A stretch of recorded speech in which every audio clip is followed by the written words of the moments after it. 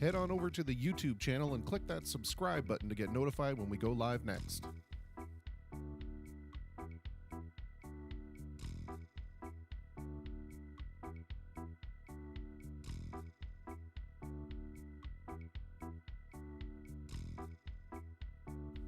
The Face to Facebook livecast will begin momentarily.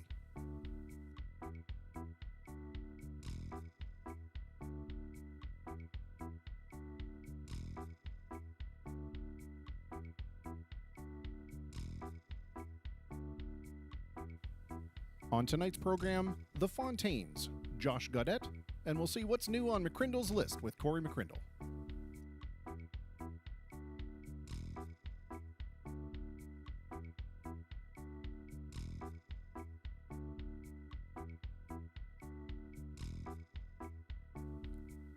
Head on over to the YouTube channel and click that subscribe button to get notified when we go live next.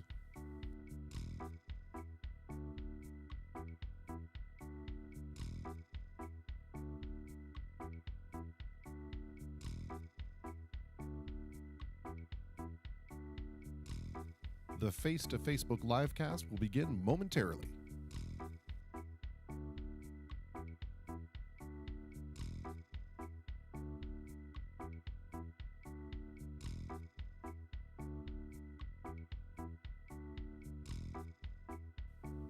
On tonight's program, The Fontaines, Josh Gaudette, and we'll see what's new on McCrindle's list with Corey McCrindle.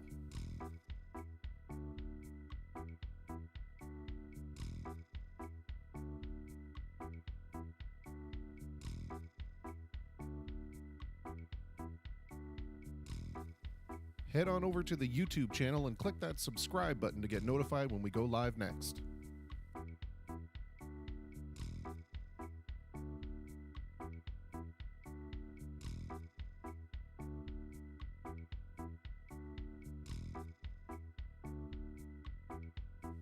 The Face to Facebook livecast will begin momentarily.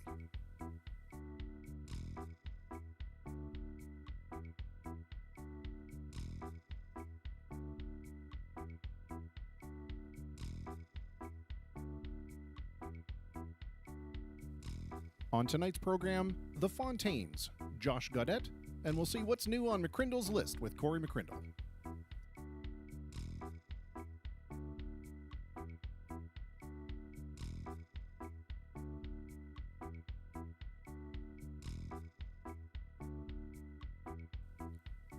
Head on over to the YouTube channel and click that subscribe button to get notified when we go live next.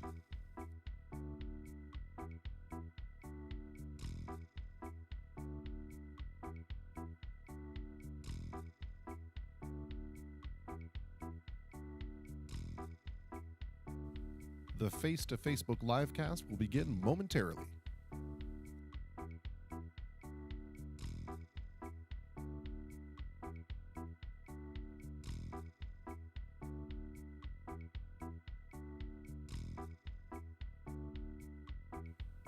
On tonight's program, The Fontaines, Josh Gaudette, and we'll see what's new on McCrindle's list with Corey McCrindle. But first, we'll say good evening. Sorry for the delay. We did some major rewiring in the house today. So we ran some new circuits. It was a big deal. We ran 2 new circuits. We ran a whole bunch of networking cable. We ran a whole bunch of stuff. There was a whole bunch of stuff that happened, and it totally cut into my time. I had totally forgot that I had to make the list of albums for Mr. McCrindle when we decided that we were going to do 2 lists. Haven't even done my list. I know a couple of songs, so I'm totally falling all apart. I'm filthy. I stink. I haven't had a shower. I've been down in my basement running wire through the ceiling all day long. Plus, we had a load somebody to come and take a load of junk away for us. Plus, we it was just it's been a day. It's been a day. But I'm here with all of you, and that's what's important. I'm feeling super good. Feeling super good. All right. Well, Hey Dan, how you doing? Oh, that's the first cold drink I've had in quite some time, and it feels really good. I'm not gonna lie. I haven't even picked any songs. People are like, screw this, we're tuning out. But you know what? That's okay. And that's the theme of today's show. That's okay Thursday. Meaning, I'm not going to stress about it. It's been a crazy day, but that's okay. Still stuck at home, but that's okay. I think we need to allow ourselves a lot more moments of that's okay than we currently do. It's one of those things where, I broke down today because I wasn't able to handle myself very well with all the stress that's going on. And that's okay. Today I didn't get as much accomplished as I wanted to. That's okay. I'm worried about what's going to happen tomorrow. That's okay. It's all okay. All the feelings are okay. All right, let's see here. I think we'll start off with some Elton John because I feel a little Elton Johnish. I don't know what that means, but that's how I feel. And we're even going to do a beat for this one just because I feel like it. Okay, let's see what we can come up with.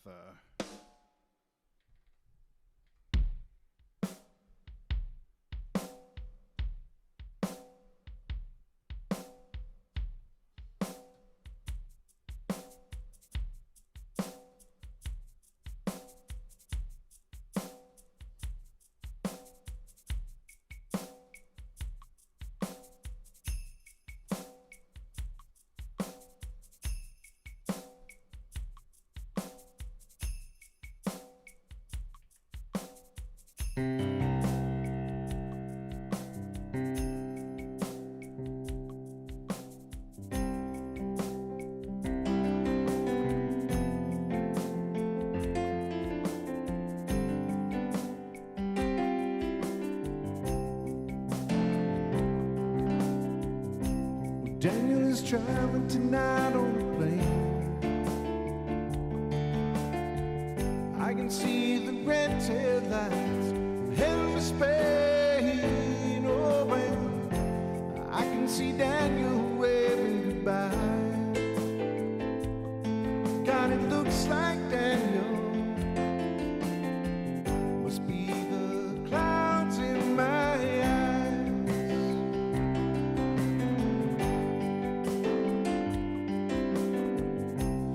Spain is pretty, though I've never been. Well, Daniel says the best place he's ever seen. Oh, well, he should know he's been there enough. Lord, I miss Daniel. Oh, I miss him so much. Brother, you are older than me. Do you still feel the pain? The scars that won't heal, your eyes have died, but you see more than I. Daniel, you're a star in the face of the sky.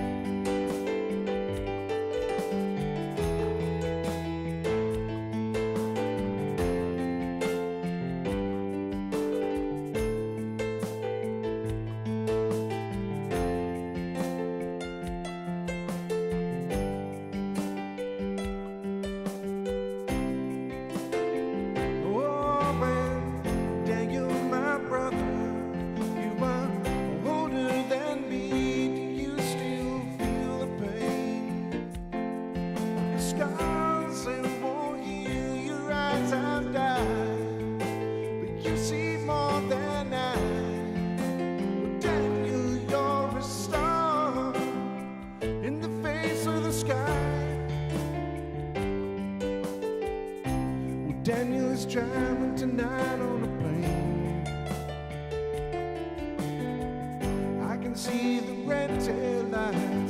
in Spain. Oh man, I can see Daniel waving goodbye.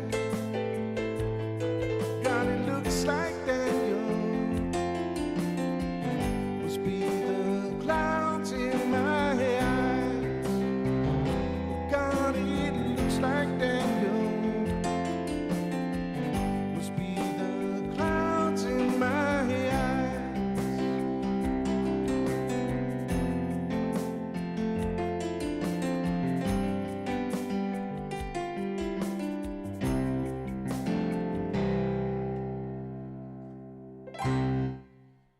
Alrighty.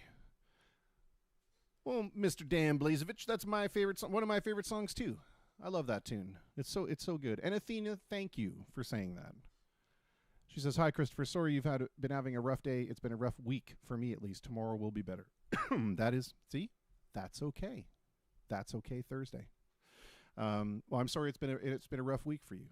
I have these things where I bite off more than I can kind of handle in a day. And today I had to go and get all the supplies, and then I had to run all the electrical wires, and it involved having to replace and rerun some breakers in the breaker box so I could get enough circuits. And then it's just, and then finally I had to run a whole bunch of network cable in the basement. And then after that, it's just blah. No one needs to hear about my worries. And it's certainly not, I mean, it was a make work project for myself that was a long time coming in order to keep I had to basically build myself a server room in the house here. So anyway, nobody cares, I'm sure, but it was just a busy day. Chris Durham, how did you make out with that car? How about some CCR? That rhymed. The car is kaput. She's going to bring it to a mechanic. So I wasn't able to help, but thank you very much for your advice. We will definitely do some CCR for you. Thank you, Stacy and Sarah Gaudette, for the applause. And oh, Dewey Richard says, "This is so great. I should audition for J Sharp Major. I should. They won't take me. They're far too good for me. But I should audition anyway." Let's see. Creedence Clearwater Revival. What shall we do? You know what? I'm gonna do some John Fogerty instead of CCR, if that's okay. Just because this song is it's a good tune. I can get a good beat to it, and it's just a lot of fun to play and sing. And hello, Ashley Rose, who has had a much worse week than I have. So see, I shouldn't even be complaining. I have no right to complain about the stuff that's going on. And it's not even really a complaint. It's just like, it was a lot to try to pack into one day. And I should have just had the best sense to kind of spread it out over a couple of days, especially knowing that I had to come here and do this. We are looking for a guest at 10:30 tonight. So if you want to be on the show, let me know, because it's a simple Facebook Messenger call. So let me know. I think it would be cool. I think Dewey Richard should come on the show. Well, Dan, hopefully the rest of the show sounds as good on your phone or on your computer or whatever you have. See, I've got like Detrius all over me. Hey, Sherilyn. Eyes on Windsor, always supporting local talent. You bet, and that's what we're trying to do on this program as well. So thank you for tuning in. Again, Dan and Sherilyn, if there's something that you want to hear, let me know, and if I've heard it, I'll be able to play it normally. I won't screw it up too badly. We'll see. All right, so let's do this tune. This is some John Fogerty for Chris Durham.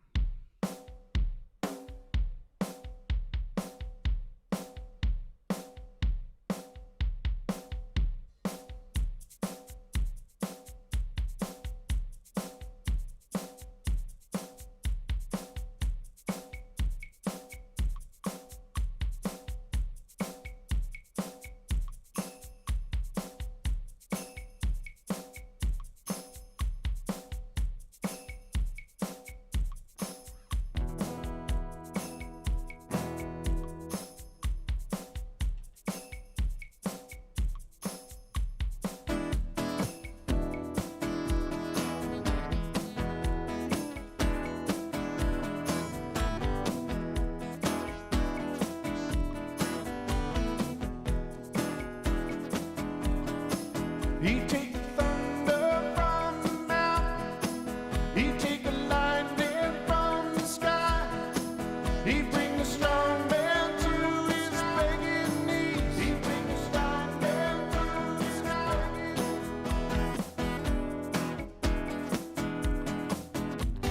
forget? Don't you hate when you forget to turn off the looper?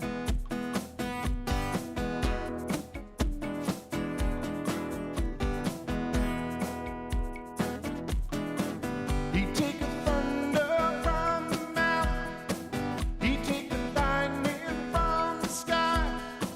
He'd take a strong man to his begging knees. He'd make the young girls want to cry. You got to hide it, hide. You got to jump and run. You got to hide it, hide it, hide. Your man is down the road.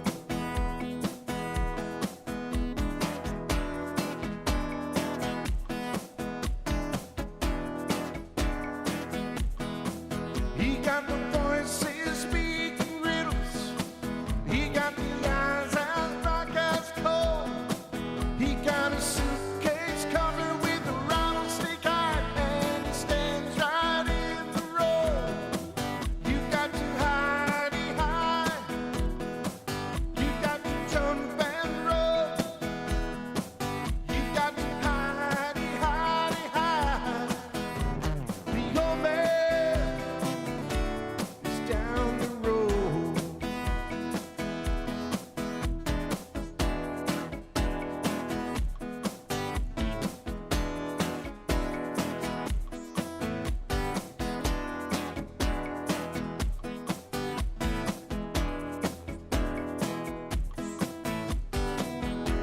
Born on a bayou, born on a bayou, born on a bayou.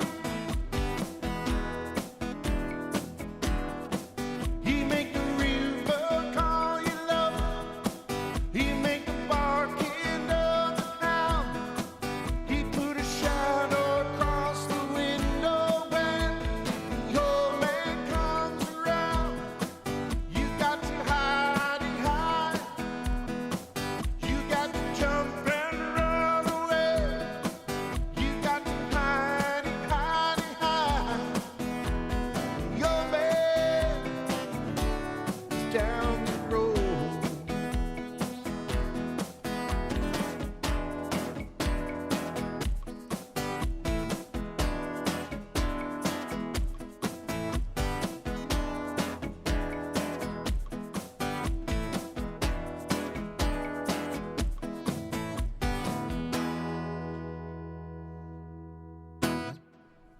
There you go. You even had a little bit of a medley in there with with Born on the Bayou, real quick. All right. Well, that was pleasant. We're about 7 minutes away. I know, big surprise for Jocelyn. We're about 7 minutes away from our first guest, and Mr. Dan wants to hear some David Bowie. You got it.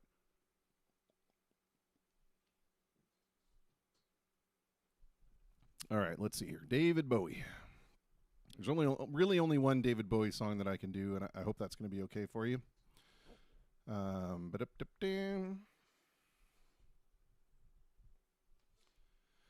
Chris Durham says, sounds good, but your live video is like a Bruce Lee movie. Yeah, sometimes there's a delay. I don't know why. But hopefully it wasn't too bad. We'll get some spaciness going on in this. This is a spacey sound here. Check this out.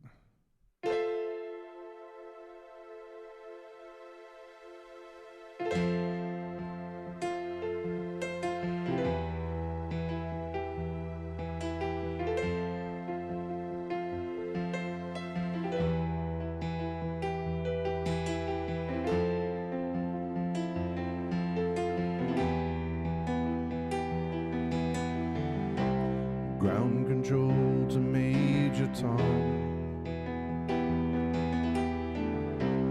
Ground control to Major Tom. Take your protein pills and put your helmets on. 10. Ground control to Major Tom. 6. 5. Commencing countdown, engines on. 3, 2, check ignition, and may God's love be with you.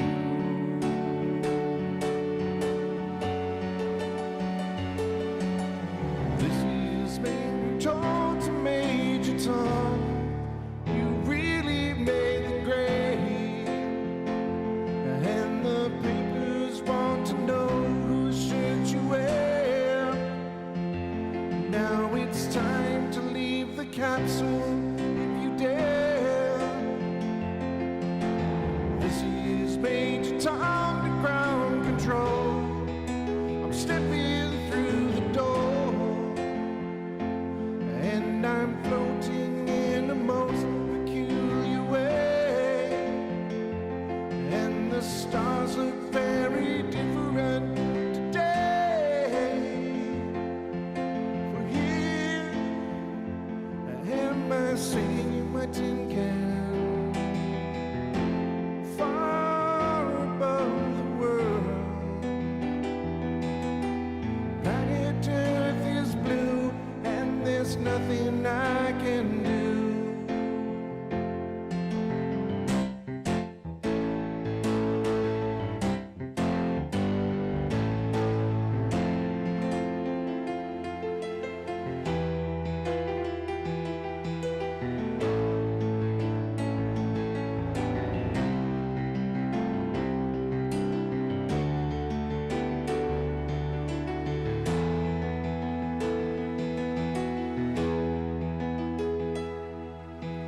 Though I'm past 100,000 miles, I'm feeling very still,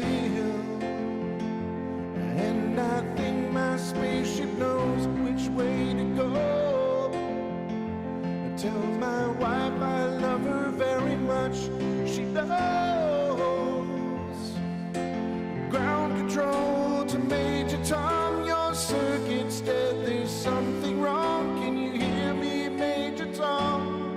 Can you hear me, Major Tom? Can you hear me, Major Tom? Can you hear? And I'm floating in my tin can, above the moon.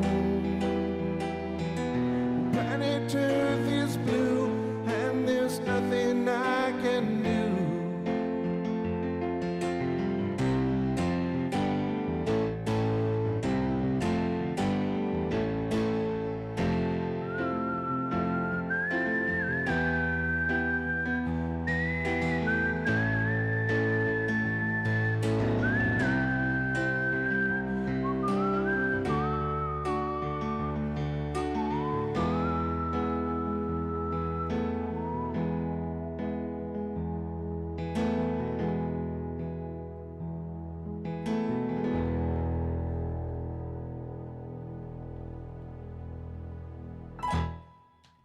There you go. Absolutely, Dan. And what a great song for hopefully tomorrow's SpaceX launch. I was supposed to be, my fingers were supposed to cross, not make this.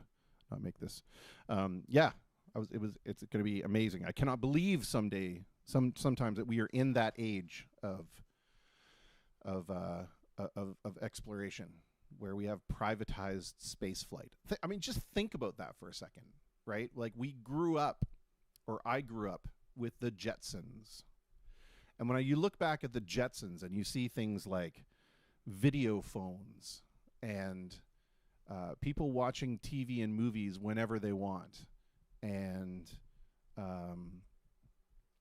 just all of these things or you look at Star Trek with the communicators that basically became the first cellular flip phones. We live in the future. It's so cool. And now we've got privatized space flight. It doesn't have to be a governmental organization. It's just some dude and a whole lot of other people. But it's just some dude launching a friggin' rocket. I love it. I think it's absolutely amazing. Absolutely amazing. All right, well, we are getting set for our very first guest chat of the evening. And for those of you tuned in, if you're watching and you decide that, hey, that guest chat sounds like something that would be super fun to get in on, all you got to do is add me as a friend on Facebook, and I give you a call on Facebook Video Messenger. It is so super easy. Painfully super easy. All right, so let's get our first guest going. Now, I'm not entirely sure whether or not our first guest is going to be a single person or two people. Because they go under their name as a musical act in Windsor, and most people have seen them. by the looks of things, we have two people, and I love the fact that Sarah's face immediately went, "What am I looking at?" She's looking at my knees. There we go. Unfortunately, it defaults the messenger defaults to the keyboard cam. And then I have to flip it off when we eventually get connected. So I apologize to all the guests, both in advance and during the program, that the first thing they see when they connect up are my knees. But I mean, they're such darling knees that I really feel like nobody can complain. Lovely knees. See, there you go, Ryan and Sarah Fontaine. How are you? It was great. I unmuted you right in time to hear lovely knees. There. We're doing okay, I guess. All things considered. How about you? We are. My family and I are also doing very well. Thank you for asking. I appreciate that. So that's helpful. You got a nice setup there. Oh, well, thank you very much. These are some guitars that I also don't know how to play, in addition to the guitar that I was also not playing earlier. Yeah, well, thank you very much. Well, for those who are unaware of who the Fontaines are, give me the elevator pitch, or give us the elevator pitch for the Fontaines musical act, and then we can go in and discuss other things in more detail if we like. Do you want to do it? Well, Do you want to do it? Oh, well, rock, paper, scissors. Okay. Here you go ahead. Well, I'm Sarah, and this is my husband Ryan. We're both professional performers, but we perform together as the Fontaines, which is a folk pop duo, double bass and guitar and voice. And yeah, we perform around Windsor, Essex, and I say just, but like it seems new. But we released our album in November. So yeah, just living and singing and performing as much as possible. All right. Mm-hmm. Well, Being married. yeah. Married, So use a little bit of marriage, a little bit of music. Well, I kind of want to ask about that. You know, we've had Denise and Chris Geniak on the program, who you guys know probably with Echo Steps, and one of the things that I've always found so curious is how is it to perform with your life partner? Because is there a danger? I love the immediate laughter and the sidelong glance. It's fantastic. You know, because the danger is that, you know, let's say that, you know, things weren't working very well on the home front. So there was a bad day on the home front, but you have a gig that night. Is there a danger of that crossing over onto stage? Never happened, Chris. I don't know what you're talking about.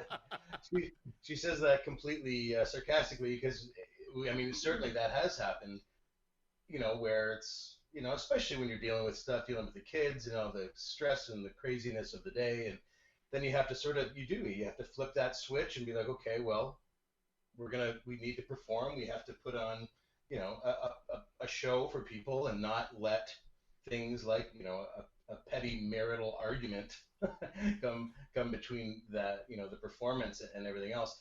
I mean, personally, I think that it's music that it's ultimately music that brought us together in the first place. And I firmly believe that it's performing together and the fact that we are able to make music as a couple that has, if anything, strengthened our relationship and has given us the resolve to actually probably, you know, get through more of the hardships maybe in the marriage, having that sort of common musical, you know, element to feed off of, I think. When you have a performance too, it helps you to realize that whatever it was going on probably wasn't as big of a deal, and you get that immediate connection. But it definitely can be a unique experience. I think that it makes us more human to an audience, I think, because they see that we are a couple, and you know, it's hard not to have those things come through in a performance. Sure. Being like, oh, I didn't sleep last night because our daughter kept us up, or whatever. Like those things, they become an organic part of you as a musician couple. That whereas, you know, you might not have that banter or that camaraderie with just a regular band who don't see each other 24 hours a day. Yeah, you know, and actually I think it's kind of neat too, because it lends an air of authenticity or being genuine, right? Because people can relate to their kids keeping them up at night, right? Right. I'm sure there's a whole bunch of people that go to work and say, "Man, I'm so dragged out because my kid would not go to bed." So I think that it makes you guys more relatable, which is ultimately very cool. Yeah, I mean, gig night for us ultimately, gig night is like date night as well, right? Yeah, Yes, we do have two young children, and we are, often, most nights, most weekends, home being parents, the opportunity to get out and play music together serves both to, satisfy our musical endeavors, but also just to be able to get out as a couple for the night and have a couple drinks and play some music and just enjoy each other's company, both, again, both relationship wise and musically, right? Without yeah. the kids there, without, And then so. I'm sure, right? As musicians, our favorite part of the night is when we're packing everything up. But in in addition to that, you guys all of a sudden have the realization, oh crap, we have to go back home. And there's never a sleep. Yeah. Ever, Yeah. ever. Who wants another encore? Who wants another Yeah, encore? waiting up for us every time. Yeah. There is something cool though that has happened as they've gotten older, is that we can actually sometimes bring them with us, which is fun. It becomes a real family thing. It was really hard when they were babies. That was a tough, especially as the singer, guitar player, and then you're like, oh, now I'm pregnant and then babies attached to me all the time. So it changes a lot about your life as performers, because you've got the hiatus period and you can't just like find a sub bass player. I mean, I could find a sub bass player, but you didn't have to give birth. So, but it changes. It allows people to kind of ebb and flow. Yeah.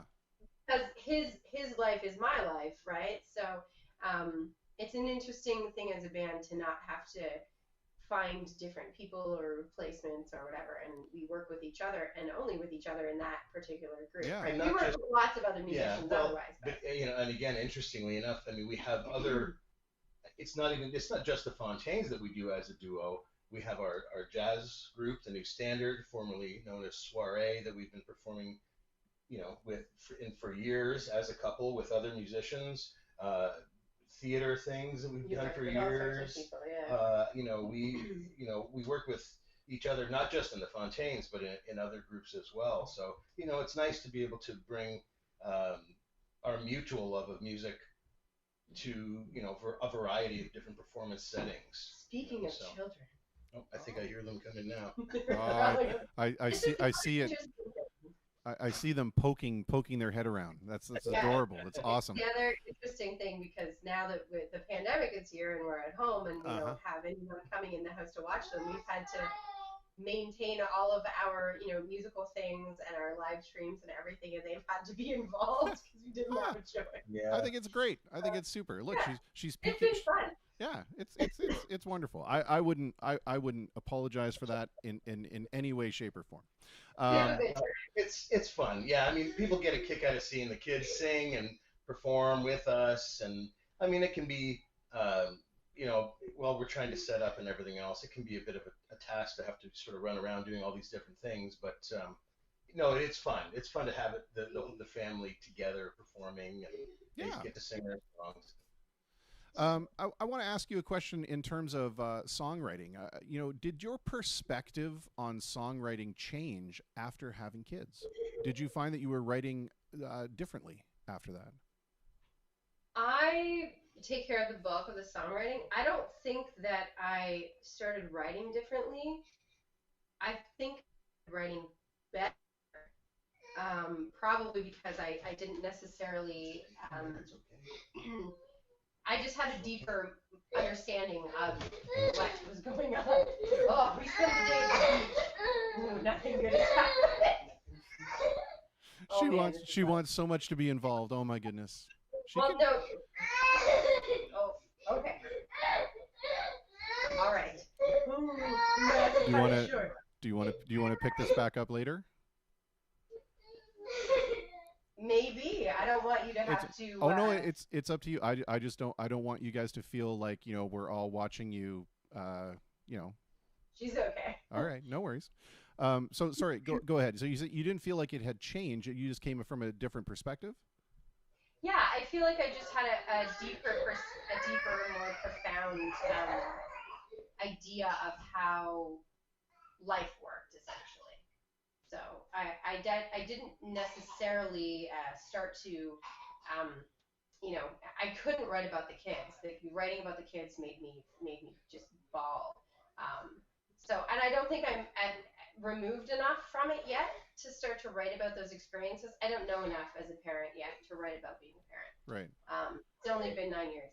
But I think I had to write in shorter bursts. I didn't have all this time and energy to devote to, sitting at the piano for 6 hours a day and, doing that type of thing. Because I put out my first album, which was just me and not Ryan, when I was pregnant for Juliet, who is now 6. So our second album took a lot longer and was written as they were growing, and it was just I had more time to be nitpicky and be more careful about what it was that I was producing, and I'm much more of a perfectionist now. Yeah. Was prior to that. I used to just write a song and be like, it's done. Done. So good. There's words and there's notes and it's good. And now I'm like, no, that didn't work. But yeah, it changed in that sense. I want to ask you a little bit about the writing process for you, and I know it's one of those things that I'm always very curious about, because I feel like as artists we tend to write from a place of emotion, right? Or we tend to wear our hearts on our sleeves, and we pour a lot of ourselves into our songs, and we also react emotionally very quickly, I think, typically. And I'm wondering, in a time like this, where it's a time of uncertainty, for some it's a time of dread or fear, because people's personal economies are crashing, the global economy is crashing, there's this weird sickness out there. Do you find that those external forces kind of color your writing, or do you use your writing as a shield to kind of keep all that stuff at bay? Yeah, that's a really good question, and it actually, kind of is a cyclical answer, because I feel like I haven't been able to write. Like everything is too visceral and everything is too real, and I don't know how to mentalize. I feel like anything I write about right now isn't really that important. That's what I feel. Yeah. So I feel that kind of is preventing me from writing. But we're also coming off this really long, involved process of writing and recording an album, and I feel like because our original release date or release concert was canceled, and then we had another one scheduled, and it was canceled because of the pandemic, I feel like I haven't let that go. But I just feel that a lot of what's going on, like I've sat down and I've got snippets of things, and then it's hard to focus, I find. Yeah. It's really hard to focus, because although I want writing to be this place of like, it's cathartic and I'm making art, I also sort of feel like I just need to not focus on it, because if I do, I'm going to think too much about what is the reason for doing it. Mm-hmm. I also feel like the emotions are so close to the surface right now, and as musicians, our words, our lyrics are really intensely meaningful to most of us, right? Especially, I don't really write songs that don't have a personal meaning for myself, or something that you can grasp in that sense. I'd love to write Obla Di Obla Da, Life Goes On, because we all know it's a big hit. But that's just not who I am as a writer. So I find sometimes I just can't get out of like the emotional aspect of writing. And right now, with everything being so raw, especially, now it's a bit better. I feel like I've calmed down emotionally, but last month was probably rough. You realize like, how long is my career on hold for? Right? So yeah, I'm starting to get some more writing in, but I usually grab a melodic phrase or a lyric and then go from there. But I'm trying to not write anything about right now. Yeah. I don't want to write anything about right now. Like I said, we're in it. I don't have perspective on it yet. Yeah. I need to be past something before I can really have perspective. Yeah, fair enough. It's difficult enough in this town to get gigs, period. It's another thing entirely when you start to do your own material, because people don't know it yet, right? And they don't know what to expect. How how much harder is it for you to get gigs when people find out that you're mainly an original act? We It's a good question. Yeah, that is a good question, and it's something that I, having played in numerous original music bands for so many years, you you get used to the idea that, well, if we do get a gig, it's going to be a short set for little or no pay, and it's just it is what it is. Where what we've been able to is on the gig actually decent paying and are I don't know. Longer? Yeah, longer. Yeah, More not public, these. Yeah, not more. private. Right. Yeah. So these more public type gigs, we incorporate both. Right. So we'll do some original music, as well as covers. It depends. Sometimes it'll be 75% covers and 25% originals, or 50-50, or depending on what the gig is and how long it is. So we've, I guess, been fortunate that we're able to sort of incorporate both covers and originals. And because of the fact that we do this as an acoustic duo, we have the string bass, the upright bass, and the thing. So it adds a bit of there is that aesthetic component to it that sort of Plus, Ryan's so good looking. He that's classes up any. that too. True. Yeah. True. Yeah. We definitely take, like, if we do covers, we aren't doing like, we don't take a Beatles song and do it just like that. We add our own harmonies, we create our own arrangement. So although yes, we will do covers, most of them we come up with sort of arrangements that work in terms of our instrumentation, and Sure, yeah. we add vocal harmonies so that they mesh with. So Yeah. I'd they're covers say that in the sense that people recognize the melodies and they Yeah. recognize the song, but we make it our own enough that Make it your own. Yeah, I do the same thing quite often on this program, or when I'm doing a solo show, I'll take a song and just kind of put my own spin on it, because why not? It's fun to Yeah, experiment. exactly. Because that's what being an artist is Yeah, about. yeah. I'd be honored if someone took one of my songs and Right? Yeah. It's cool. Well, now here's an interesting question, though. We've all been in a place, and you guys are fantastic, by the way. I should point that out, that every time that I'm able to watch either one of you, whether together or in different projects, it's always fantastic. Thank you. But we've all been there as musicians where the crowd, for whatever reason, just isn't digging something, right? And it's one thing when you're playing a John Fogerty song, Yeah. and people are like, meh, I don't really care for it. Yeah. How much deeper does it affect you when it's one of your own? I don't know if that's ever true. Well, I think we sit on a slightly different pages with this, because it seems to, I think I'm bugged more by a lack of response to an original song than Sarah is, which is, I guess, somewhat ironic, because again, they are more her babies than mine in the sense of, the compositional aspect of things. But we are, we've created the songs together and we're performing the original songs together. I can't tell you how many times, we have a new song, or we're playing a song, we play it well, we knock it out of the park, and, we complete, the song ends, and it's just, crickets. Yeah. Right? No response at all. And, I have to always remind myself that it's not necessarily that we didn't play the song well, and obviously it's partially due to the fact that people don't necessarily recognize it. Right.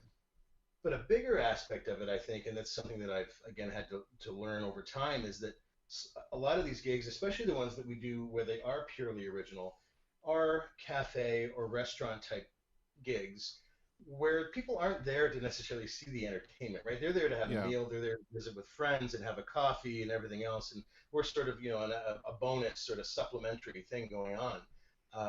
So, they're engaged in their own thing. So not responding after the song, although difficult to not take personally, you have to sort of just let it go. It's like, well, they're doing their own thing. You know what I mean? And we Yeah. Yeah, we've never played, like, we've done actual concerts or sets at places like Windsor Folk, and I think that in general we are, those are enough to make us realize that what we do is valid. Mhm. It's hard when you go and play a restaurant gig, and no one is necessarily listening. But I think sometimes people they're not being critical. They don't know what the social Right. etiquette They're just of not engaged of necessarily. eating in the their same way. pasta and applauding. And to be honest, when they stop and applaud, it doesn't make it is.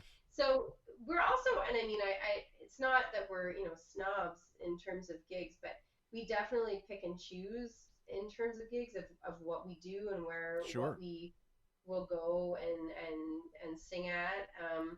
Mainly because although it's great, we can't work for exposure. It doesn't Yeah. really work Yeah. when you're paying for a babysitter at home, right? I don't. Yeah. I don't think that necessarily makes you snobs. I think it makes you selective, and I think that the gigs are better because of it. As opposed to somebody like me who just can't say no. And definitely. I say no to a lot of. If someone offered me a gig at like a dump truck right now, I'd probably take it. I think the hard part is that we've had a few local places that we used to work at quite regularly. Reno's Kitchen, which we loved to be at, and which we played at for years and years. They closed their doors, and that was really sad for us. And Tallulah Cafe also stopped booking entertainment for us. So those were two local venues that actually really supported live original music, and it really helped us become the group that we are, to be able to go and do those gigs. And even, I mean, never a ton of money. It wasn't enough to make a living off of, but we were really fortunate to be able to do those things. So, I mean, it's just waiting for someone to step in and fill those shoes again. But, who knows how long it'll take now. Yeah. It's so different. Now we have the internet. Yes. Yeah. You can do you can do what I'm doing and do this every day for 5 hours for nothing. Oh my God. It's perfect. But it's good for you though. But good for you for doing this, because you obviously have the dedication to stick with it, and the fact that you were able to just sort of step in and fill that void of live gigs with this is fantastic. So I applaud you in that sense. Absolutely. Oh, well, thanks. I wish I had the wherewithal to do it a little bit more. We do have been doing sort of a 1 hour a Saturday night once a week thing, and even that is, I just feel like people are getting videoed out, right? They're getting interneted out. I'm worried about that. I feel like I'm overexposing myself on some days, and whatever. No, yeah, for sure. But I mean, it's you're doing this. You're getting. I don't even mean, in this, you're doing what you're doing. I just, in general, I think society right now is just very quickly doing this video. People want to be face to face again. Yeah. And I think this is it's great that we have this, because 20, 30 years ago or whatever, we couldn't wouldn't even for sure have this for sure. But you'd be on your party phone line calling each other and. Exactly. Yeah, it is a strange time. I mean, pretty much everything that I do now has moved online. When this all started, I was teaching at the college, and then that moved online, and I do work at Walkerville High School, and that job was basically gone overnight, because I'm not a classroom teacher per se. And then my studio went online eventually. I was able to pick up a few, half of my normal studio load. But, I find that, especially because school is online now, parents are just, the video stuff. Nobody wants to do it.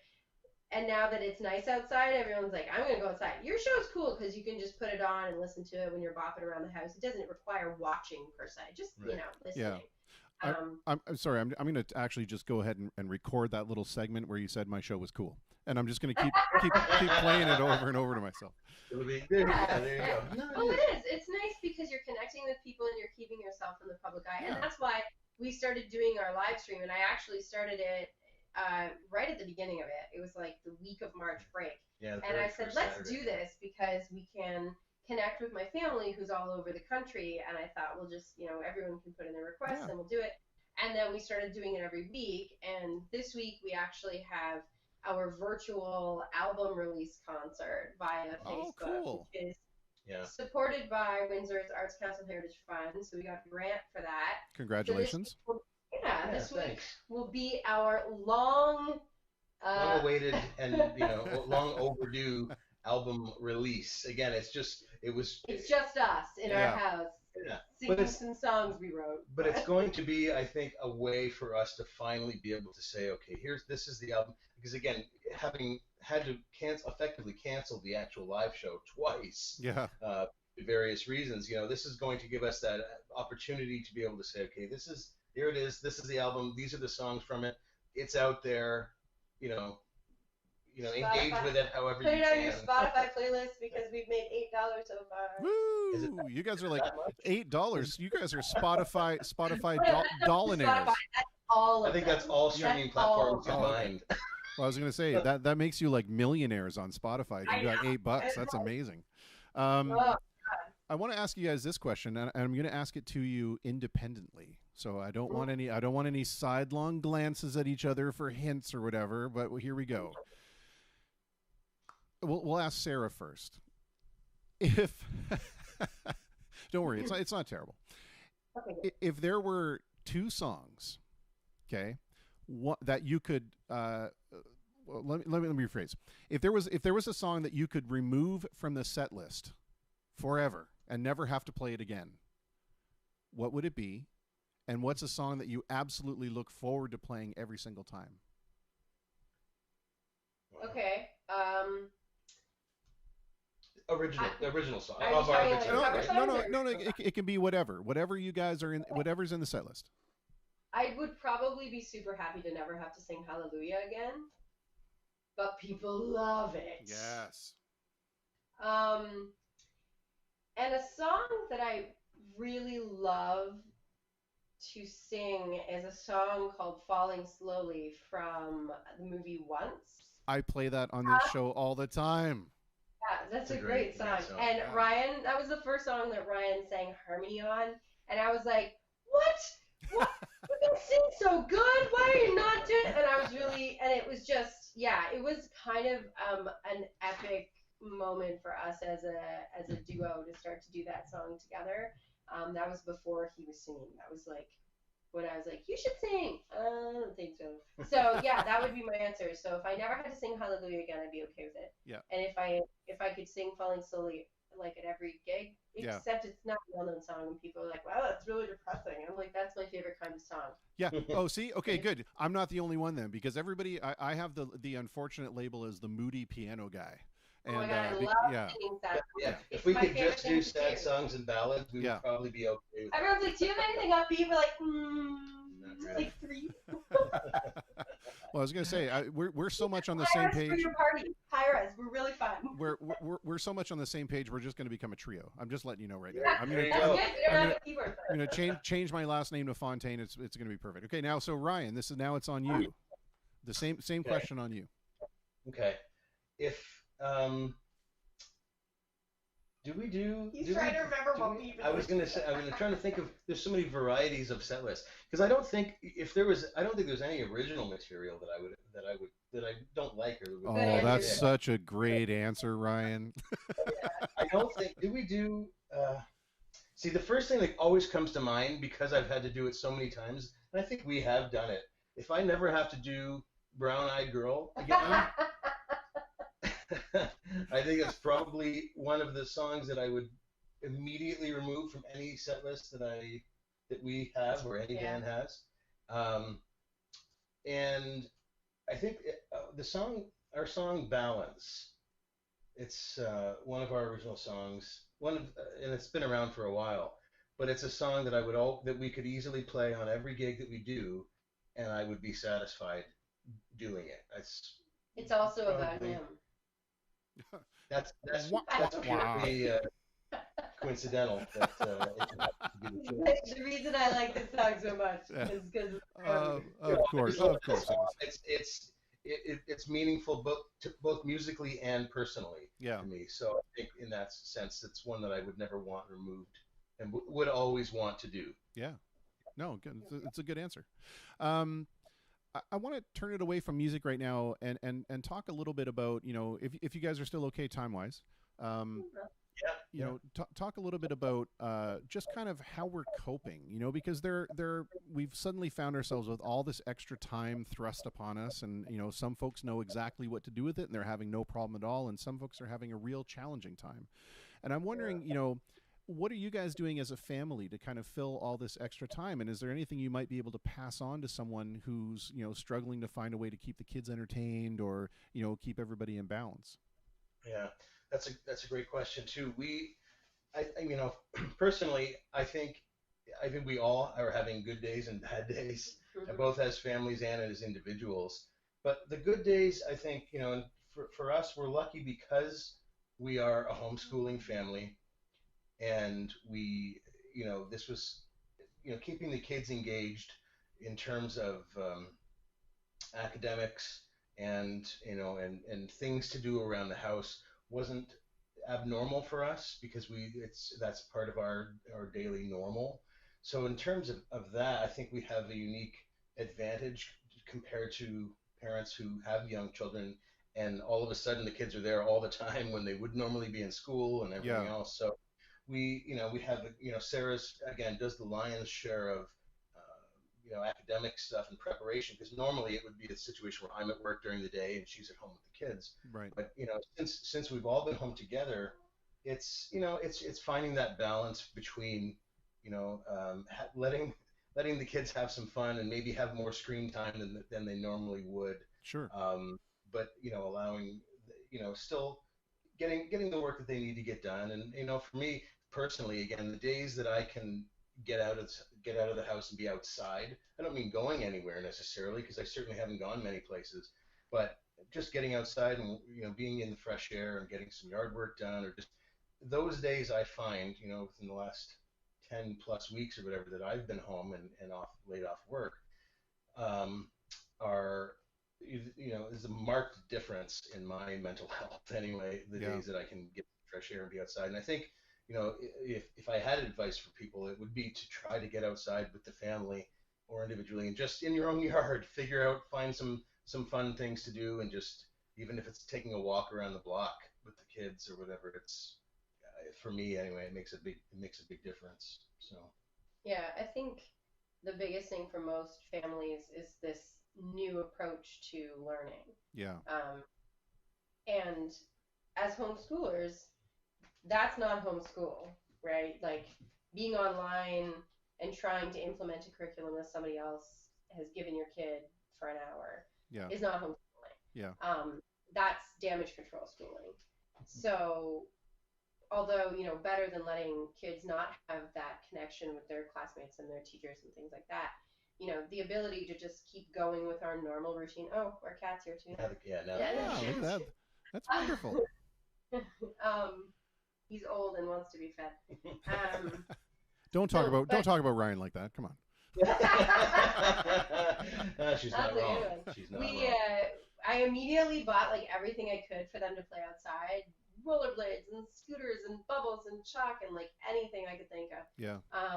That definitely helped, but we set up weekly Zoom calls with the family so that everybody could get on and see each other. They have messenger kids to talk to their friends.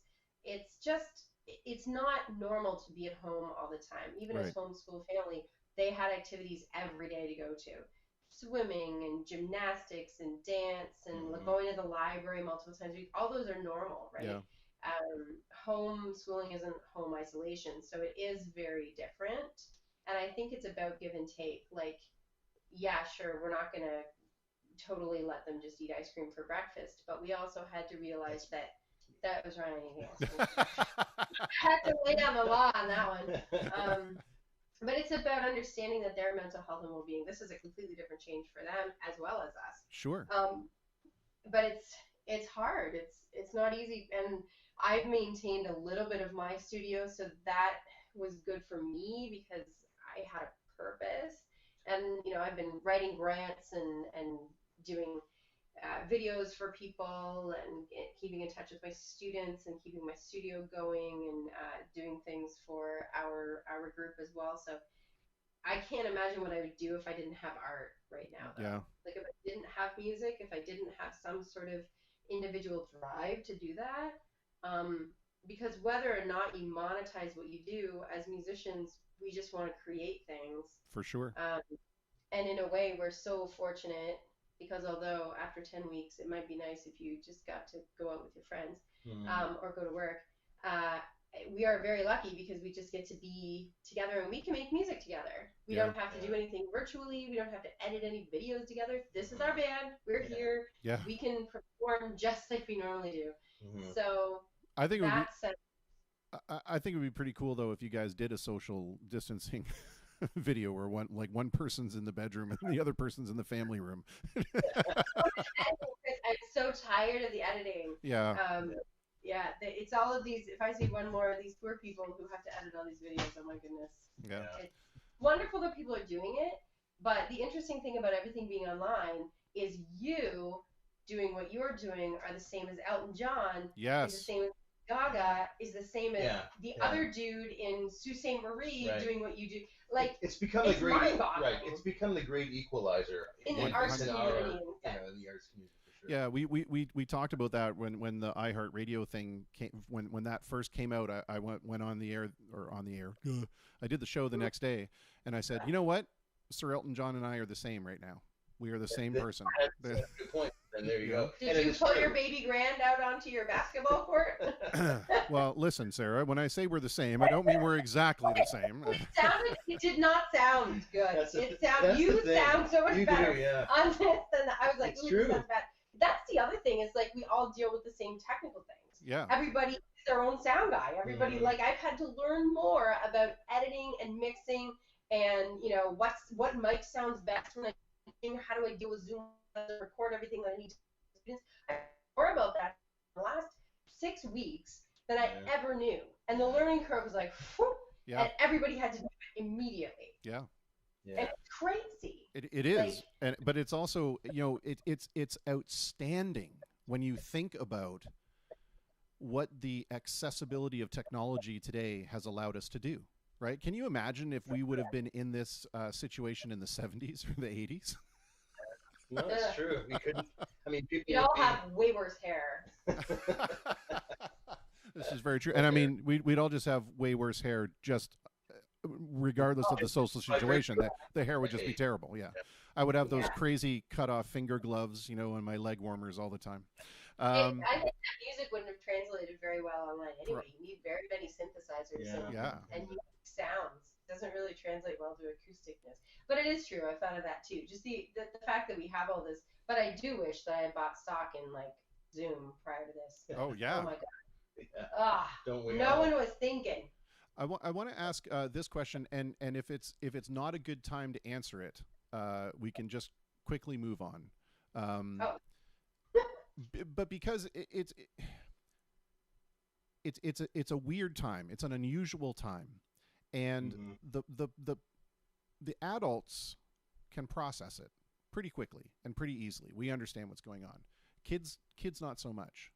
How do we have that conversation with our kids so that we allow them to understand the seriousness of what's happening, but we also don't fill them with dread? And again, if it's not a good time to answer that question now. Oh, Juliet loves quarantine. Yeah, that's okay. She thinks it's the best.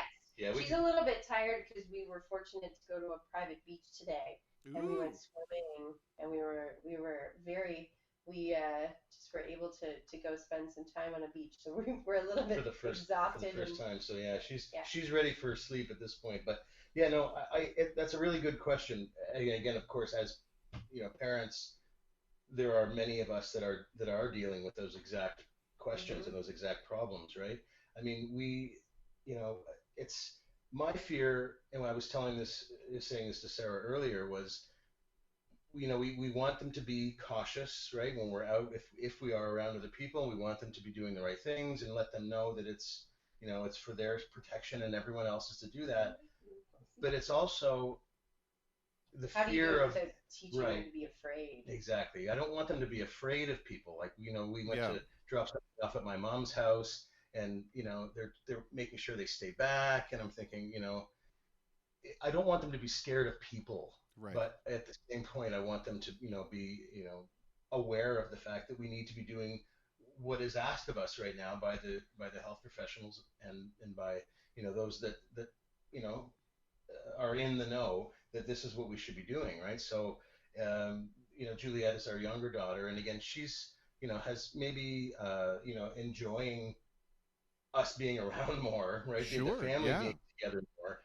But Ava, who's our older daughter, I think she's, it's one of those things where she knows, gets it a little bit more, but also at the same point is missing that the human connection that she has with her friends, Of course. and other things where. So I think it's really dependent upon the age, Yeah. of the child, what they're dealing with. But it's a fine line between educating and making them aware, but not scaring the crap out of them Yeah. either, Yeah. right? For So, sure. Yeah, Absolutely. especially when you yourself, even as an adult, aren't 100% sure. Yeah. Yeah. And What, I think the biggest lesson that I've been able to kind of take away from this is that to understand that it's okay to say I don't know. yeah, oh You know, oh yeah, yeah. I don't know is an answer. It just means Ab- that I haven't collected enough data yet. And when I do that, Absolutely. yeah, I think I think that in general. I find that I've been saying I don't know a lot, but I also think that societally we need to be in general be more okay, not even just during this time, but saying I don't know. I mean, so many people feel like they have to fill so many different things with an answer that may not be the correct one or the right one to say. Yeah. I think it's definitely okay to say I don't know. yeah, I think it's hard right Yeah. now because kids look at their lives in terms of events and things to look forward to. Hmm. And right now, it's like, are we going to be able to go camping? Are we going to be able to do this? When can I hug my cousin? These things, and we've really tried to. For the first 10 weeks of this, we did not really do anything except for go and stand on somebody's front lawn and throw a bag of whatever at them. And we really followed those rules. And now that the summer is here, I think it's going to be we're going to have to kind of let them experience what life is going to be like, especially outside. sure, Not taking them to Walmart, but letting them run around in the backyard with another kid. I think we know now, especially that it takes time and it takes certain types of exposure to get it, and it's just about taking those calculated risks as parents. And yeah. yeah, I think it's really tough. I wouldn't want to have teenagers at this time. I can tell you that sometimes it's a little bit of a challenge. But I shouldn't say that. We've been so fortunate. I don't know. I don't know how this happened. Julie must be the most amazingly awesome parent ever, because I'm sure that I had very little to do with it. But our kids have always been very mature and very understanding and helping, wise beyond their years, I guess would be another way of saying it. So, while I get that sentiment, and sometimes the teenage hormonal thing happens and interferes with a bunch of stuff, knock wood. I think we've been okay with that. That's how old are your kids, Chris? Or how old are It was every 2 years like clockwork because there was nothing good on TV. So our oldest is will be just turned 22.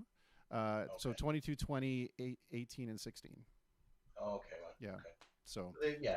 They definitely know what's going on, and they're Oh yeah, able to be making their own decisions too, yeah, of course. for sure. As far as Yeah, I also think it's crazy because like I have a lot of students who are that age and they're still, they're all still working at McDonald's and the grocery. And I'm like, wow, this is crazy. We've got all these young people going out into the world and doing this, essential service work, which is Yeah, dangerous. yeah. It's crazy, you know. It is. Wow. It's bizarre. It is certainly I always think about that Confucian saying, right? May you live in interesting times. But the cool thing about that saying is that no one ever said that the interesting was going to be good. right, No, very true. yeah. I think we'll learn Very true. things from this. My one hope is that, the arts are what are keeping people pretty busy right now. That and gardening at this point in time. Everyone's growing and baking, growing their own stuff and baking their own bread. Yeah. But at a certain point, I feel like people are going to need the live experience, and I really hope that we see a resurgence in support and funding and opportunities for artists in public forums. It is wonderful to have the City of Windsor do do their grant process, but how can we, how can we expand that to Yeah. make us spaces and public forums to do our work. We lack in the city, we lack infrastructure for arts, especially theater arts, which I'm heavily involved in as well. Finding a theater that you can do a show in that doesn't cost you Yeah. $100,000 to do your show. We need Shakespeare in the Park. We need these programs to be funded and these opportunities. So I'm hoping that because people don't have that, they will miss it, and it won't be necessarily these giant stadium tours that they're missing. It will be the opportunity to go and have a glass of wine on a patio and hear someone, perform some tunes, because really that's a more accessible way of doing what it is that we do. Sure. So I'm hoping that there's we already know that there's going to be 17 million weddings next summer.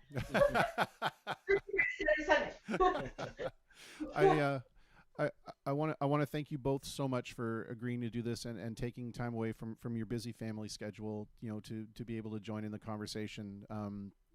This is the best part of it for me, is being able to connect with friends and share a laugh and share a smile or a tear or a story or a memory or a hope. I think it's pretty neat. So I want to thank you very much.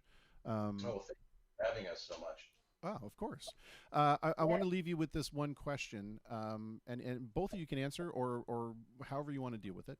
One of the things that's been really heartwarming on the program is we've seen all of these acts of benevolence, or just, the best example of humanity kind of stepping forward. And I wonder, obviously it's being kind of put more into the spotlight because of the time that we're living in right now. But if there was something that's currently happening in a benevolent kind of way, what would that be that you would want to see carried forward even after we move back to whatever the normalcy is going to be? I know. Okay, you go ahead.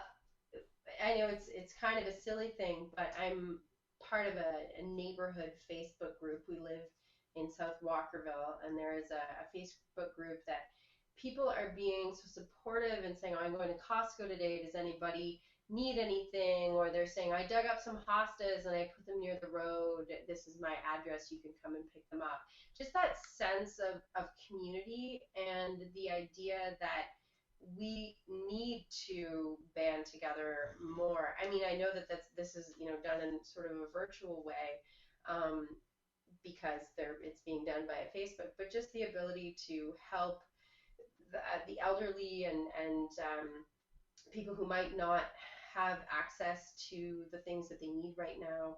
That to me, I don't think we should lose that sense of community and the helpful spirit that's been going on. We also live near the hospital, and there's parade after parade of cars and videos of people, just being supporting our frontline workers at the hospital. And I think, they risk their lives every day, maybe more so right now during the pandemic, but they really do help our community in a myriad of ways. And I think that, they definitely deserve more recognition from henceforth, right? So it's just sense of community spirit and helpfulness and watchfulness and neighborliness and trying to make sure no one's alone.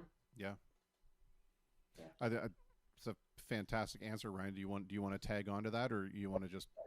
I'm glad she thought of that, because it didn't necessarily pop to mind right away for me, because I'm not as tied in on the social media aspect of things. But I think it's absolutely true. I think making sure that I think ultimately it comes down to just being kind, being kinder to people, and realizing that we need each other, and that the more that we can help our neighbors and those people around us, and if this is a way for us to be more aware of the fact that we should be more kind to people and more helpful when we can, I suppose it's a silver lining that may come from it. Yeah. I agree. I think that's a wonderful sentiment, and in fact, it's sort of the theme of this program. The slogan, or if you want, or the tagline for this program is "Nobody wins unless everybody wins." Right, and it's that whole idea that yes, we live in a community, and I need to look out for you, and you need to look out for me, and so on and so forth. For sure. Yeah, absolutely. Again, I want to thank you guys so much for this. And when we're done, if you have the opportunity, please put in the comments a link to where people can check out, you guys, if you have any performances or a Facebook page, and especially please do promote the album release so that we can direct people there to yeah, exactly.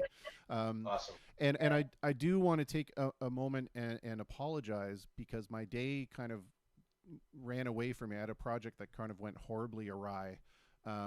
And I was like scrambling up until the last minute to get here. So I did not have the opportunity to make up the guest cards and do the promotion of the things that I normally do. And I just don't want anybody to go or to think that it was, a snub or done on purpose or anything like that. It was my horrible time management that kind of ran away from me. You're doing great. You're doing awesome. All right. Well, as long as we can still be friends, it's good with me. We're good. All good. All right, folks. That's 4. Yeah, there you go. That's 4 thumbs. That's the most thumbs I've ever seen. Yeah, it's great. Thank you, Chris. Thank you. Yeah, to you and your family, please take care, and we'll talk soon. Yeah. Ciao. Bye. Cheers.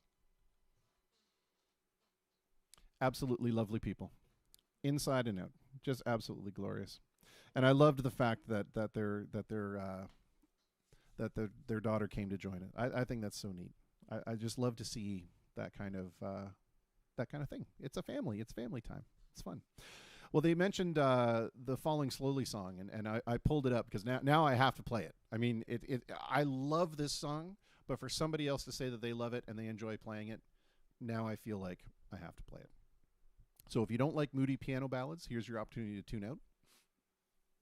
We're about 8 minutes away from our next guest.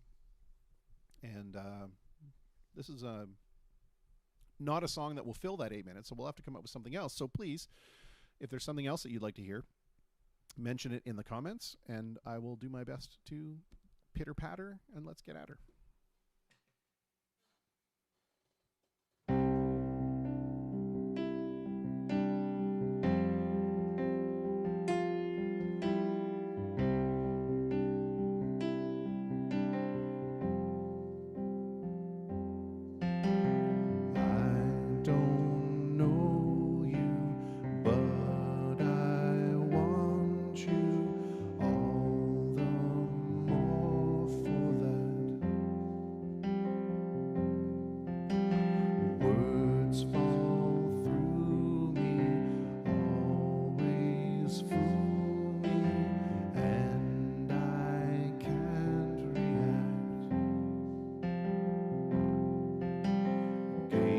That never amount to more than their men will play themselves out.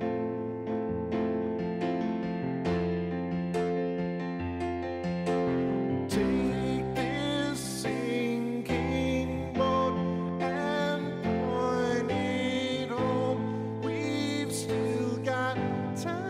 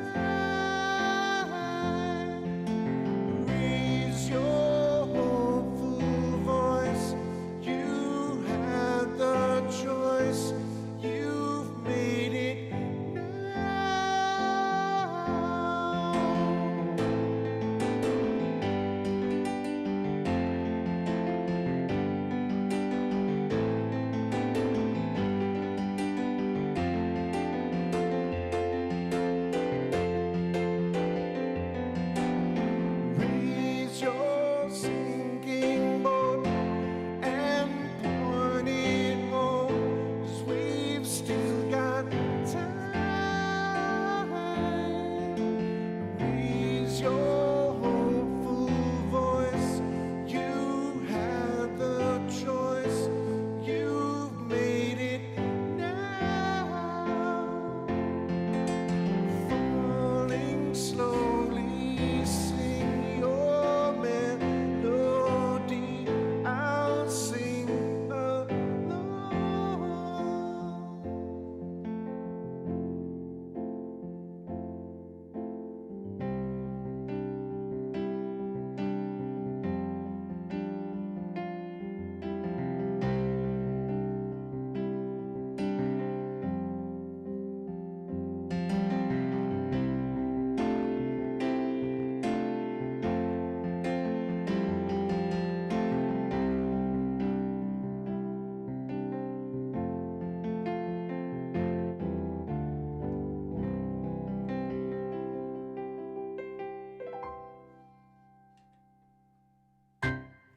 Well, there you go. That was my gift to the Fontaines. I love that song so much. Oh, Zoe Marentet loves that song too. Wow, Corey McCrindle, Remember a Day. Remember That's an obscure Pink Floyd song, man. Woo, if that's the one that you're referring to. Oh, I wonder. Let's see. I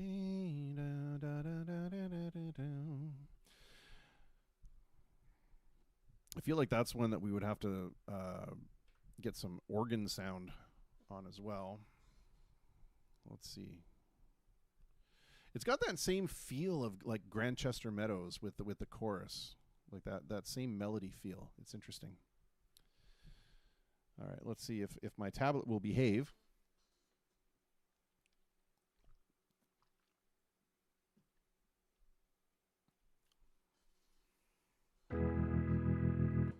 Oh yeah.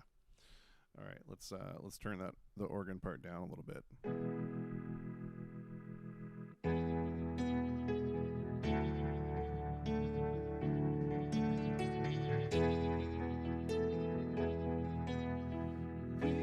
Remember a day before today, a day when you were young, free to play along with time, evening never comes.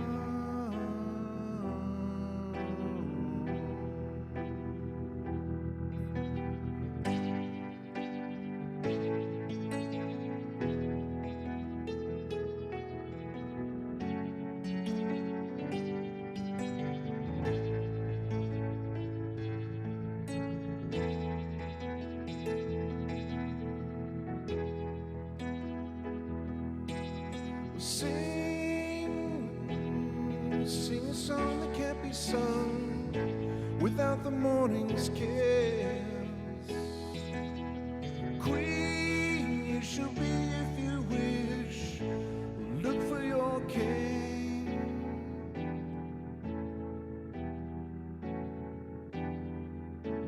Why can't we play today?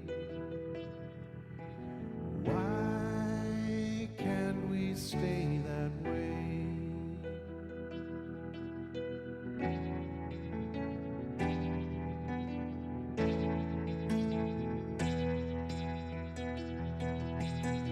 Climb your favorite apple tree, try to catch the sun. Hide from your little brother's gun, dream yourself away.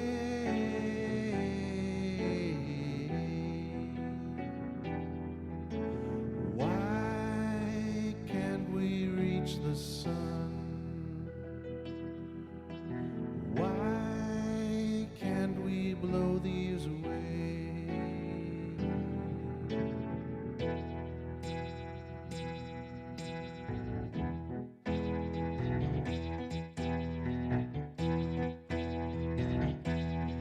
What's your name?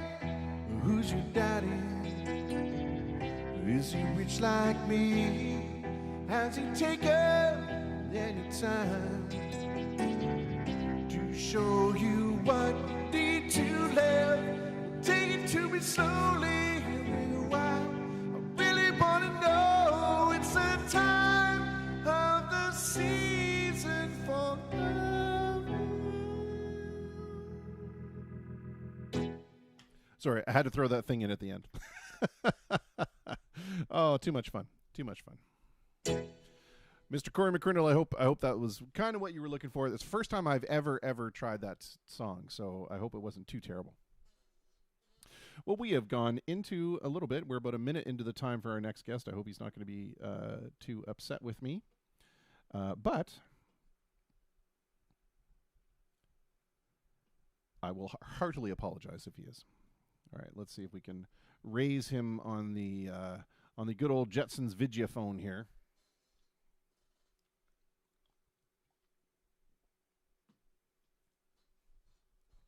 Yeah, if I had had more time, Corey, I would have gotten the segue a little bit more, but I did not want to miss talking with our next guest, and who I have on here. I don't have him live yet. We're just kind of setting things up. I'm just going to ask him one quick favor, if he wouldn't mind changing his phone to landscape mode.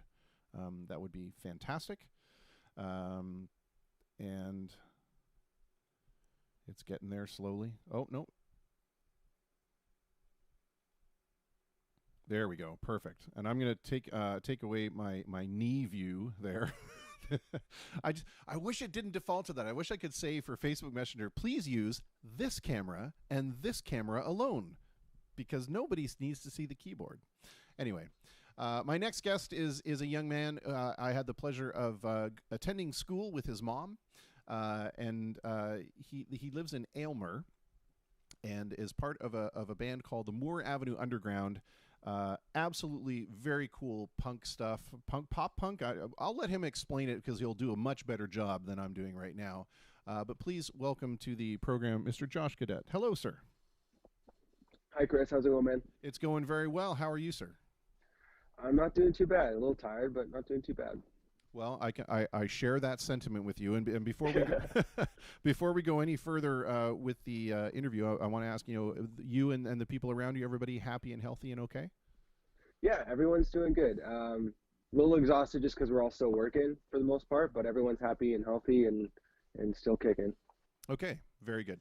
Tell me a little bit about, or tell me and the folks a little bit about the Moore Avenue Underground, how it came to be, what the name means, and define the style probably way better than I just did. All interesting questions. I guess everything kind of started out when I graduated grade 8, and I just kind of got a bunch of instruments as a grade 8 graduation gift. I got a couple of guitars, a keyboard, a little amp, and I just started jamming. I didn't do too much with it, and it wasn't until I really started getting to like the end of grade 9, beginning of grade 10, I started playing a lot more and learning and teaching myself guitar. And then my younger brother Joe kind of came along learning with me at the same time. Jack was always interested in stuff as well, my youngest brother. So as time went on, we were all in music class doing stuff together. And one Christmas, like we used to have a bar in our basement, and like kind of right behind me there somewhere.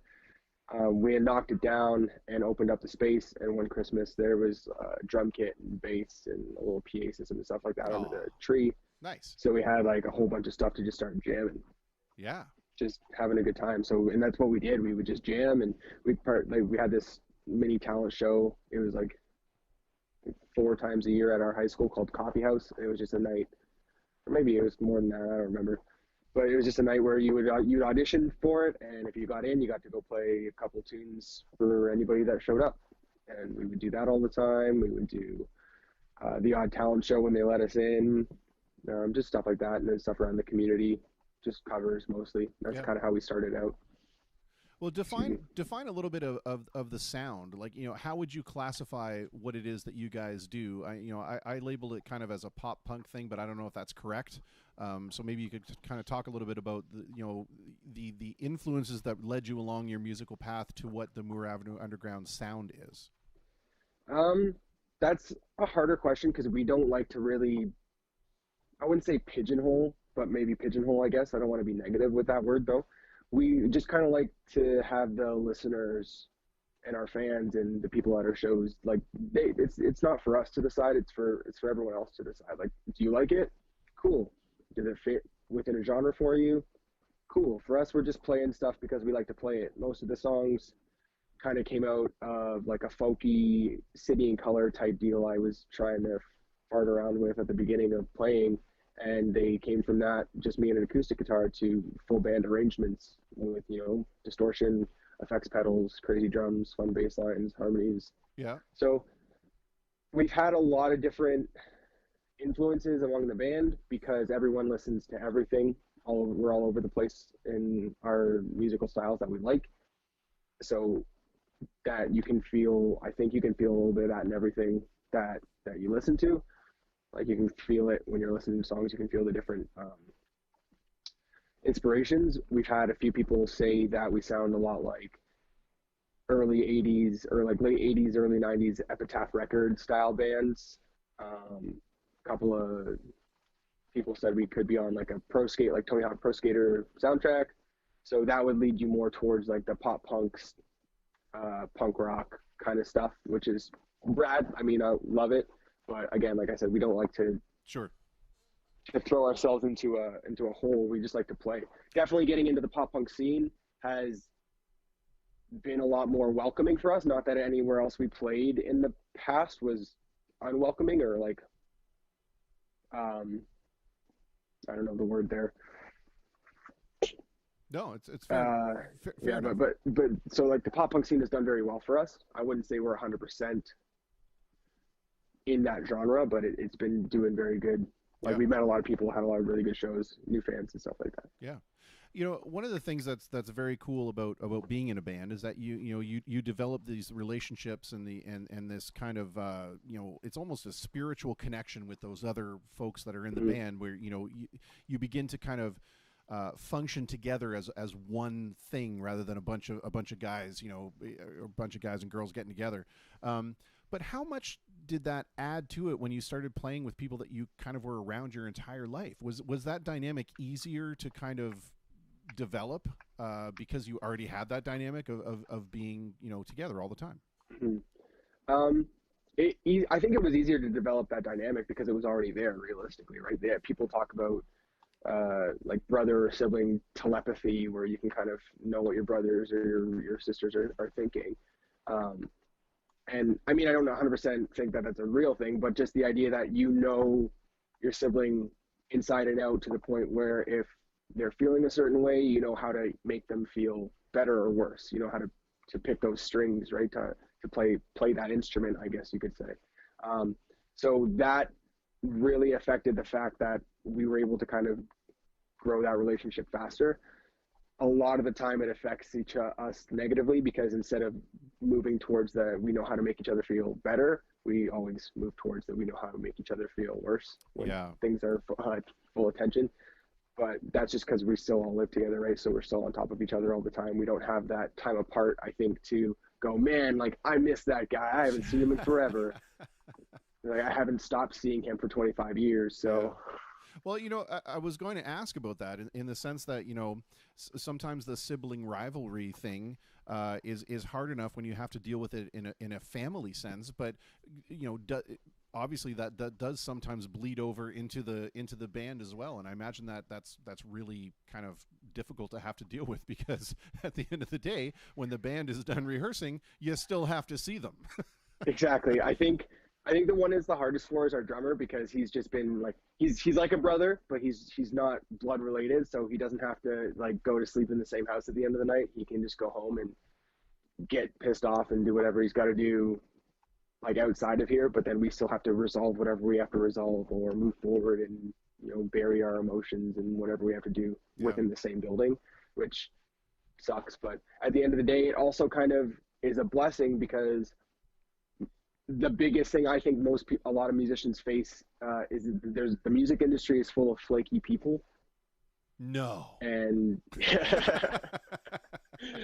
and with my brothers being here all the time, they really don't have the opportunity to be flaky, because if I know they're not practicing, I can yell at them to practice, or if they don't show up to band practice, they're usually just upstairs in their bedroom being a dingo. Yeah. Same goes for me though. Like, not to pick on them. Like, I'm the same person. Yeah. I want to ask you this. How important is it to you, or was it to you, or I guess is it still continuing, to have that level of support from your parents in terms of, like, you know, coming, like you said, coming down that one Christmas and finding an entire setup and all that kind of stuff? Has their support for what you want to do creatively really added to your ability to do it and your passion to do it? 100%, I would say. Like, I don't know if we would be where we're at currently if we didn't have the support of our parents. They've helped not only with, you know, completely redoing a basement area to give us a place to practice, and ultimately kind of turned their house into a venue with, like, the house shows that we put on. But they've helped us out financially when it comes to merch, finishing up, like, the CD release that we did last year, traveling to shows before any of us really could drive, like being able to do that kind of stuff. They helped immensely. So we really wouldn't be where we're at without their, like, undying support. That's Joe. Hey, Joe, where are you going with that gun in your hand?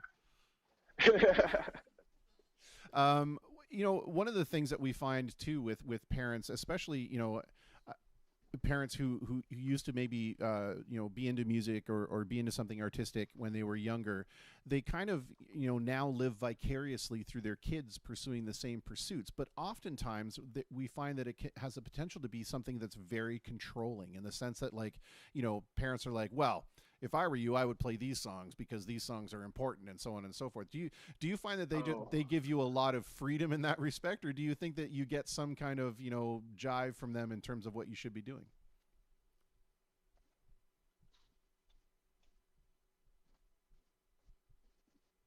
Did I lose you? Are you there? Hello, hello. That's weird. I can see you and we're interacting, but I can't hear you. Can you hear me? Yeah, no, I'm not. Yeah, it's just connected again. I missed a lot of that question. Okay. Well, I don't know. Maybe it wasn't a great question anyway. No, I heard something about parents living vicariously through their kids, and something about giving us freedom via, like, the question of, like, do they tell me what songs to play or suggest a lot of playing? Yeah. I mean, that was essentially it. Yeah, you've got it. Yeah, I wouldn't say no one's living vicariously through us. They are definitely enjoying the success that we have from the sidelines, like they would any other way, you know, like just like when we were playing sports in high school and stuff like that. They were always there, like, pretty much every game. So they were always watching and cheering us on. And I think that's a lot of what's happening right now. And it's the same thing, you know, like, maybe they hooked us up with however much it was to play football that year, and now they're going to hook us up with however much it costs extra on top of what we don't have in our very low funded band fund to get the merch that we need. You know what I mean? Yeah. So that, in that way, like, the support is great, and I wouldn't say living vicariously through anybody, but the song suggestions do get a little tiresome. Okay. And I think that's more between me and my dad just butting heads. It's more of me never wanting to take a suggestion, just because I feel like I have a vision and I have an idea and I want to do that unhindered. But then, you know, I can't always do that unhindered if I'm also sometimes relying on any kind of support from them, right? Like, if I'm going to take their help in one area, I can't refuse it in another area. I have to kind of be open across the board if I'm going to be open at all. Well, I mean, okay, I think that's pretty benevolent of you, but I think that there also comes a point where you need to stand on your own 2 feet. And if you have a vision and you know what that vision needs to be, you know, I would say stick to your guns. But you know, respectfully, you know, one of the things that and I'm sorry, I'm going to use the label of pop punk again, but that's only because that's the only thing I've ever seen you guys do. Part of that whole thing of the punk movement was, you know, songs that were they were kind of like the modern day protest songs. You know, if you think of, like, the protest songs of the Dust Bowl or the protest songs of the '60s, they got kind of amped up and juiced up in this angry, loud rock and roll that had a message to say. And maybe that message, you know, especially in the early days of punk, was, we don't really give a crap how well we're going to play our instruments. We're just going to play and make a lot of noise because we have something to say. It got refined as punk went on, and pop punk became more of a thing because the musicianship got better. But how important is it for you guys when you write to have something to say rather than just have a really good riff? I would say that I don't really write riffs. That kind of comes after the fact for us. The songwriting I do always starts, or we do, I guess, it usually always starts with just an acoustic guitar and a couple of chords and some cool words or some meaningful words, or a lot of it is just me talking about how shitty of a person I think I am at the end of the day, in different ways. But yeah, I think we don't really come up with and that's something I have a trouble with. I've always had a trouble with coming up with a guitar melody. Vocal melody, I'm okay with. Chords, I'm okay with. I can dance around those all day. But coming up and pulling a riff or a lick out of that, I sometimes have troubles with, because I've never, it's hard for me to let go. Joe's the lead guitarist, and I want to be able to just let him be creative, but he throws out ideas that I don't like, and I don't want to just sit there and shut him down for 5 hours of riffing, because he's not going to get better that way. He's not going to get more creative that way. It's going to shut him down, right? So in those processes, I get frustrated more with myself and how I do things. So I think for us, it's more like we definitely have something to say. What it is not 100% clear all the time. But we're more focused on making sure that the song is good, and it's not like hinged around one aspect of it. Like there's multiple aspects of the song that, something here is going to get caught in your head. Something here is going to touch you in the heart and make you feel like love or something. Something here is just going to make you laugh or kind of go nuts in your brain, like whatever, you know what I mean? Like there's all kinds of parts in a song that we want to have, and we don't want to focus on like this song is hinged around this riff or this hook or this lyric. Yeah, I appreciate that, and I think more so where I was going with that was, is it important to have something to say when you're writing a song, or is it important just to have kind of like a fun, catchy melody? And I think you're saying there's a balance between the two of them. And I think that's probably appropriate. Yeah. You did touch on something there where you say that most, and I realize it was partially tongue in cheek. Where most of the songs are about what a shitty person you think you are. But I mean, that's a very real part of it for songwriting for a lot of musicians, is that we use music to act as a vehicle for expressing emotions that we are maybe uncomfortable with or don't know how to properly verbalize. I don't know, maybe I'm not properly verbalizing the question or the statement. That makes a lot of sense. And we use that as a catharsis when we're on stage. We perform these songs and we're able to yell about something or vent about something or plead about something or cry about something on stage. But then you're also putting that side of you out for, to be exposed and leaving yourself rather vulnerable depending on how the audience will react to that. If you're writing a song with, or you've written a song where you feel it's about, that you've done something wrong or that you're a terrible person because of X, Y, Z, is it more of is it a deeper impact to you emotionally if the audience either doesn't get it or doesn't like it? Yeah, I don't know. It's hard to say, because like I said, like, because my parents are always in my back corner, they always tell me whether they like it or don't like it when we're on, like, I'm on the writing process. Like, I always go, hey, here's a skeleton of a song. What do you think? And I wouldn't say always, but usually if they don't like something, I tend to scrap it or go back to the drawing board. And then, not that I say like that they're the end all and be all of my decision in that sense, but I try not to put anything out that I don't know that somebody's going to like. I don't know if that makes sense at all. Yep. No, it absolutely does. Absolutely does. I don't want to sound cocky in saying that I don't think we've put anything out as a band that people like. If I haven't heard anything negative from somebody, and they're out there and they don't like it, tell me. Like, I need to hear the negativity. I need to be knocked down a peg, I think, because we're not that good. Like, we can't be that good. Well, I don't know. I think you're pretty self-effacing, and that speaks volumes to being able to knock yourself down a peg or two. And that's, just the danger there is make sure you've still got a few pegs left. There's lots of pegs, I think. What's that? There's lots of pegs. Okay, good.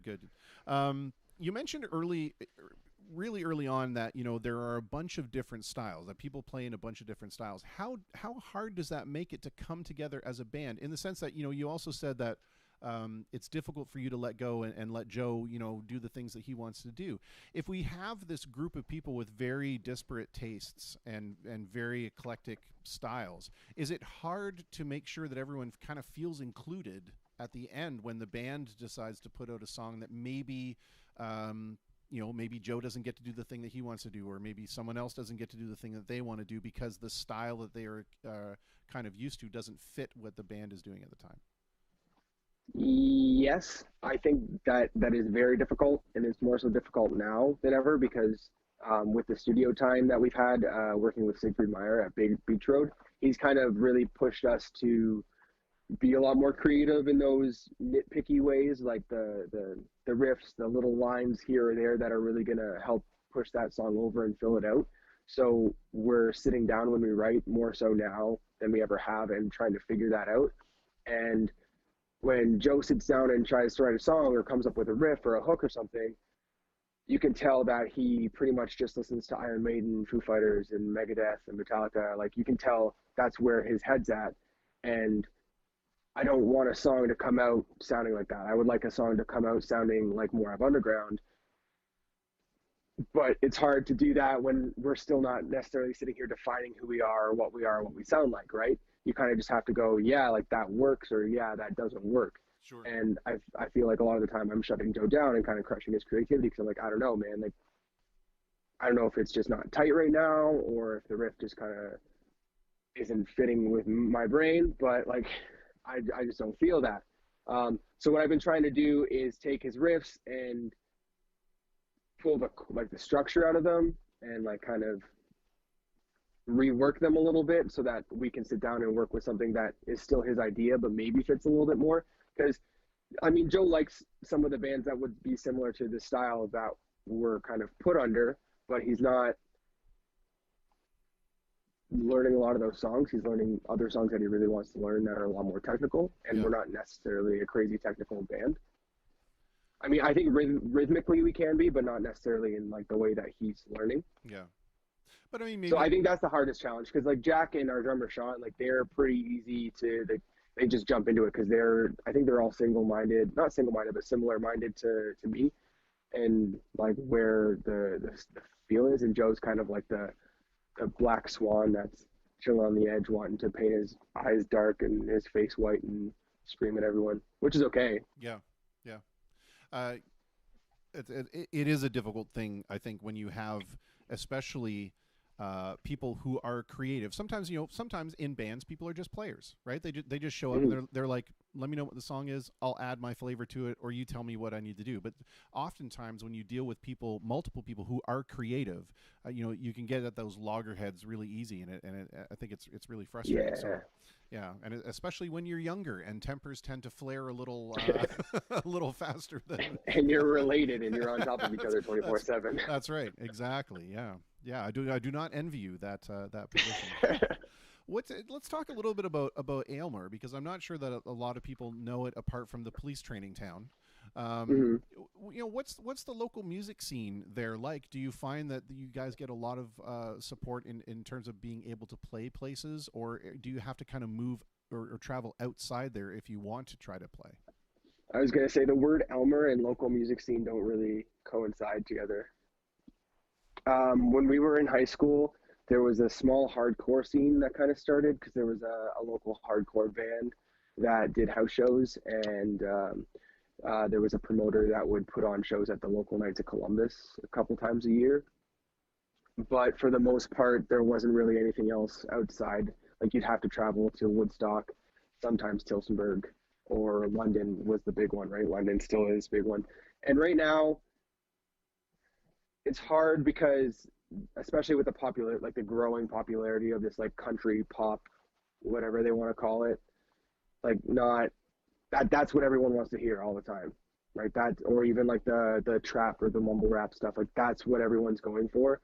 And you're not going to see a scene for that in here. I guess the country stuff you're going to get more in our small town, but you're not going to see that. And being such a small town, I think it says like 7,500 people on our sign, but there's maybe 5,000 people like in the actual town. Um, there's not a demand for live music. Like there's a local arts group that'll have a monthly concert, and it's something that the town funds, and it brings all the people that are always involved in everything in the town in, and it's a little exclusive, but it's good for the town. Yeah. And it brings in a lot of older solo musicians that are kind of like they're done with the touring life and they're just doing acoustic stuff. Like we saw Stephen Page there once do like a solo show with a cellist, and that was really cool. Like some really rad shows come through there, but that's about where it's at. What we found though, once we started doing house shows, was there is definitely a lot of younger kids that want to party, but also want to go see music and experience new things. And maybe they've been kind of shut down by their parents or their family, and they don't want them to know what it's like to listen to a guitar that has crunch in it, or listen to a vocal sound that might be a little screamy or yelly. So they're kind of going out, and if you can just go to a place that has a family atmosphere and everyone's super nice to each other, and there's no controversy, then I'm sure a mom or dad is gonna be more likely to let their kid go to something like that than to a bar for a night for an all ages show, right? So Yeah. being able to provide that kind of thing in our basement has allowed, I think, a lot of people to experience a lot more than they would have maybe at this age or at this time in their life. So I think we get a lot of love from the community in that way, but then we also get a lot of love from the community because we try to be inclusive with the community. We really try to go out of our way to make sure that everyone's satisfied. When we put on like a show like our food bank benefit that we've done for the last 7 years on Father's Day weekend, we try to raise a lot of money for the community and show everybody that music is very inclusive and we're not trying to shut anybody out. We have all kinds of different bands and musicians and solo artists play at this little festival, and everyone's goal, no matter what they sound like, at the end of the day is to bring people together for a great time, sense of community, and to raise money for a good cause. You know what I mean? Yeah. And that's what it's all about, I think, at the end of the day for us. Yeah. But for the most part, to answer the question, you really have to kind of go out of the town to experience and connect with more people. There's not a whole lot going on in town. And for that, I think we're trying to change that with what we're doing here. Yeah. We're trying to really put Elmer on the map musically because there's a lot of good stuff here. Have you considered though that one of the things, for example, I'm gonna date myself here a little bit, but one of the things that the Beatles kind of discovered was that playing live for them was impossible because a little different scenario. They would show up to Shea Stadium, for example, and the volume of the fans losing their minds was so loud that they couldn't hear themselves on stage anymore. And so they decided that, we're no longer going to perform live. We're going to become a studio band. But what that did was really allow them to explore and start to use the studio as a toy. Do you think that kind of gives you guys that same freedom to be able to just kind of craft those songs a little bit better because you're less concerned about, having to, gig all the time or gig constantly, and it allows you to focus more on the craft? I think, especially with the last few songs that we've done, we've really been able to be a lot more creative and experimental with stuff that we're doing and add things that we would have never thought to add, work with harmonies that we've never thought to add, because like Joe and Jack will try to sing or shout or here and there, but they're not as like far along in learning how to do that kind of stuff. So trying to stand alone as harmonies is not really something we can do too much. Joe will oftentimes just kind of take the main melody line and then I'll harmonize above that to try and add some love to it live. But we've been able really, like in the studio, to really experiment with that kind of stuff and add a lot to our songs, which I think is super cool. But we also have a live show that's, I think, unmatched by a lot of other musicians in the area. We're very energetic. We kind of go a little nuts. and we just, I don't know, there's not a moment where anyone really stands still. And we want to take that out more. We never really gave ourselves the opportunity. So, but getting out into London really kind of helped us figure that out. And so this summer, especially, we were planning all kinds of crazy live shows with the recording that we just did so that we could do just the gigging and the gigging and the gigging and the gigging that everyone else is doing. Obviously, that's not going to happen. But I think that it's given us the, like, being in a place like this, like, it's given us the opportunity to be more creative in the studio and experimental, but that creativity and experimentation has given us a real urge to just want to show more people what we sound like in person. Yeah, absolutely. Joe jumps in with a comment saying, "Wow, Josh really knows me." There you go. I wonder why. Yeah, I wonder why. Sorry, I had this question. Then I looked over there and I saw the chat, and now it's gone. Let's move it away from music for a second, and let's talk a little bit about how folks are coping with the current weirdness that we find ourselves in. And one of the things is that we have all this extra time that we suddenly have on our hands. Some folks are handling it well, some folks aren't. How are you guys handling it? Even as a family, trying to fill that time. And is there something you might be able to kind of point out to somebody that might be struggling? Mm-hmm. Well, I mean, besides not playing shows, there's not a whole lot of extra time for me because I'm still working full time. I know Jack's hours have been cut a little bit, and Joe is kind of working on a day-to-day basis. Sean is still working full time as well, plus overtime. So we are still working our day jobs weekly, and just we don't have the shows on the weekends to kind of counteract that misery, I guess. But I think the time that we have been granted without the shows, we're really trying to focus on ourselves, like as more Moab Underground, as more than just a band.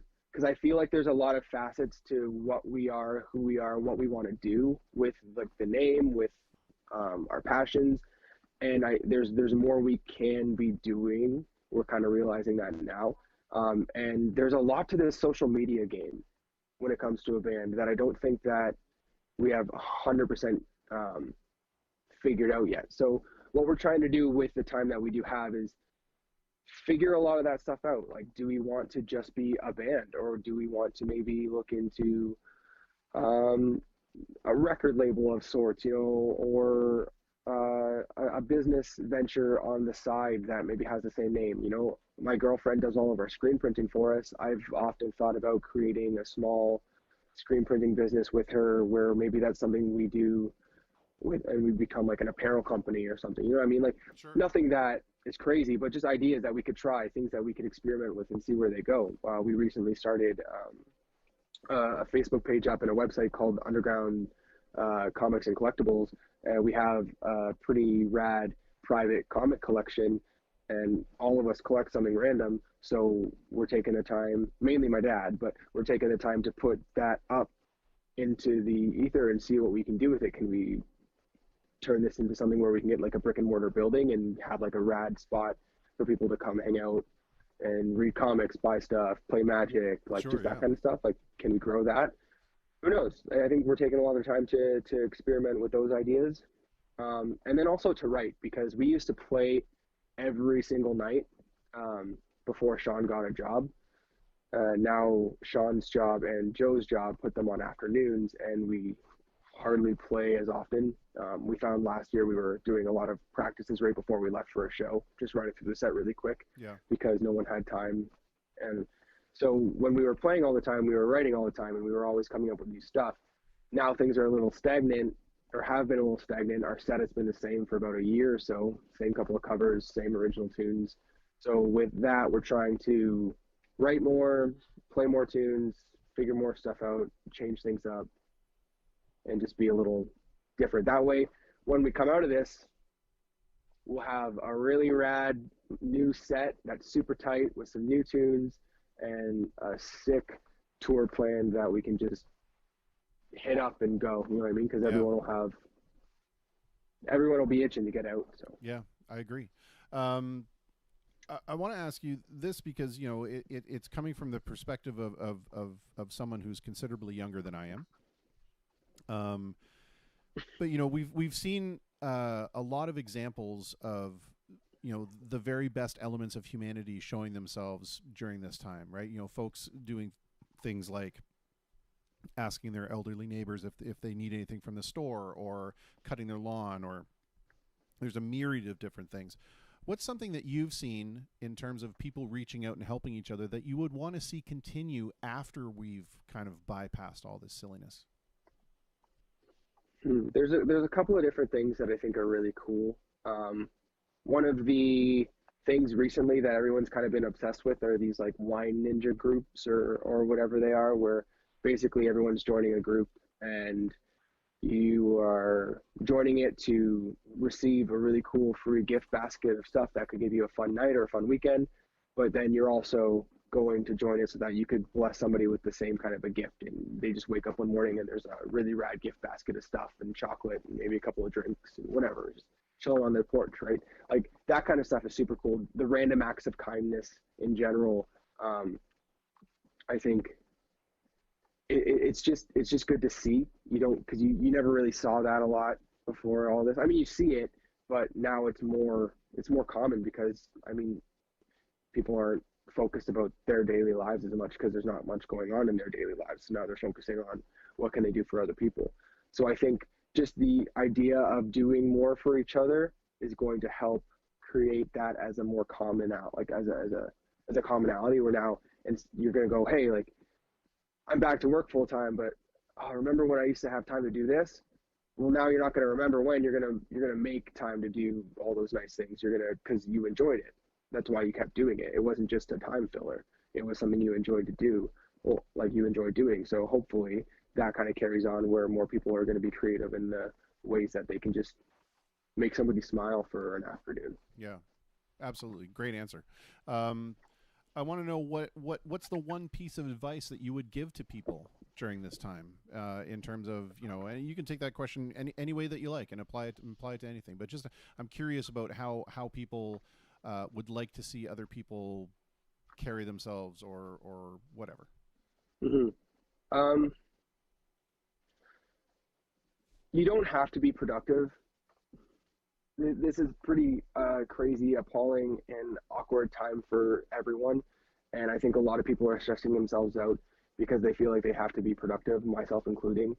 Or I, for probably the first 2 months, was just depressed because I couldn't write a song. And all my friends were writing songs. They were like, oh man, like, I've been on such a huge writing streak lately. This is going to be amazing. I can't wait for everyone to hear what I've been writing when I come out. And I'm just like, I wish I could put 2 words down on a page that didn't make me want to jump off a bridge. Like, this is ridiculous. Nothing's working. Nothing's making me feel good. So then I think it was like 2 weeks ago, I was finally able to kind of jump on an idea that Joe and I were playing with and put a pretty rad song together, I think. And then that gave me the inspiration to demo a couple of old songs. But that also helped me learn that, like, just because everything I had planned to do right now is canceled and not happening, doesn't mean I have to fill it with other stuff. Like, I can take this time to relax. I can take this time to catch up on reading or playing a video game that I really wanted to play and never played. You know what I mean? Like, I can be a little selfish right now because there's the time to do it. Like, I don't have to stay crazy productive all the time. Yeah. Like, there's because that just stresses me out. That just makes me uncomfortable, and I don't like. You don't have to be uncomfortable. There's enough negativity going around right now that putting more stuff on yourself is just going to make it worse. And my dad will spend an entire day downstairs cataloging some of the collection and not paying attention to the world. And then as soon as he comes upstairs, maybe mom was just reading an article about what was going on or updates on the pandemic, and as soon as he hears it, he's like, oh man, like my chest is tight. Do I have COVID? And like, no, man, like you just spent a great day downstairs doing something that you're having fun with. And then you come upstairs to more of the same crap, right? Like we don't need more of that hanging on us. We need more relaxation, more chill vibes, I guess you could say. I don't know. I don't have the words right now, but No. we need to be put less pressure on ourselves to constantly be doing stuff, I think. You know, it's funny because you're essentially echoing the title of today's program, which is "That's Okay Thursday," right? It's the idea of that's okay. You don't have to always have a plan. You don't always have to be doing something. You need to cut yourself some slack. You don't always have to be on and up and happy and supportive and all that kind of stuff. It's okay to go to a dark place. Just know that there are a bunch of people who leave their lights on for you to come home. Like it's okay. Allow yourself that time to and those emotions. I owe you an apology.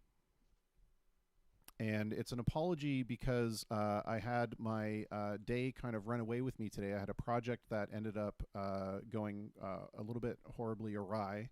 And I did not get to do the regular kind of promotion for the show. That I didn't even actually make it into the studio until about 2 minutes before the show aired or went to air. And so I did not get an opportunity to do like the Facebook blast and the guest cards. And I just want everybody to know that it was not in any way, some kind of. I'd be lying if I was saying I wasn't curious when I didn't see it, but at the same time, I'm also terrible with promotion, so we do our best, but I probably shared like a bajillion things today because I was like all over Facebook all day doing absolutely nothing after work. So it would have gotten lost in there anyway, I think, for me. So don't worry about it, man. It's all good. Well, I just want you to know that it wasn't, it wasn't a deliberate thing. It was just a, oh my God, it's 6:55. So anyway, the day just got away from you. That's all good. It happens to everybody. Yeah. Well, thank you for being accommodating because not everybody would be like that. So I appreciate it. No problem. I do want to thank you very much for making the time to talk. We've played some of the stuff that I think I have 2 songs of Muravner and Grand that they're good. I really enjoy them. Thank you. I'd like to kind of exit by playing one of them, and I wonder if you want to set it up a little bit for us. So the one that I've selected is "How You've Grown," and just because we're cutting out again. It's Facebook. It does it every once in a while. Are you I think there? we're good. Maybe. Oh. Yeah. So it's the one I chose is. No, she's going again. Is it? We were so close. We were almost there. Are we good now? Sort of? Maybe? No? Kind of. I love it. We both have this apprehensive look on our faces. We're trying to figure out. Can you hear me? Am I talking? Am I speaking English? I'm hearing What's like happening? a lot of choppy stuff on my end, but Okay. then I don't know. All right. Well, I wish I knew sign language. This would be so much easier. I could just sign it over. I think we're good. Okay, good. The song I chose is "How You've Grown." Okay. Because I really like it. I wonder if maybe you want to set it up a little bit. Tell us a little bit about it. I wrote the song about a moment in my life. I was kind of reconnecting with somebody who was super important to me. And no, I'm going to rephrase that. I reconnected with somebody who is super important to me. That person really shaped a lot of who I am today and helped me grow myself into the person I am. And I owe her a lot of thanks and a lot of gratitude. And I spent a lot of the last few years of my life being super rude and grumpy and upset, wasting good time on negative emotion. So it was at a point in my life where I was reconnecting with this person, and there was a lot of really good stuff going on. So I was just super happy to see how this human was doing just in general, like in their life. They were growing up, and I was growing up, and we reconnected at a time when we were both just super happy that life was going the way it was. So it's actually kind of a happy song, which I think it's in more of a minor key, but that's okay. Yeah. I don't write a lot of songs that I would say are particularly happy, even if they sound so. So like it's kind of a happy song, which is good. The video itself, I want it to be super open to interpretation. We have the next, like a sister song that works with it called What's Done that we just released, and we always play them together live. So we wanted to do something that we could split up into 2 videos, almost make like a short film out of. So it's just essentially the video itself is about growth and how it growth is always positive, even if there's negative moments. Yeah, I think that's extremely wise. And I dig it. I think it's a great tune. Thanks, man. Again, I want to thank you so much. I think you should be a little less hard on yourself. I think you're a fine young dude, with a good head on your shoulders and a clear direction of what you want to do, which is not easy at any age. So cut yourself some slack. You're doing good. Thanks so much, Chris. And then please do put in the comments of the video where people can check out Murav Underground, or anything that you want to promote. Please drop it in the comments. So that's what this is all about, is kind of trying to spread the word and get the word out. Awesome. Will do, man. Thank you so much. All right. And we'll talk again soon. And, I hope that everybody around you stays healthy and happy and safe and all that good stuff. We just dumped out. It's going again now. All right, no worries. If you happen to get this message, post the things in the comment post it everywhere. Yes, do it. All right, my friend. We will talk soon. Yeah, she's gone, I think. All right, no worries. We will talk soon. Well, there we had it. Somewhat problem-ridden conversation, but a good one nonetheless. I enjoyed it thoroughly. And so, like I said, he set up that song. This is Murav Underground with How You've Grown.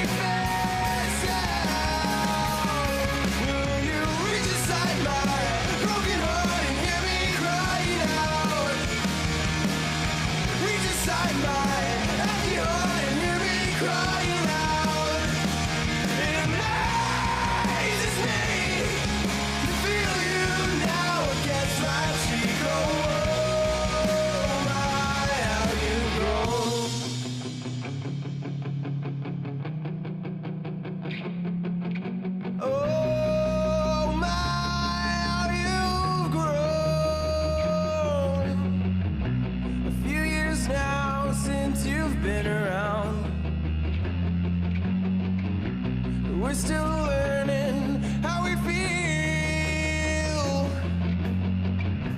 and I hope that you are better now. One day I wish your wounds were healed. Oh,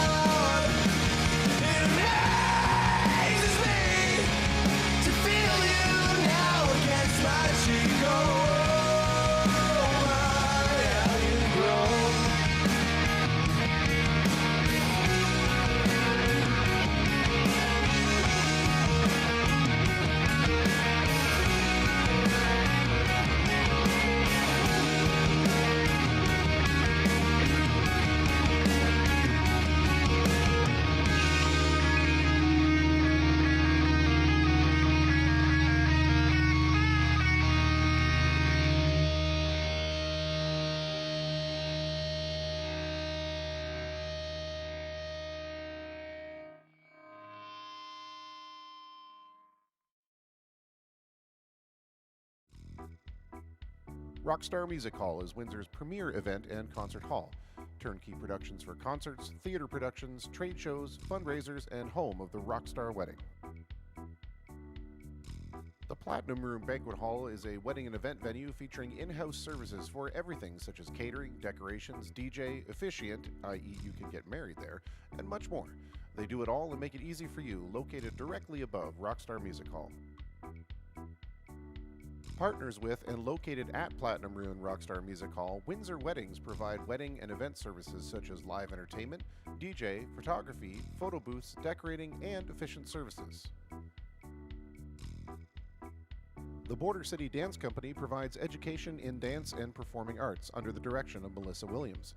Melissa is known for her work with Prince, Britney Spears, James Franco, Sarah Gaden, Josh Gad, Elizabeth Berkley, Michael Caine, and Randy Quaid, among others, and her choreography has been featured on television in shows such as So You Think You Can Dance Canada Seasons 1 to 4, Bomb Girls, Kim's Convenience, 11/22/63, and in countless commercials for big names such as TD Canada Trust Bank, Adidas, and Sun Life Financial. Also the main stage for the 2015 Para-Pan Am opening ceremonies and the 2016 FINA opening ceremonies and gala. Border City Dance Company is located at Platinum Room and Rockstar Music Hall.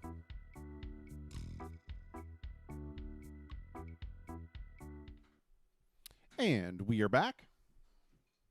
We are about 6 minutes away from the top 5 songs created by accident and the top 5 supergroups. Lists that will have been prepared by Mr. Corey McCrindle on McCrindle's list. That's coming up. And I have also got a few. I don't think I have 5. I should have spent more time on it, but I didn't. This whole day has just been a catastrophe. Just a catastrophe. Oh, when will I learn? All right. Let's do this tune, and then hopefully this will be close to when we can talk to Corey. And if we have to do something real quick, we'll do something real quick. How about that? Maybe we'll play something else. All right.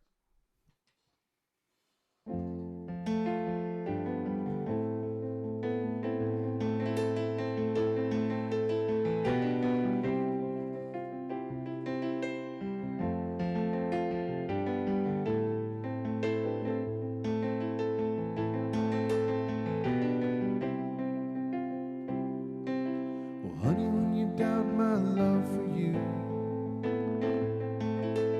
look in my eyes.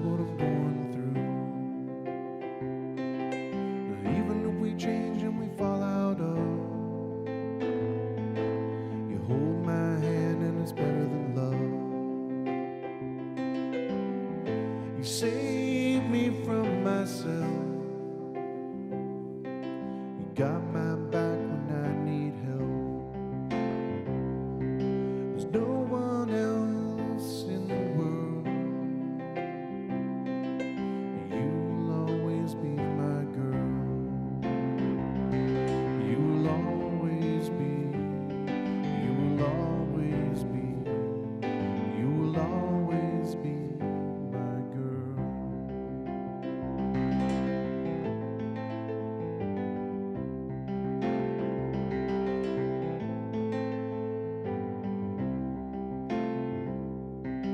Sometimes dreams they don't come true. I was scared of that when I met you. Well, I stayed patient and I stayed kind, telling you to take your time. You turned my life around, made it okay to let you down. There's no one else in the world. You'll always be my girl. You will always be. You will always be. You will always be my girl.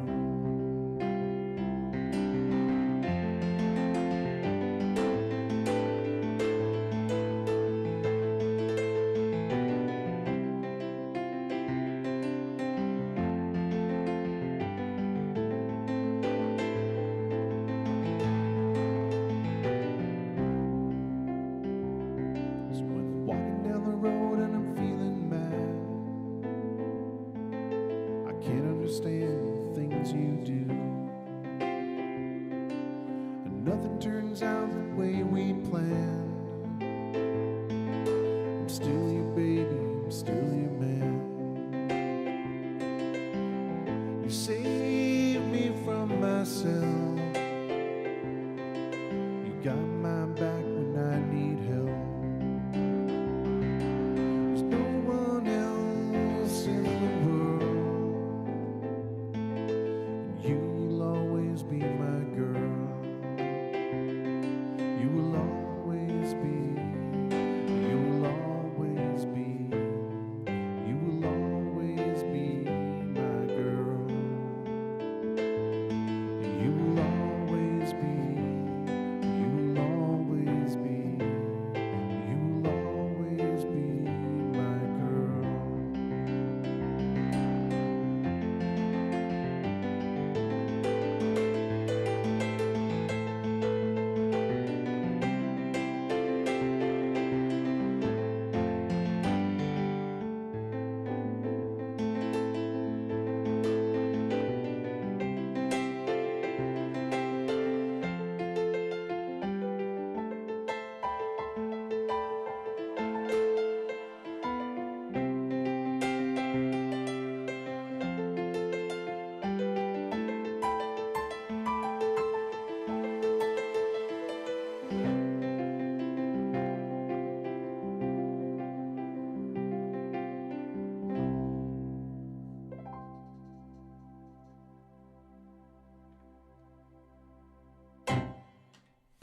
There we go.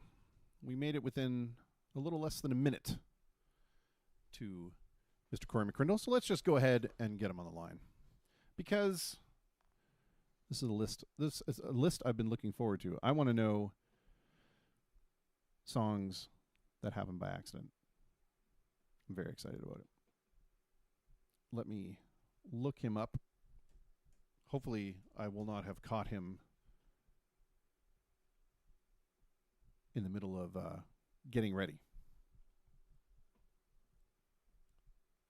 But it's now 9:30 on the dot, so there you go. He has no excuse. Says the guy who was horribly unprepared for his own show. Oh, Lord. Let's see if we can get through. We can get through, and he's like raring to go. He's there. He's good. I'm just going to take him off the pants cam here for a second, and we're going to bring him right over for this edition of McCrindle's List, the top 5 favorite things about Corey McCrindle. No, we're not going to do that. Who's top 5? My top 5. Oh, okay. No, Let's hear them. Oh God, I should have picked something else. You're a wealth of musical knowledge. You're a benevolent human being. You're an absolutely wonderful friend. I met my wife at your backyard party, and you're a lover of obscure music. There you go. That's the top 5 things right off the top of my head. That is a damn impressive list, my friend. Thank you so much. I'm sure it was reflected in the amount of time it took me to come up with. Now, did you notice the shirt? I did notice the shirt. Let me put you on the large view for a second. Okay, now do that again. It says the Guess Who. Yes, and yeah. Is this in relation to one of your so this will be one that you and I had in common. So that's 1 point. Okay. That's 1 point. Okay, so is Shannon still tuned in? Do you know if he is? I don't know. I haven't seen him say anything, so I'm not sure. Because if so, this would be foreshadowing. Acting genius. Acting. Thank you. Thank you. Yes. All right. Fantastic. Well, let's jump right into it. We have 2 top 5 lists today, and why don't you explain a little bit about what we're going to be talking about? Well, these were ideas that actually came from the show, and I can't remember off the top of my head who came up with these ideas, but maybe you remember. But they're great ideas, so we thought we'd give them a shot. The first section is going to be on accidental music, so music that just sort of came from a happy accident in the studio, or something that wasn't intended to go in that direction, but it ended up going in that direction. And we're all the better for it because it made for a lot of interesting music. So I've got a top 5 list of that. And at number 5 is Jay Hawkins, who later became known as Screamin' Jay Hawkins for reasons which we'll sort of get into a little bit later on. But he was trying to write a ballad. So he wrote this nice song, and they thought, well, let's get into the studio and see what we can do with this. Then they got really, really drunk, which is always such a great idea in the studio.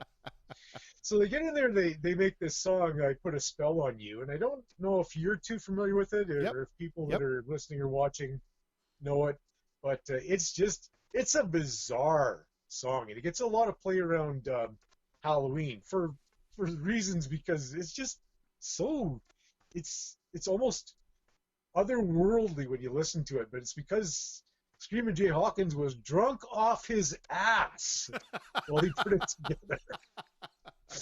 And he grunts, makes all these guttural sounds, and the song's actually pretty cool. But here's the thing: he didn't remember that he did it. He didn't remember being in the studio. He didn't remember putting the song together. It was like a blackout. And he went, "Wait a sec, I did a song? Oh yeah!" And it also became his greatest hit. He's known for that too.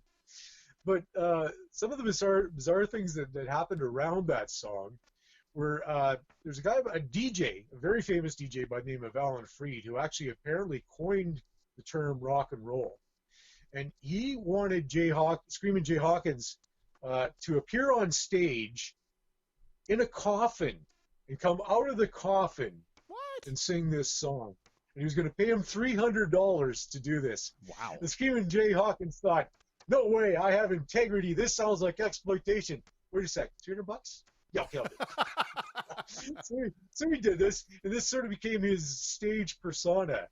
So he would dress up in this really weird makeup, and it became quite a show. But this is what Screamin' Jay Hawkins got known for, was this song that he didn't even initially remember recording. And Screamin' Jay Hawkins apparently, or at least has claimed, that he fathered anywhere from 57 to 75 kids, because the number kind of changed over the years. But wow. Yeah. But yeah, so there's 2 things that Screamin' Jay Hawkins is known for. One of them was this song. Let me ask you this before we get too deep into the list. I do have some examples. Remember I said we were going to kind of create lists. So how do you want to do that? Do you want me to like you do one and I do one, or you want to just do your list and then I'll give you mine at the end? Okay. Now, if you and I double up, like let's say that we both have the same song, I'll just say, yeah, okay, that'll be a little bit later in the list. Yeah. Okay. Okay. Cool? Perfect. Yeah. Absolutely. Does that work? Yeah. Great. Let's hear yours. Okay. I don't have graphics for mine because literally, dude, I did your graphics up as I was sitting here while it was 7 o'clock and I was supposed to be on the air already. Hey, Chris, and yeah. That's okay. Hey, you're adopting the theme. I love it. But I do. Before we go any further, I want to afford you the same courtesy that I've afforded the two other people I've talked to tonight, and that is I want to apologize. No apology necessary. Well, no apology necessary whatsoever. I feel like it's an important part that I totally missed out on. So anyway, just so you know, it wasn't. The beauty of this whole thing is that it's on the fly. It's not scripted. Yeah. It's not something that has to be written in stone. We're having a conversation. We're just, we're jamming. Yeah. Okay. Perfect. Good. Then as long as you know that it wasn't a deliberate thing, then we're all good. Okay. So it's okay. It's That's Okay Thursday. Okay. So here's mine. My first one is it's not a song that was created by accident. It's more of a career that was created by accident, but musically. So a long time ago in Queens, New York, there were two young men who enjoyed singing together because they found that they did it really well, and eventually they scraped together enough money that they produced an album. And it was an album which was basically just like their show, which was the tall one standing, the short one sitting on a stool and playing the guitar. And they had some really lovely melodies and some really intoxicating and lovely harmonies. Is this the Milli Vanilli story? It is how did you know? Yes, no. It is the story of Tom and Jerry, who most people will more likely recognize as Art and Paul, Simon and Garfunkel. And that's not a lie. A lie. Oh God, you're right. It's not. So they put together this album. They released it to crickets. It went absolutely nowhere. And to which point Paul decided that he was going back to England, where he was currently shacking up with this girl Kathy, and Art decided he was going to go back to teaching mathematics at Columbia University. And then something happened. Bob Dylan went electric. And the engineer on the Wednesday Morning 3 a.m. album, Roy Haley, thought, well, that's interesting. Bob Dylan's taken these acoustic songs and he's electrified them. What would happen if I hired some session musicians, a bass player, an electric guitar player, and a drummer, and had them play over top of the acoustic song, The Sounds of Silence? So without consulting Paul, without consulting Art, this engineer brought these people in, played them the tape, they played along, and he recorded it. And that's why it's interesting. When you listen to it, you'll hear that the music speeds up and slows down. The beat speeds up and slows down because they didn't record to a click, right? There was none of this in the background kind of keeping everybody on track. It was just it was just Paul playing his guitar. So the song gets re-released and becomes a massive hit, much to the surprise of the two guys who wrote it. So anyway, that's my first contribution. And that's a great one, because I'm sure if you scratch behind the surface of a lot of careers, sometimes those lucky breaks are the thing, are the reasons we know of these people in the first place, right? Yeah, for sure. I mean, that's a fantastic story. All right. Well, thank you. Now it's your turn. Okay. So the next one, a band that's really close to my heart, Guns N' Roses. They were in their house that they had in I think it was Sunset, on the Sunset Strip, and they were just jamming. And Slash, who you saw in last night's show, by the way. Yeah. Slash has this Walter Rigi hat, and Yeah. it's really cool. Yeah, it's I good. don't know if you've ever seen it, but they were jamming away, and Slash he just had this little guitar exercise that he was doing, and it sort of sounded like a circus theme, and he was making faces at the drummer Steven Adler while playing this little thing, and Izzy Stradlin thought, that sounds kind of cool. Can you play that again? So he plays it. Slash plays it. And Izzy adds a part to it, and then Duff McKagan adds a bass part to it, and they're getting a song together. And Axl Rose hears this, and he thinks, well, I kind of got some lyrics going, and I think I'll sing something about my girlfriend, Erin Everly, who's, yes, Everly is a famous musical name, and she just happens to be the daughter of Don Everly. I don't know if you knew that or not. Of the but, Everly Brothers, a tie-in Of to the- Simon and Garfunkel. Excellent. I love it. Wow, it all kind of comes together. So they were playing this song, and Axl came up with these words for it, and they added a bridge and a guitar solo, brought it into the studio, and they still were missing some pieces to it. And the producer thought it'd be a really good idea to have this sort of breakdown at the end of the song. So Axl's sitting there listening to the breakdown, and he says to the producer, okay, where do we go? Where do we go now? And like, how do we finish off the song? And the producer says, well, why don't you just sing that? And so Axl does that part at the end. Where do we go? Where do we go now? Wow. Where do we go? Yeah. So that's how that song all came together, and it was their only #1 hit, their #1 U.S. single. But that's the accidental story of Guns N' Roses' biggest song ever. That's kind of cool. That's fantastic. That's not kind of cool. That's fantastic. So have you got another one? I do. Cool. The year is 1984 something, and Imagine there's an artist who has just come off an incredible string of albums, starting with Born to Run, moving into Darkness on the Edge of Town, and into The River. It's Mr. Bruce Springsteen, and he's just, every album that comes out is more successful than the one before it. This is the year, by the way, or this is the upcoming album that would put him on both Time and some other magazine. I can't remember what other magazine. Anyway, he was on both of these huge magazine covers at the same time. It was a big deal back then. It was also the very first compact disc produced was this album. The album would be Born in the USA, arguably his biggest album of all time. Now, they were in the studio and they were recording this album, and they had it finished, and they brought it out, and John Landau, the producer at the time, said, you know what, I don't hear a single. That's the problem. I just don't hear a single. Which, I think now when you listen to the whole album is all singles, but anyway, He said, I don't hear the song. And so Bruce said, okay, I guess, I don't know. I don't really know what I'm supposed to be doing apart from what I'm already doing. He went home and he sat down at his synthesizer. Now this is, not a lot of people know this, but Springsteen's actually a piano player, and writes a lot of his songs on the piano. Before he brings them into the studio and then ends up playing guitar. So he sat down at this synth and he did this. He wrote this little thing.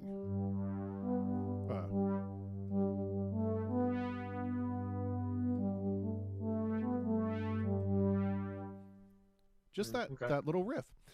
And he thought of some words, and he jotted them down. He threw them onto a cassette. He did a cassette demo. And then he went out to a club just to have a drink, and he brought the cassette with him. And when the DJ came over, he said, listen, would you mind just playing, don't say anything about it, just play this. They put the tape in, and the entire place went ballistic, absolutely apeshit crazy ballistic, at which point he knew that was the signal, went back to the studio and recorded it with the band, and that became Dancing in the Dark. Did you know that that video also really jump-started Courtney Cox's career? Jump started with a noose around her neck. Yes. With a noose around her neck. Well, because she always refers to it as, you know, something that was highly embarrassing. Yeah. And here's the thing. Here's an interesting story about that video. You know, that video got a lot of flack because it was cheesy, right? But what they were trying to do was, you know, for those who have never been to a Springsteen show, there is something magical that happens there that is very hard to put into words. And there's like this massive amount of charisma that comes off that stage that you just, like, the famous saying is that if you're not a Bruce Springsteen fan, go to a show and you'll become one. Mm-hmm. And I can't tell you how many people I've seen that happen to. Yeah. And so they were desperately trying to find a way to bring that experience into video, but it just failed miserably. Like it was a terrible, and that whole dance thing at the end it was just bad. But you know, it kind of ties into the other single and video from that album, which was Glory Days, where it shows, you know, Bruce and the band kind of rocking out in a bar, because that's what they were. They were a bar band. You know, so it's just kind of neat, these little nods to it. And Julie points out that it was Rolling Stone and People Magazine. I don't know how I couldn't remember Rolling Stone, but there you go. Anyway, that's my next selection, is Dancing in the Dark. Cool. Good stuff. Okay, I'm going to move on with my list now. Yes. And this brings us to Radiohead. And probably the first song a lot of us ever remember hearing from Radiohead was Creep. A song which eventually became very popular, except with the band, because Tom York, for one, just hated singing that song. And Johnny Greenwood, the guitar player, actually tried to wreck the song when he was in the studio when they were doing this tune. And he just thought, oh, this song's just way too quiet. I'm going to just hammer my guitar. So that part in Creep where you hear him go, that's him trying to wreck the take. Because he just didn't want to do the song. He thought it was the you know, I don't know, lamest tune going. And but that's the song that for years and years and years Radiohead was known for, and had to play in concert. And I don't know if you ever saw the movie that Radiohead came out with called Meeting People Is Easy. No. But they play that song in concert a couple times, and you can just tell by Tom York's face when he's singing it that he just hates it. And they actually got to a point where they stopped playing it for years and years and years, and then eventually did bring it back in concert because they got asked for it, and they thought, we'll try it. And they didn't hate it that much at that point, but for years and years that they did hate it, even though it was such a big hit for them. Yeah. And it's the weirdest thing because when a band hates their tunes that brought them to fame, it's one of those, you know, horrible things, because you know people in the audience are going to ask for it. Yeah. And you're going to feel like you got to play it, right? Yeah. But Radiohead did go on to do other songs. In case you were, they had one or two other tunes, yeah. Okay, got another one for us? I do. I'm starting to remember all these thoughts that I had during the week. Okay, so the year is 1967 something. And the big thing in London, England is the London UFO Underground, right? The London UFO Underground scene. And the absolute biggest band on the UFO Underground scene at the time was Pink Floyd. Exactly. Pink Floyd got their start as the Architectural Abdabs, the Screaming Abdabs, the Sigma 6, before they finally settled on the Pink Floyd sound, which then got shortened to the Pink Floyd, which got shortened to Pink Floyd. Anyway, they were about to cut an album, and their manager was talking to the leader of the band at that time, Syd Barrett. And the manager was saying, there's this really cool new tune that you guys should learn and incorporate it in the act. And Syd said, well, right, can you sing it for me? And, the manager was horribly tone deaf. Okay. So he sang what he assumed was the song down the telephone line. And Sid said, okay. You mean it sounds, and I can sort of play a little bit of what happened, right? So Sid said, oh, you mean it goes something like this? Oh, okay. Yeah.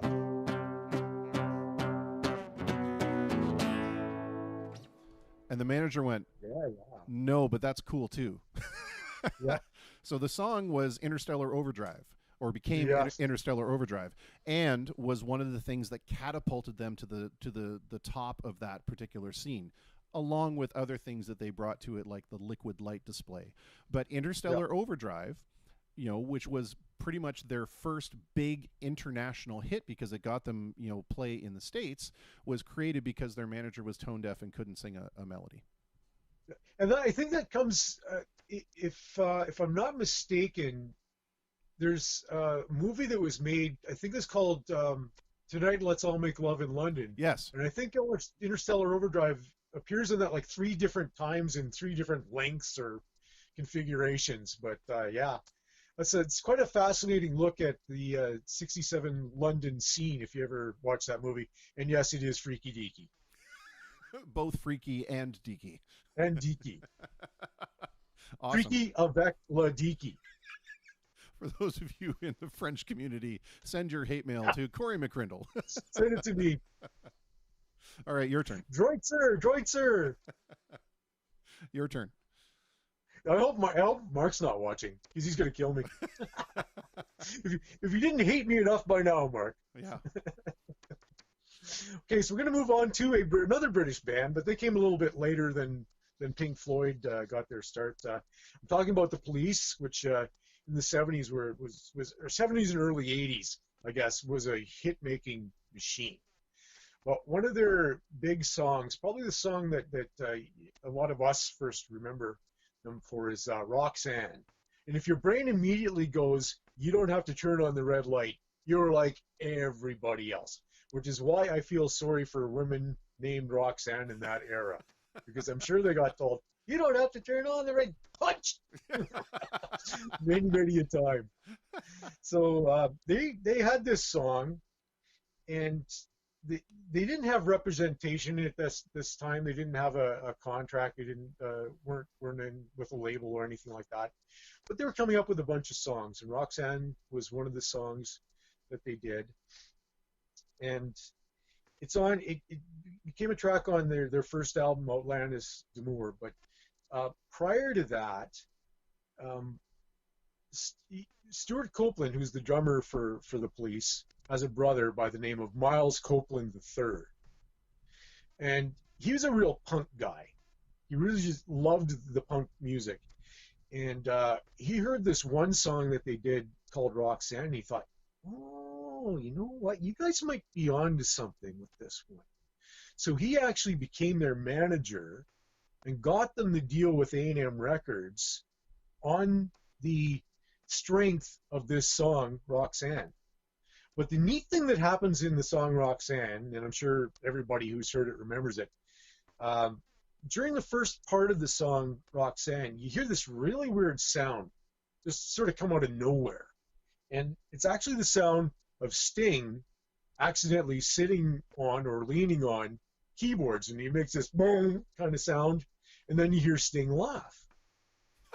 But they didn't edit that out of the final take. That became the final take, and it's one of those things.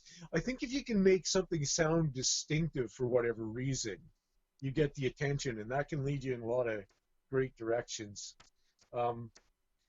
Sting is credited on the album with playing butt piano, believe it or not, because of that little gaffe.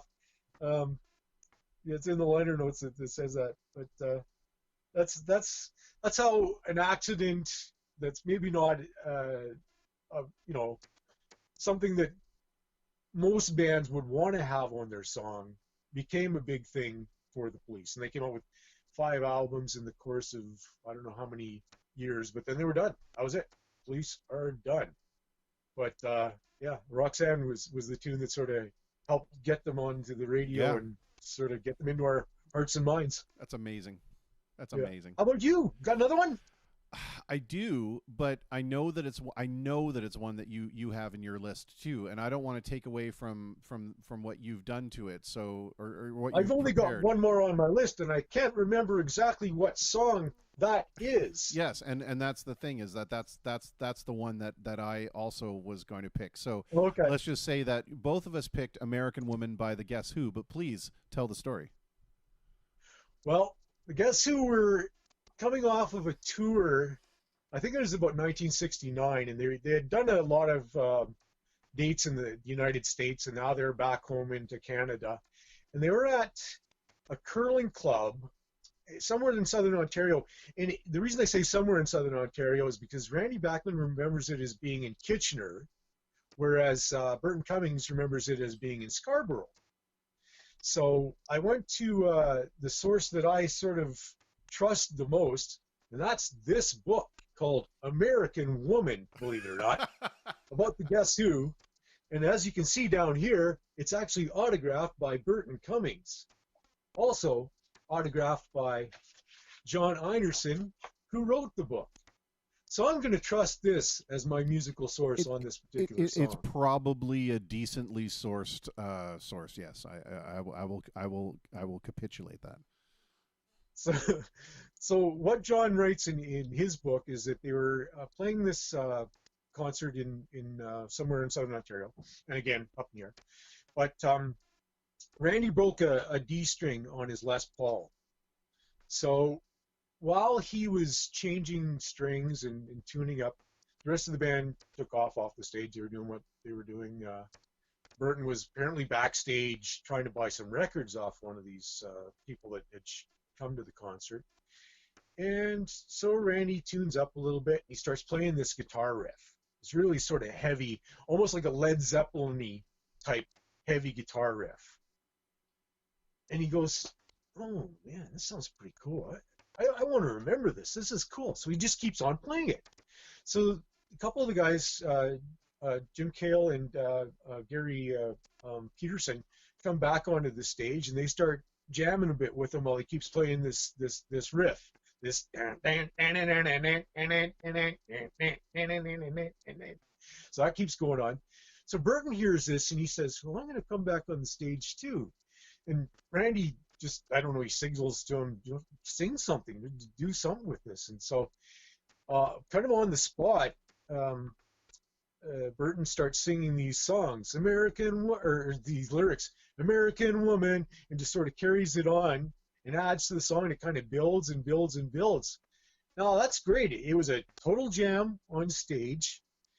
And, after they got off the stage, I thought, oh, well, that was pretty cool, but, it's kind of out there in the ether. We're never going to remember it. But they had noticed that there was somebody in the audience that had a tape recorder and had actually been trying to bootleg the concert. So they thought, okay, well, let's see if we can get a hold of this guy.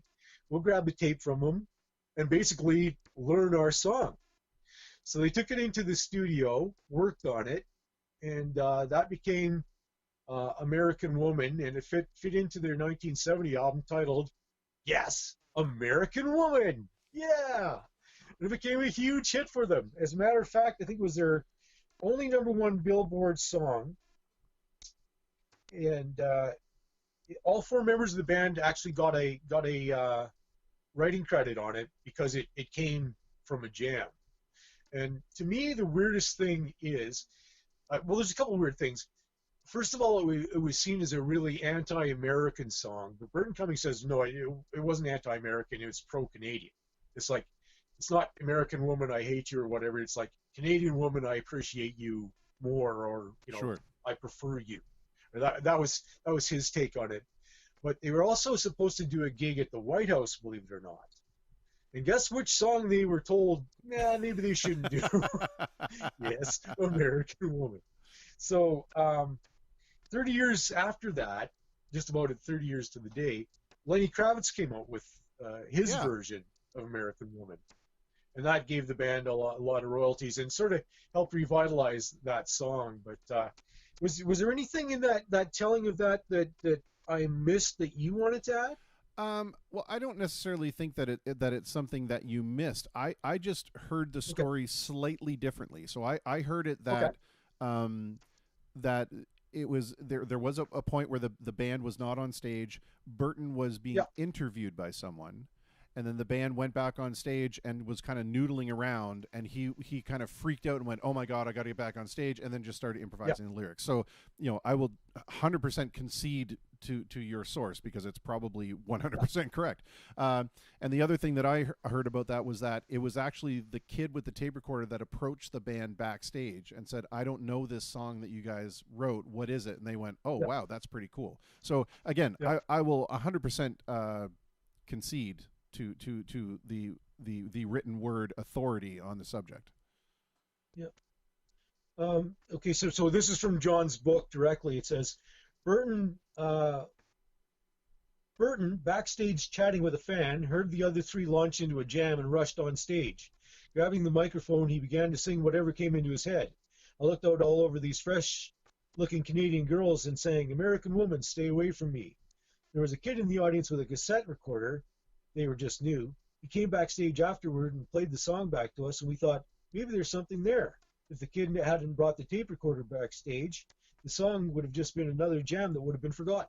Oh, okay. So if we take both of our stories and put them together, it's right. Yeah. Okay. So it's like the when you're blindfolded and you're feeling the elephant, right? Yeah. Yeah. Perfect. All right. Well, okay. So that was all of my happy accident songs. Yeah, and that was all of my happy accident songs. There is one other thing though that I will chalk up as a happy accident, but it's not necessarily that a song came out of it, but a song was finished because of it. Okay. And that is, if you will imagine, we are going back in time again to the London kind of underground scene, and it's still Pink Floyd, and it's still Syd Barrett. Now, for those people who aren't as familiar with Syd Barrett as, say, you or I are, Syd Barrett was a schizophrenic. And his schizophrenia was compounded by the fact that he was dropping acid literally every second of every day for the majority of the 60s. And they're in the studio, and they're playing this song, or recording this song, and it comes time for Syd to put a guitar solo over top of this song. And he can't do it for the life of him. He's just sitting there with this vacuous, empty look in his eyes, and every time the song would get to the point where he was supposed to play, he would just sit there, totally motionless, couldn't do it, until for some reason they played the song backward. Oh, okay. And as soon as the song got to the point where the guitar solo was supposed to be, Syd snapped into attention and played this solo backward. But when they played the record forward, it was perfect.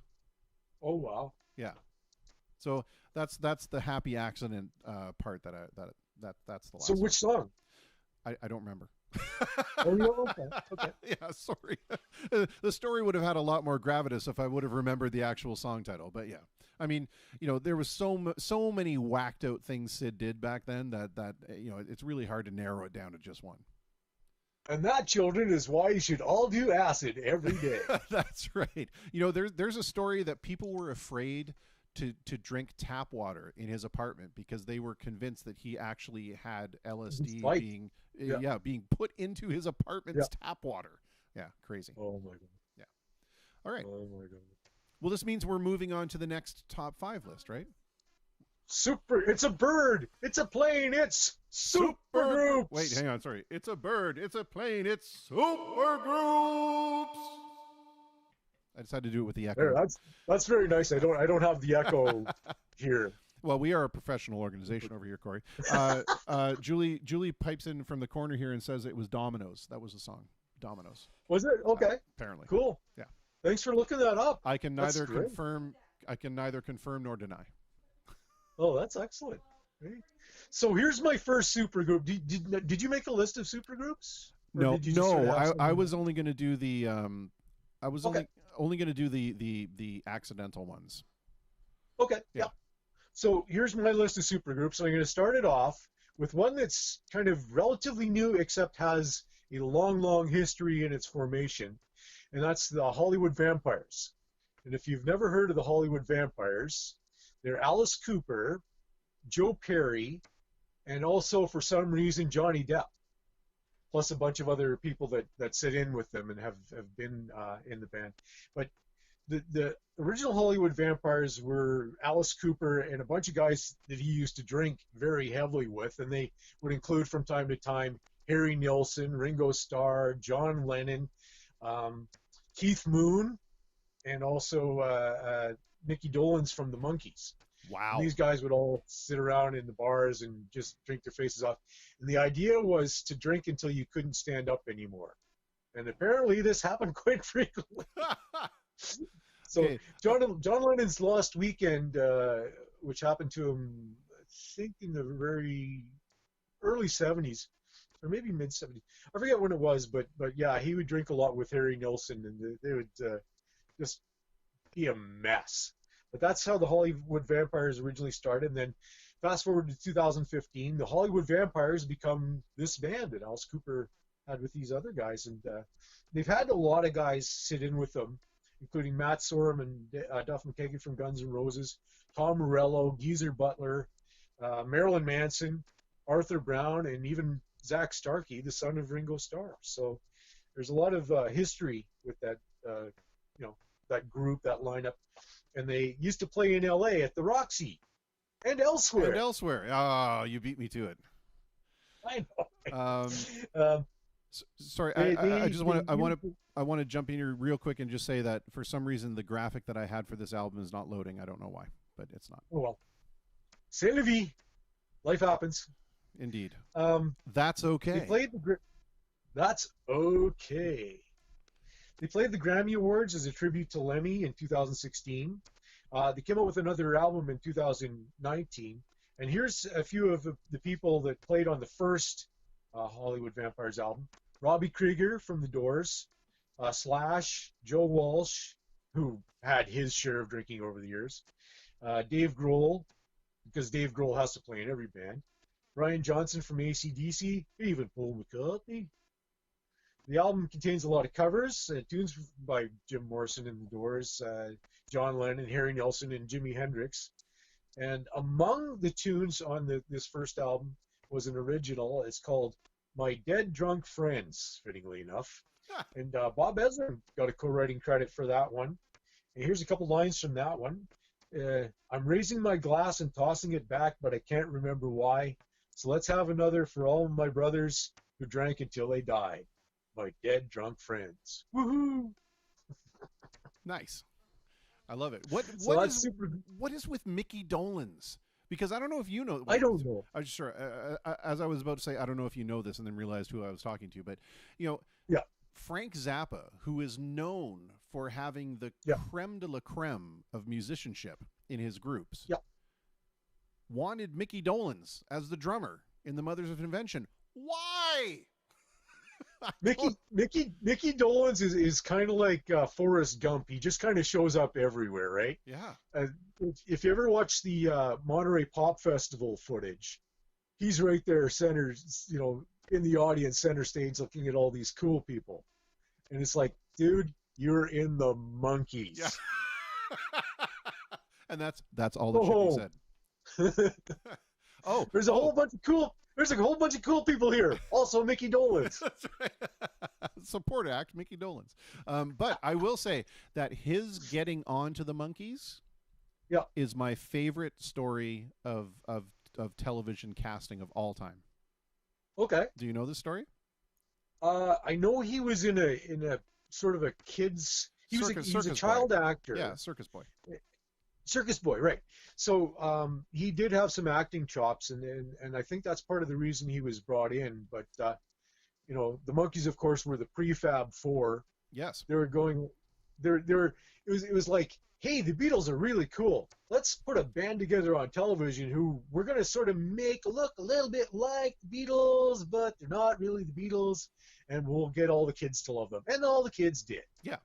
Well, so it was a cattle call audition in the sense that they were bringing in just all kinds of people, because what they were trying to do, really, we look at it now and say, wow, well, that was really cheesy and really campy. But at the time, it was groundbreaking. It was a sketch comedy variety show featuring musical acts that really wasn't being done, and especially in a style that really wasn't being done. It was just campy and over the top, and featured dream sequences and all this kind of stuff that really had never been done before. So for everybody who hates the Monkees for whatever reason, and for lots of good reasons, that show really did teach us a lot about how to produce television. So it was very important in terms of the maturation of television production. But I digress. While they were doing, if you ever want to see something really cool, there's a movie that the Monkees did called Head. Yeah, which was Jack Nicholson's directorial debut.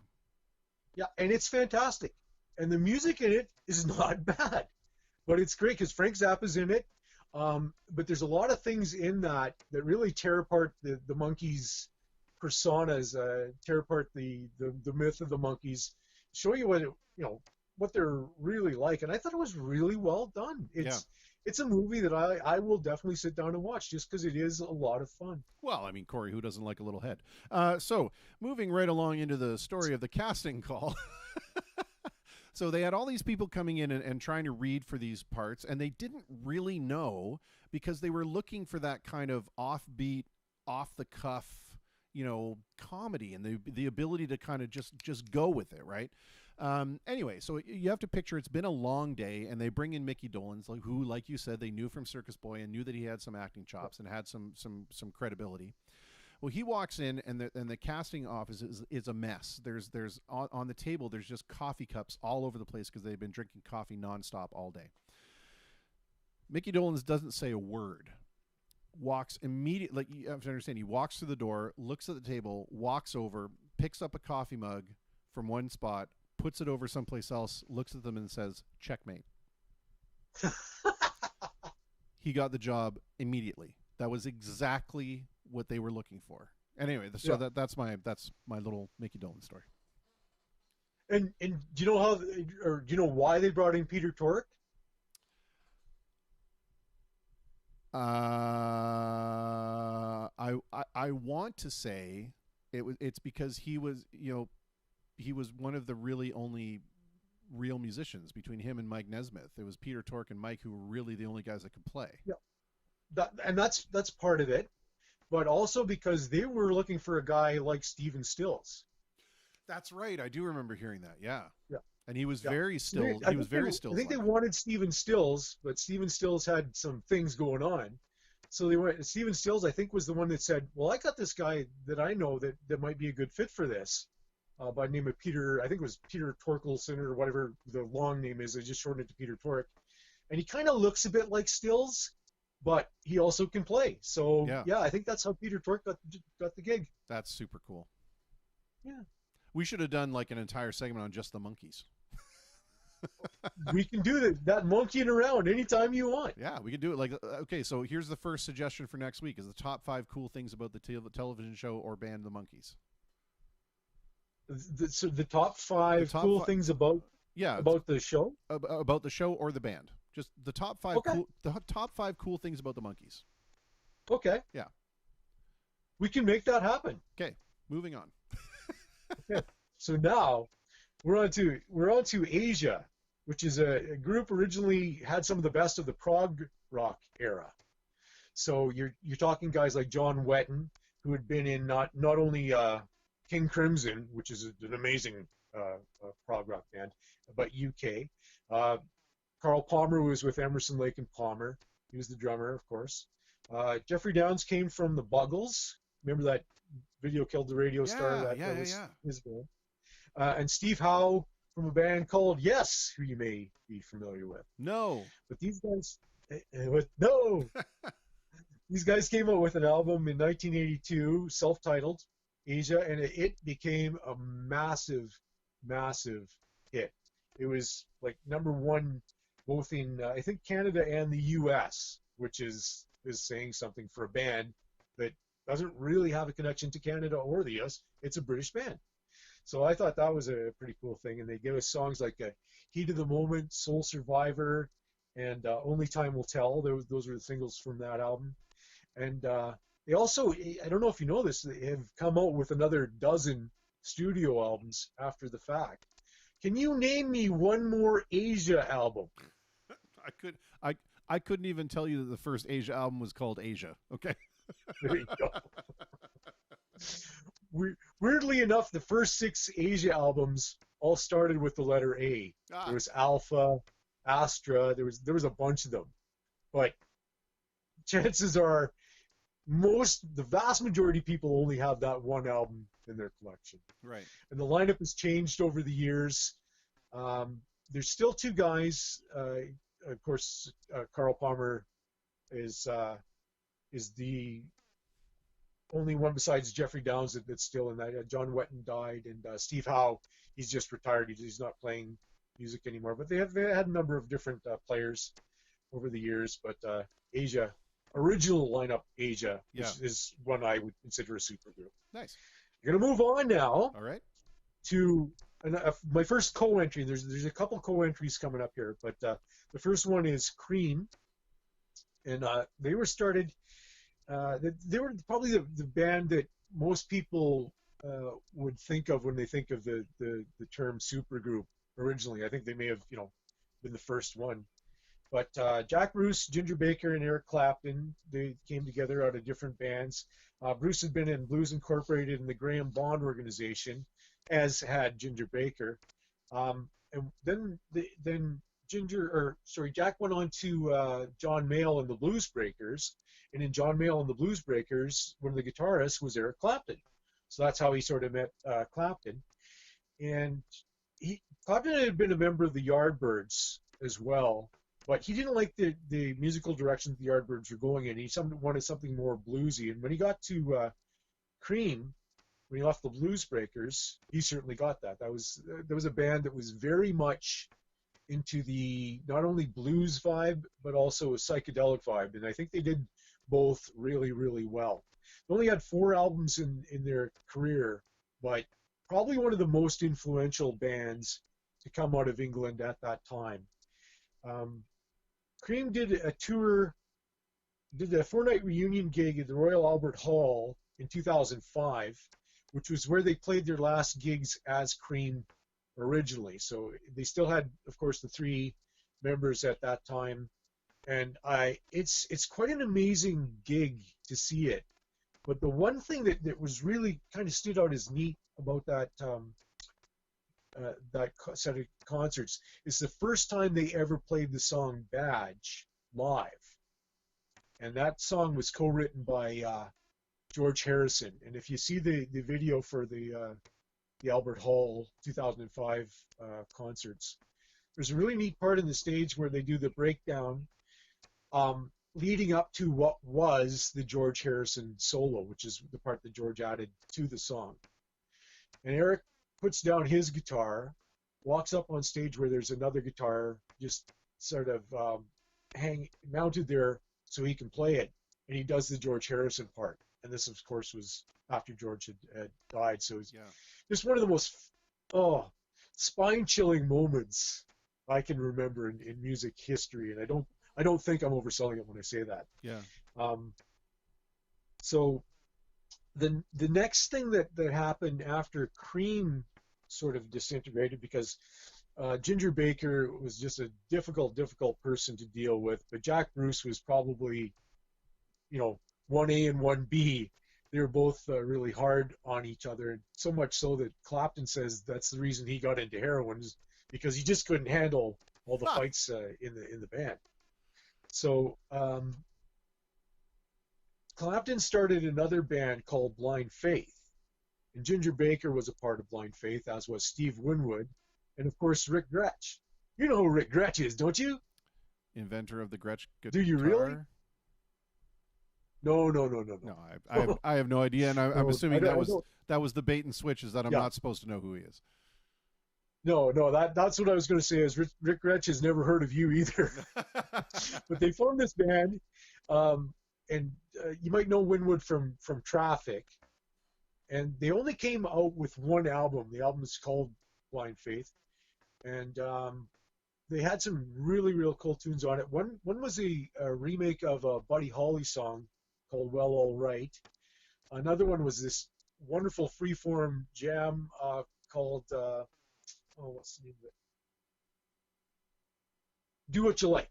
That's what it was called. And that was actually written by Ginger Baker, and it's just a really really long experimental piece, but it does sound a lot like what Traffic did. But the one song that got the most airplay was "Can't Find My Way Home," which is just a gorgeous, gorgeous, gorgeous tune. I don't know if you're familiar with it, but it's really great. So that's the second supergroup on my list. I want to jump. The next one is also. I want to jump in real Sure. quick, just from the comments. Mark Haslip says he replied Alpha. To the Does anybody know any of the other Asia albums? So there you go. But he also jumps in and says, fun fact, Greg Lake temporarily replaced Wetton for a Japanese tour. Oh, okay. Yeah, which makes total sense because, he would have the familiarity with Carl Palmer, obviously. Sure, and if you But jump yeah, if you jump in a lake, you're going to get Wetton. ah! Terrible. It's terrible, I know. Terrible. The comedy. So where were we? Do you remember? Oh yeah, I was going to go on to the next supergroup. Yes, thank you for bailing me out. And this is also a sort of a co-entry. Crosby, Stills, and Nash, and then there's also the addendum to that: Crosby, Stills, Nash, and Young. Oh, wait a minute. Crosby, Stills, and Nash came together. Wait a minute. What's that? What about Blind Faith? What about Blind Faith? Yeah. I finished it off. Oh, I'm sorry. I didn't advance to that. I'm sorry. I thought we were still on the whole Cream thing. Never mind. Moving on to Crosby, No. Stills, and We Nash. did Blind Faith talking about Steve Winwood and Right, sorry. Rick Dutch. I didn't advance You the remember graphic. My Rick fault. Dutch? Yeah. Remember? It's just like 30 seconds ago. Remember? Yeah, no, I don't. That's why I started doing heroin, Corey, because I couldn't remember 30 seconds ago. You should try doing the show awake. Yeah, I should. Well, don't worry. Ginger Baker's going to come over here and beat the crap out of me just to make sure. Well, he's dead, so. No, he's going to That's actually, not he's talking going to about. revive himself. And, Oh yeah, and come over back here. just to Yeah. beat you. Now I've got the appropriate graphic up for Crosby, Stills, Nash. Okay. So Crosby, Stills, and Nash, and sometimes Young. So Crosby, Stills, and Nash started off as a band that grew from three other bands. Graham Nash was in the Hollies. Stephen Stills was in Buffalo Springfield. And, of course, David Crosby was in the Byrds. So you got these guys that came from various bands. The Buffalo Springfield had broken up, and the Byrds had kicked David Crosby out of the band. And Graham Nash was still with the Hollies. And Crosby and Stills started hanging around together. And one night they were at this party, and it's not clear where the party was. It was either at Joni Mitchell's house or Mama Cass Elliott's house. And there's like some guys remember it was here, some guys remember it was there, but those people were involved. And Graham Nash got invited to this party, and he heard Stills and Stills and Crosby playing this song. It's called "You Don't Have to Cry," and he heard them play it, and he thought, "Oh, that's really cool." So he got him to play it again, but he added in his own harmonies to it. So then you had this three-part harmony, and everybody kind of looked at each other and went, "Hey, that's pretty good." So Crosby, Stills, and Nash became a band, came up with their first album, played at Woodstock later on when they had Neil Young, but the harmonies from that whole band were just very, very cool, very amazing, and they decided later on to add another band member, somebody who could play keyboards. Originally was what the plan was, and I think it was the manager said, "Why don't you guys try Neil Young?" So I thought, well, we'll give it a try. I don't know if Neil's going to be in for this, but they called him up and they sat in and came up with an album together called Deja Vu, which was really, really well received at that point in time. Now, the thing about those guys is I don't know if there was a stage big enough to contain all those egos, because those guys, oh my God, they went through a lot of controversy or scraps between each other, and a whole ton of cocaine. Yes. Those guys used to be known as the Frozen Noses. That was the nickname of the band. So.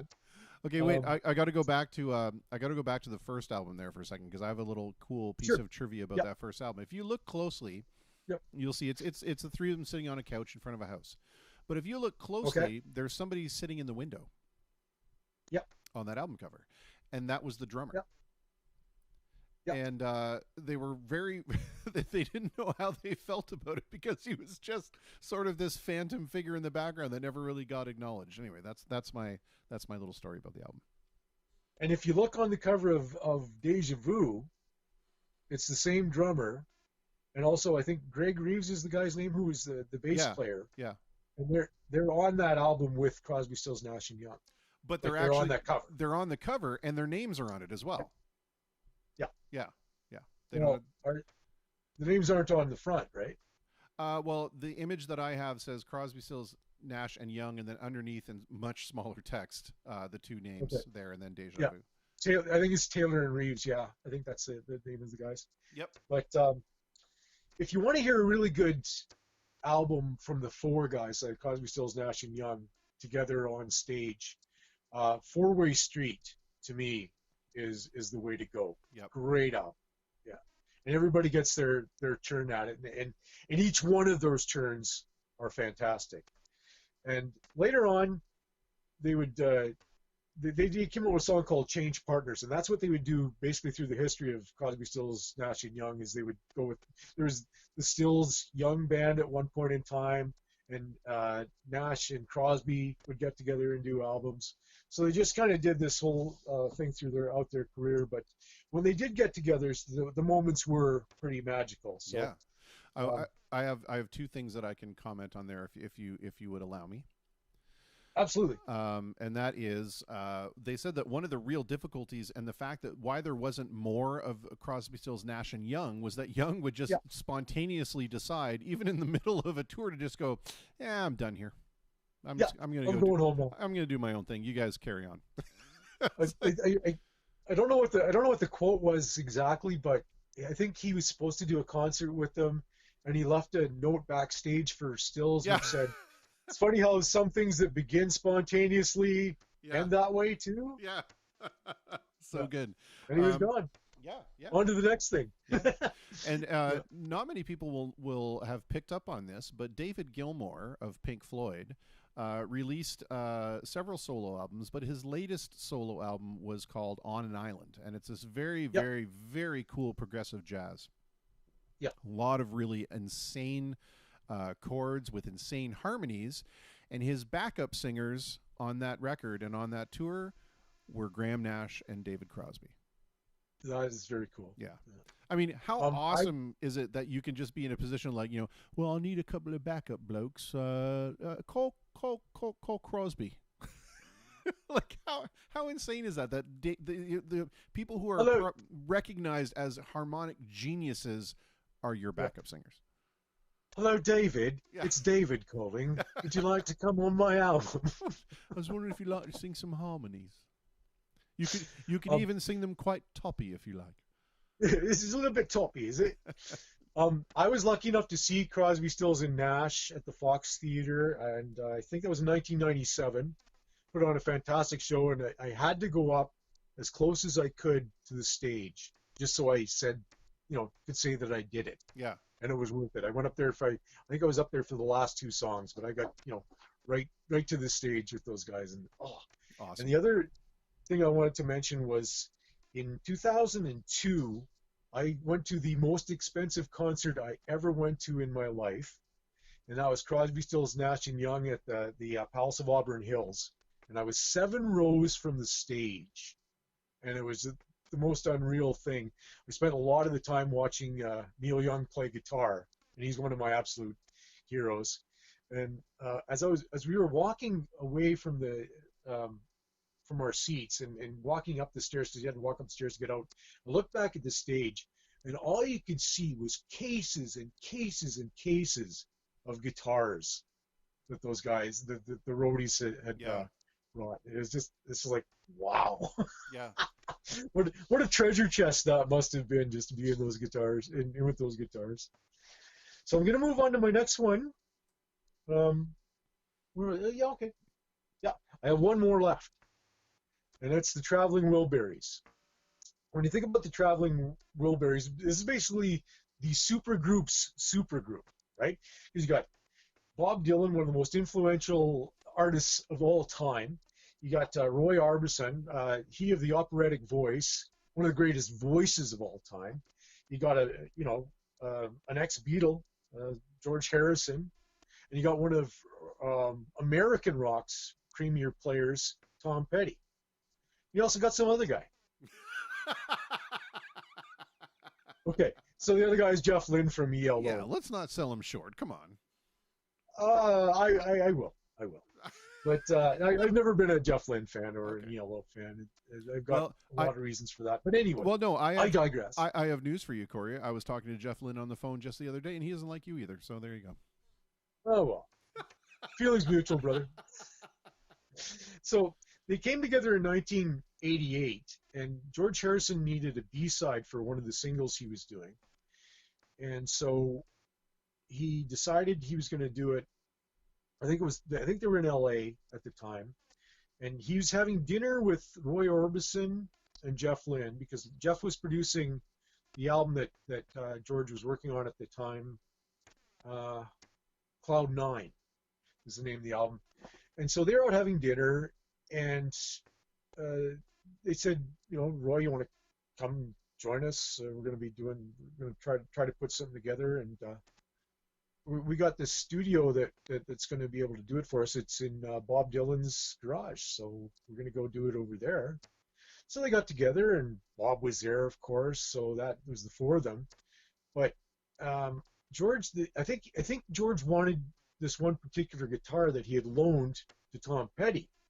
So he went over to Petty's house to get it and said, "Hey, you doing anything? Want to come over?" So that's how the 5 of them got together. Oh, that's cool. To form the form the Traveling Wilburys. And the song that they were working on is called "Handle with Care." And you want to hazard a guess as to where that came from? The guitar? Nope. Okay. It was actually from a box that was in the garage at Bob Dylan's place.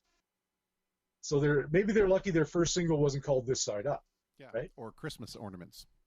Or Christmas ornaments, yeah. Or "Don't Touch This Box." Yeah. That would have been a good one. So they all appear on the track "Handle with Care," and they decided they were going to do this as like a pseudonym. They're going to do it as the Traveling Wilburys, which was this group that were known by the names. George was listed as Nelson Wilbury, Orbison as Lefty Wilbury, Dylan as Lucky Wilbury, Petty as Charlie T. Wilbury, and Jeff Lynne was Otis Wilbury. And they did come up with another album. It was after Orbison had died, so the 4 of those are on that album. And actually, it's the first one was called Traveling Wilburys Volume 1, and the next one was called Traveling Wilburys Volume 3. So actually, I think that was George Harrison's idea to do that as a bit of a joke, and I think his line was, "We'll try to confuse the bastards." Where's the Missing Wilburys album? Nice. So that's the next supergroup, and if you know the history of that group, Roy Orbison passed away in December of 1988, so he wasn't in that album. Thankfully, we still got Bob Dylan still alive, but George Harrison died in 2001, and Tom Petty perished in 2017. Perhaps the most heartbreaking and tragic part of the whole story is that Jeff Lynne was in the band. I was waiting for you to say Jeff Lynne passed away in 1986 and was really just a big giant Weekend at Bernie's performance with the band. No, he's been too busy over the years ruining other people's albums for them. Okay, hold on a second. I have to know now. What is this beef you've got with Jeff Lynne? Did he did he deliver your coffee cold or something? Come on, what's going on? Here's my thing with it. He tries to make every album that he produces sound like a Jeff Lynne album. Okay, so George Harrison's a perfect example. Cloud Nine, to me, has that Jeff Lynne sound, which, I don't know, to me, it's just like, okay, you come in as a producer, why do you have to take over and make it sound like it's yours? Right. Let George Harrison do his thing. He's made a couple albums. He knows what he's doing. He may be slightly famous, yes. Slightly famous. I don't know, yeah. And it's probably an undeserved dislike of Jeff Lynne, but there you are. Well, but here you go. As you're discussing this, Mark Haslip comes in and says, "I too have a beef with Lynne." Well, listen, I don't know what both your problems are, but you better correct it right now, okay? I'm speaking on behalf of Jeff Lynne. He's very upset. I have him on the phone right now. Is he in the room with you right now? That's why my show tonight has sounded like a Jeff Lynne production. Is he producing your next album? He is producing my next album. Yeah, it's gonna be called LEO. Leo.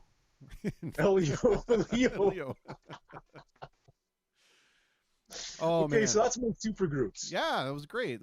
These were great lists. I liked it a lot. This is like, and we have if this segment were a cow, it would have a sore udder because we have milked it for quite some time. Did we go way over time? Well, let's just put it this way. It's a good thing that we didn't have a 10:30 guest. Okay, because I was going to say we didn't get in anybody's way, did we? No.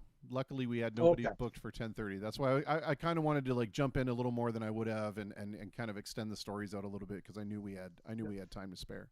I do have the top 5 monkeys thing was more of a tongue-in-cheek suggestion, but I do have one, but I don't know what you would think of this concept because it's not necessarily a top 5 songs thing. Okay.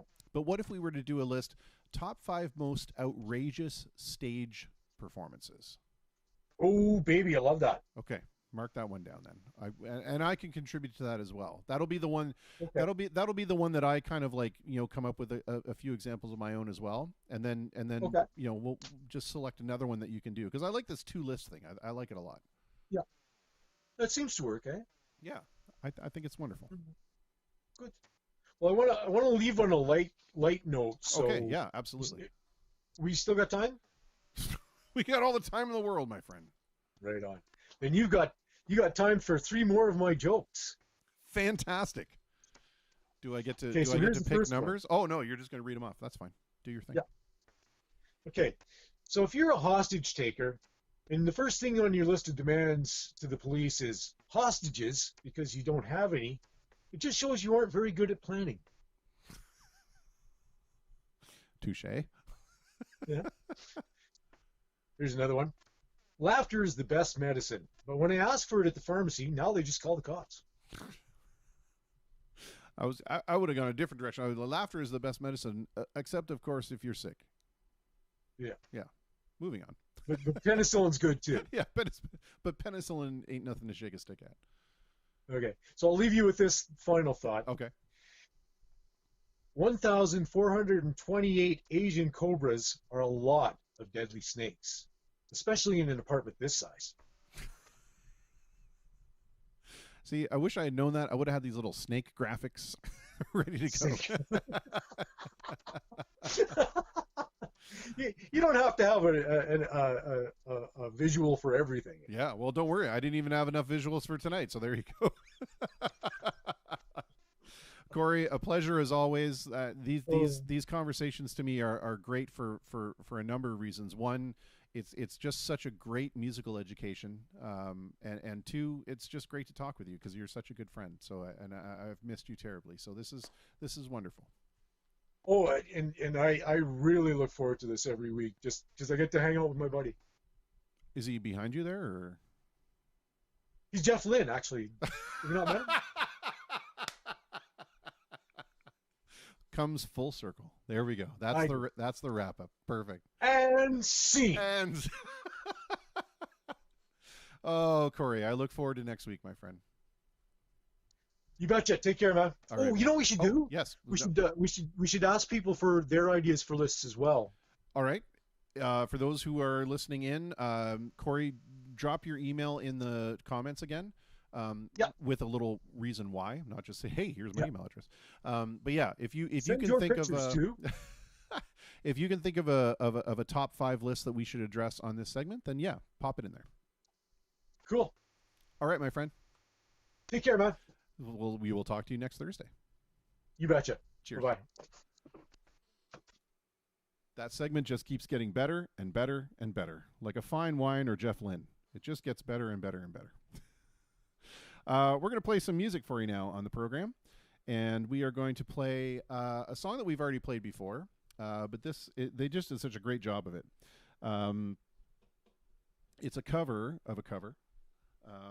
The song is Valerie, and this is Jen Knight, and it's so well done. I just love it.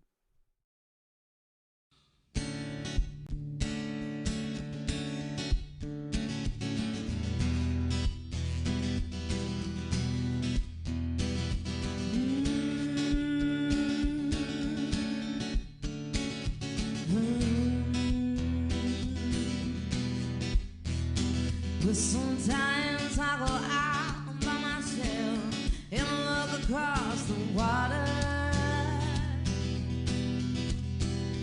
and I think of all the things what you're doing. My head I paint a picture. Since I've come home, well, my body's been a mess. I miss your ginger hair.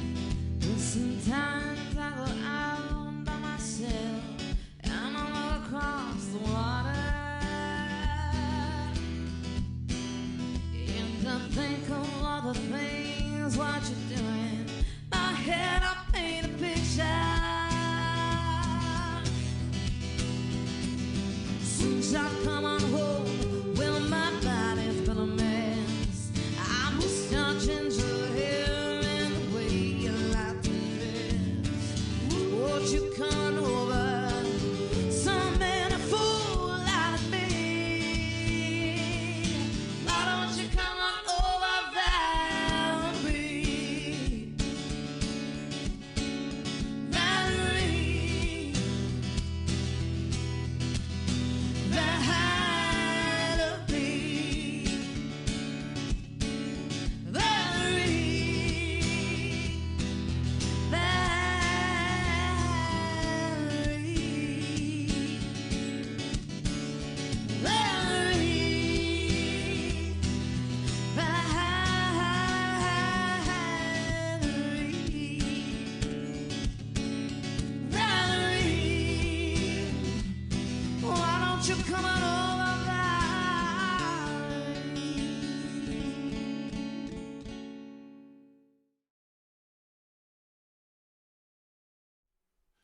So good.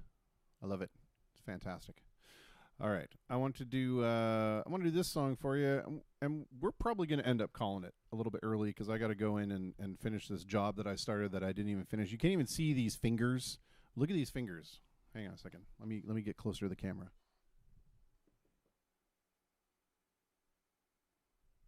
Look how dirty they are. That's after I washed them before the show. It's terrible. But I got some wiring I got to finish. Yeah, it's just been a catastrophe. Anyway, but let's do this tune, and we can do a little beat for it, which I'm all about.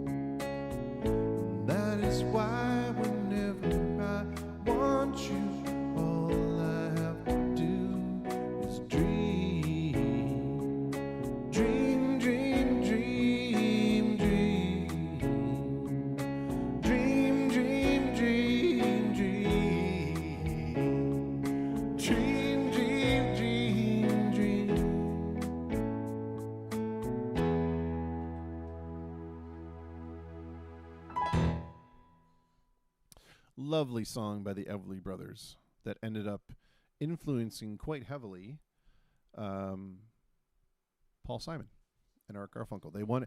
They said that when they wanted to sing harmonies, they wanted it to sound like the Everly Brothers. So there you go. Interesting stuff there. All right. Well, any requests out there in request land? If not, we're gonna maybe play one or two more and then call it an evening.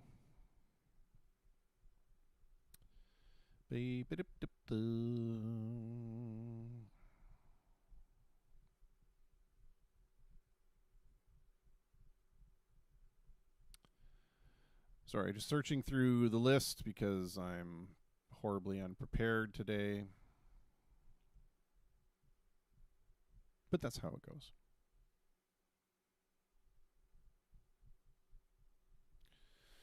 Dum-dum-dum-dum.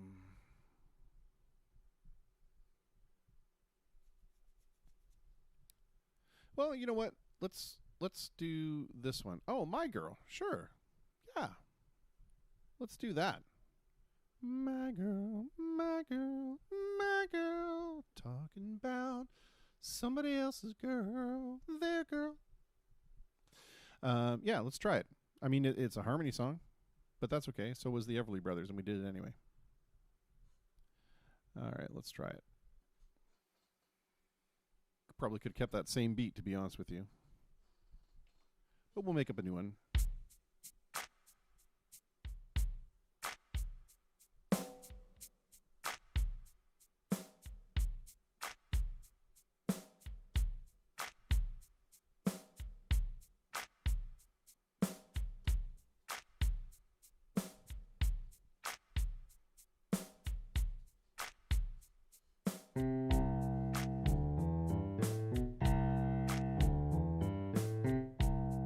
Almost right. I've got sunshine on a cloudy day. When it's cold outside, I've got the month of May. Well, I guess you'd say, what can make me feel this way? My girl, my girl, my girl, talking about my girl, my girl. I've got so much honey, the bees envy me. I got a sweeter song, baby, the birds in the trees.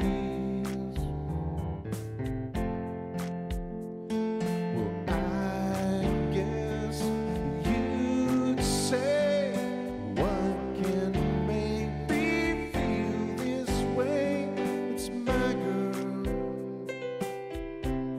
I'm talking about my girl, my girl.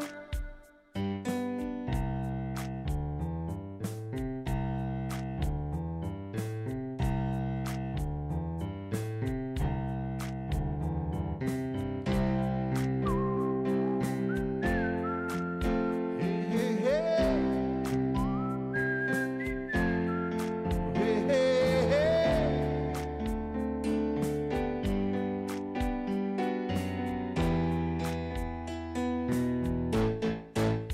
I don't need no money, no fortune, no fame.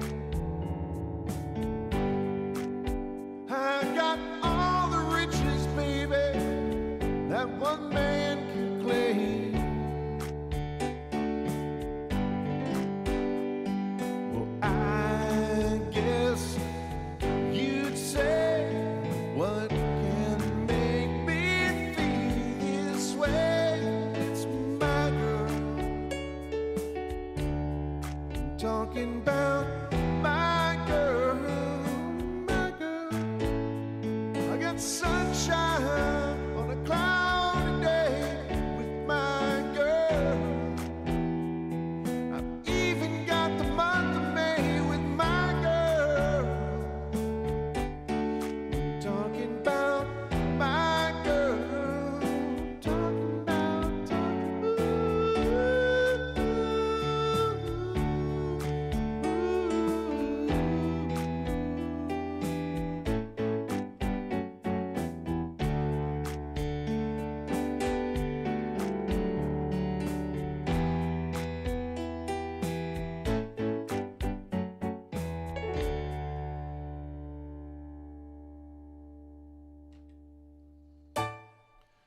there you go. It's a first time for everything. That was certainly a first time for my girl. There we go. Love it. I'll love it a lot. All right. What else we got out there? Anybody? Anybody got anything? Anybody? Anybody got anything?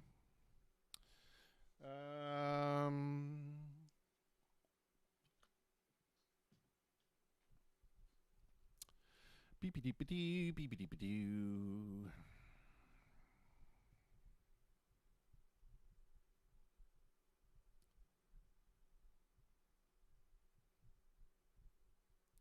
Let's search through the list. Let's search through the list. Let's search through the list. Searching through the list is fun.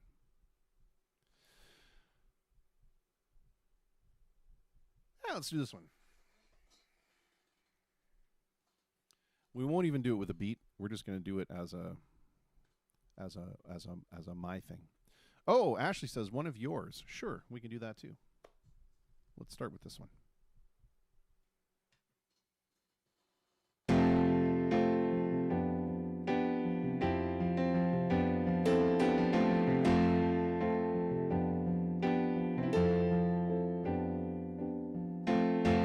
Should have seen by the look in my eyes, baby, there was something missing.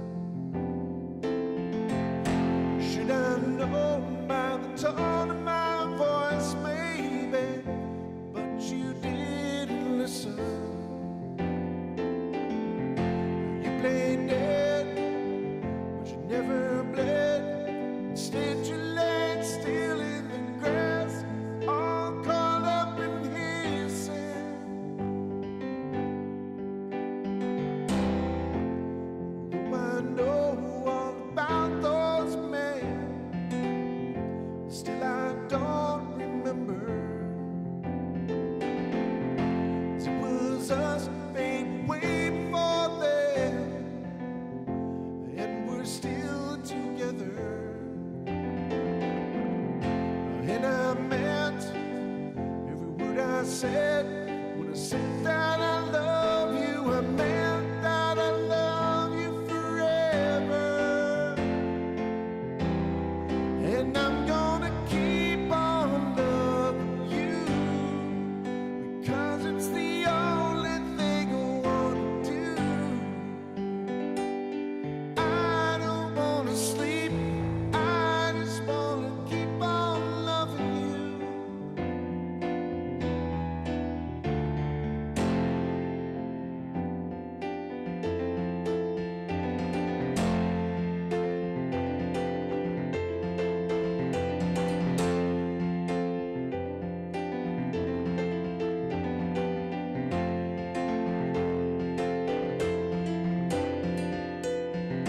And I meant every word I said when I said that I love you. I meant that I love you forever.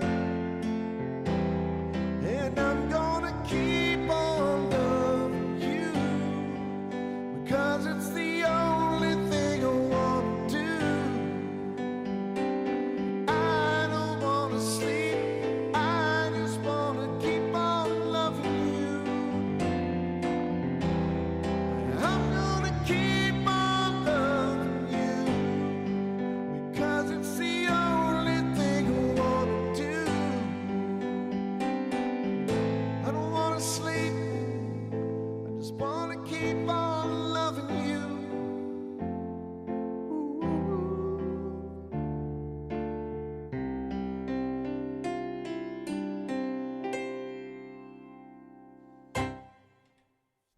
There we had some REO Speedwagon. Ashley says Saturday. That's right. Saturday is set to be the 300-hour show. We're gonna bust 300 hours on Saturday when we do our jams, and I just think that's pretty cool. I think it's super pretty cool. A song of mine. I'm just trying to think of what would be different. Let me just pop over here to the browser and take a look in the repository of songs that I have and see if there's one that we haven't played yet. And what are we going to do for the 300-hour show? feel like we should do something sort of special. But I don't know what that is.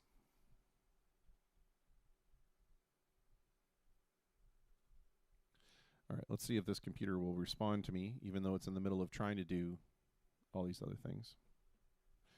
Lyrics. All right, let's look at these lyrics. You know, the funny thing is a lot of times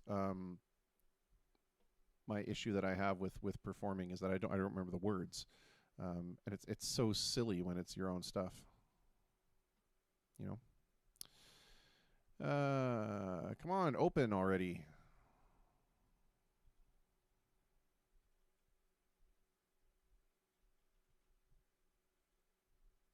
Open. I want you to open this folder. Just open it. Come on. Good grief. This really doesn't like doing this when it's doing other things. All right. Well, it's not going to open, and I don't want to waste a whole bunch of time trying to get this stupid thing to open. So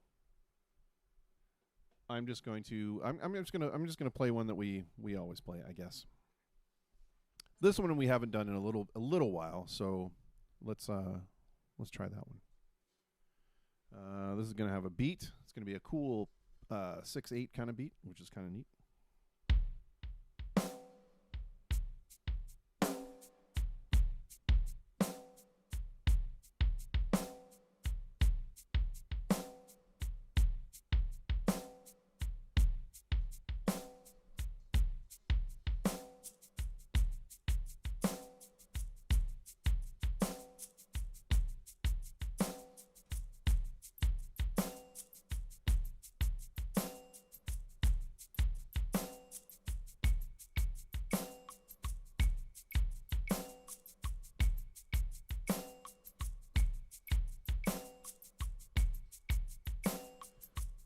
Ashley says, open sesame, duh. Oh, right, yeah, to get the folder to open. I'm like, what does that even mean? Oh, right, yeah.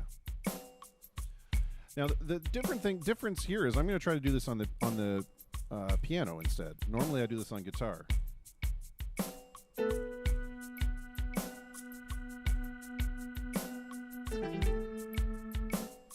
So we'll see how that turns out.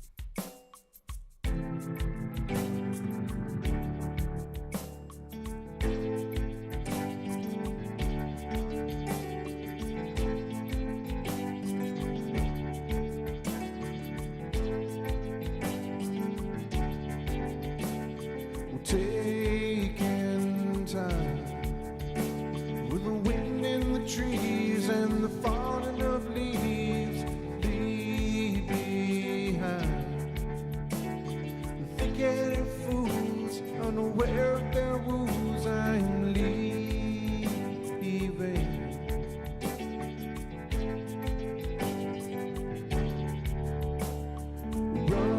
running now. Sands of the hourglass wasted away, leaving now. Those who can't understand the dawning of the day, I am leaving.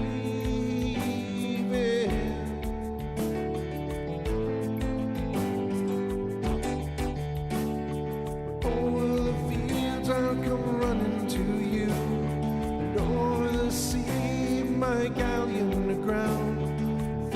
The stars will lead me to prove soul in the wild, I'm tethered and bound. I am leaving, I am leaving.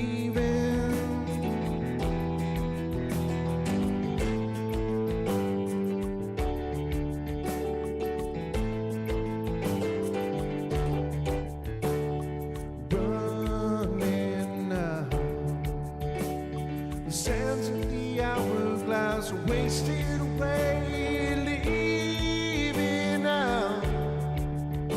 Those who can't understand the dawning of day, I am leaving.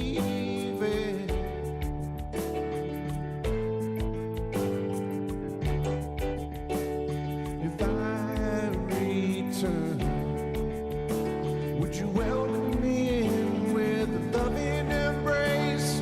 Or should I turn? Just feel like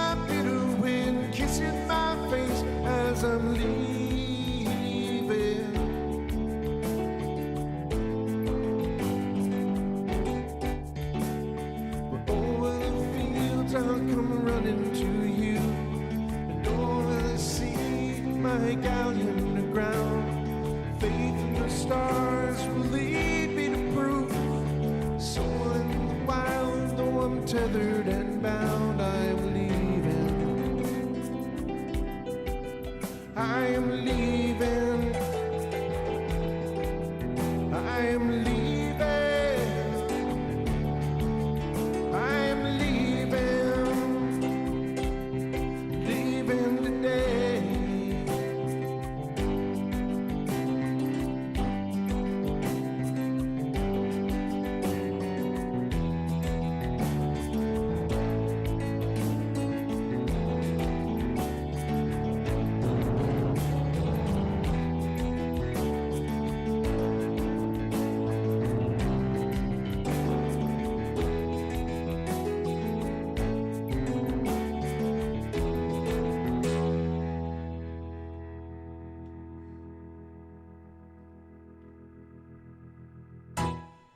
That's the first time I've ever tried to play that song on piano.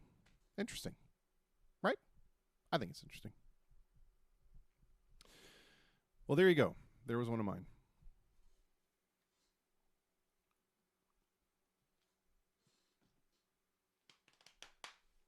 I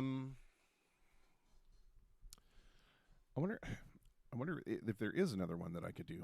God, I wish I could just open up this stupid folder. It would be so much easier.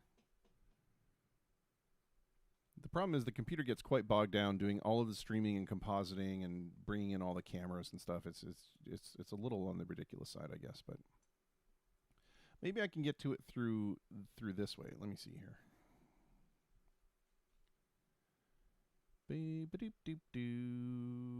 Maybe, possibly. Well, there's a list of stuff. I guess I could try and see what's on there.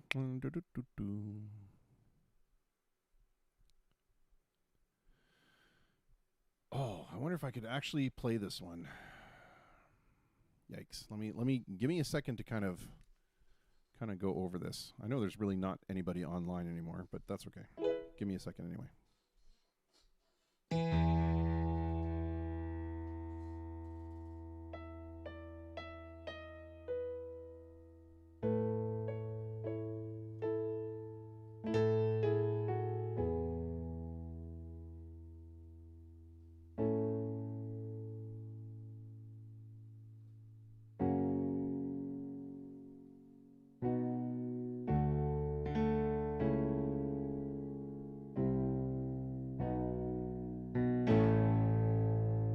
All right, we're going to try it.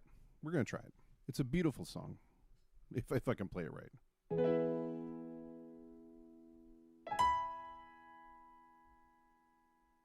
Let's see.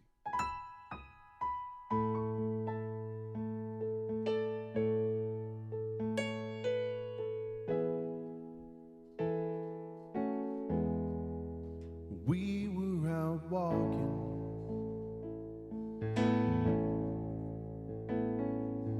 feet tracing the sand,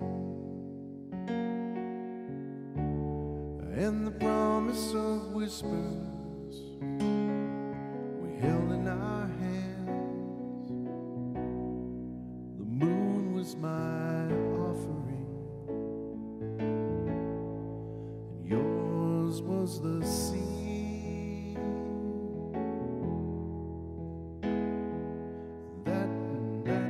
That's how you wanted it. That's how I want it to be.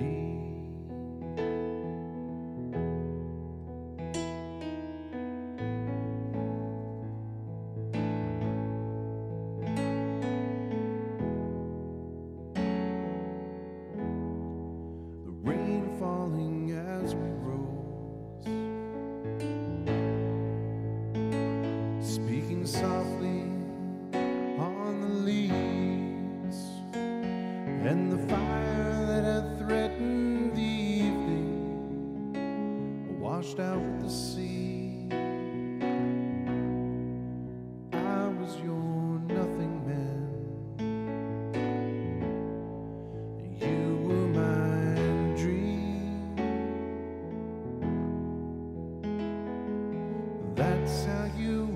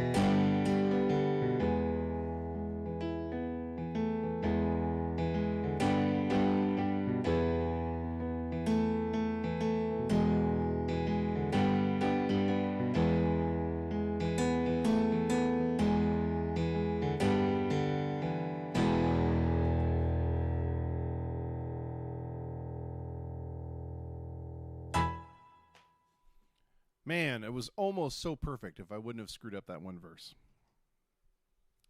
That was another one that was called Wheatley. And by the way, you know, if any of the J Sharp guys are listening, these are all songs that I want the band to record, and Walter keeps bugging me about when we're going to come to the studio in a very nice way. Let's see what else I got in that little folder. Lots of them you've heard already.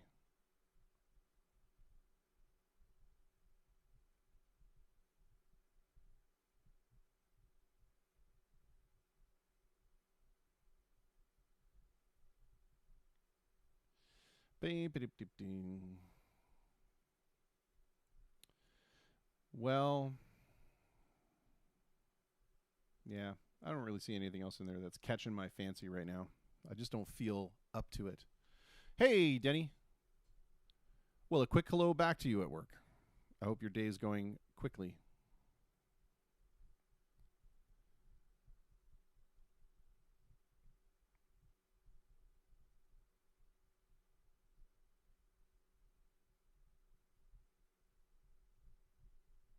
All right, let's see. I want to end with this one. It was one that Mark Haslip had mentioned, and I get to do loops for it, which is pretty cool. And I get to do a little vocal loop, which I think is quite exciting. So let's start with the beat.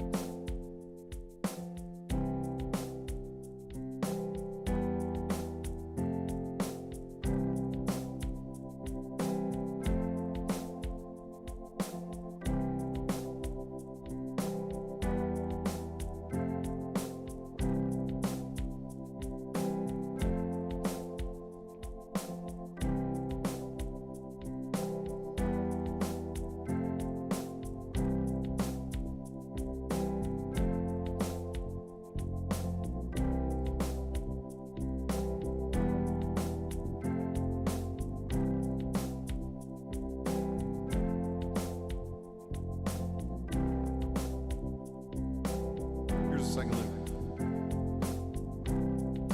Been down hard and pain, been down hard and pain. Ever since the day we met. Been down hard and pain, been down hard and pain. Ever since the day we met. Been down hard and pain, been down hard and pain.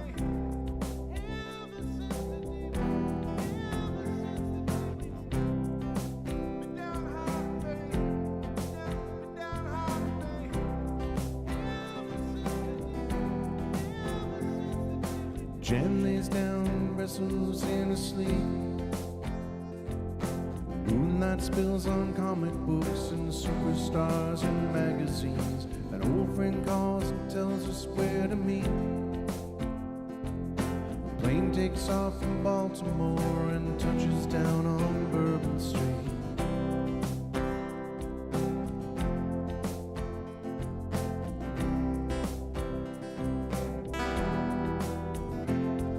Sit outside and argue all night long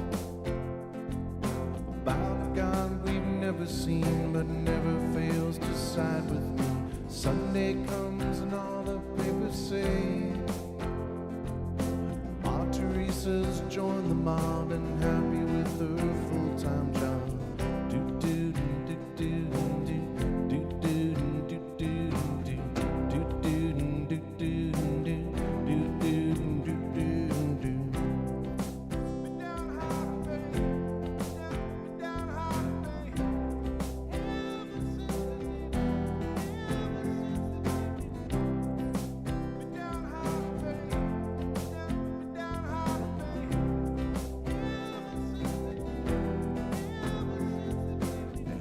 alive, thoughts just drift away.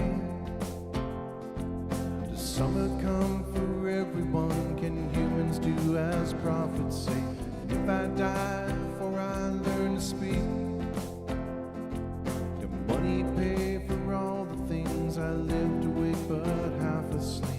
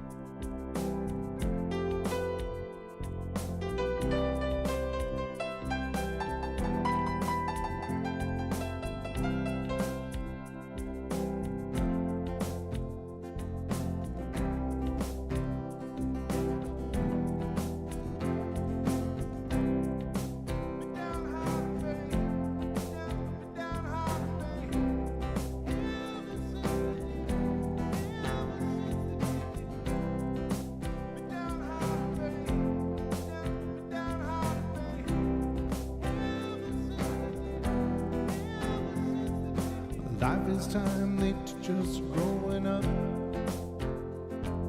Seconds ticking killed us all a million years before the fall. Ride the waves and don't ask where they go. You swim like lions through the crest and bathe yourself on zebra flesh. Do do do do do do do do do do do do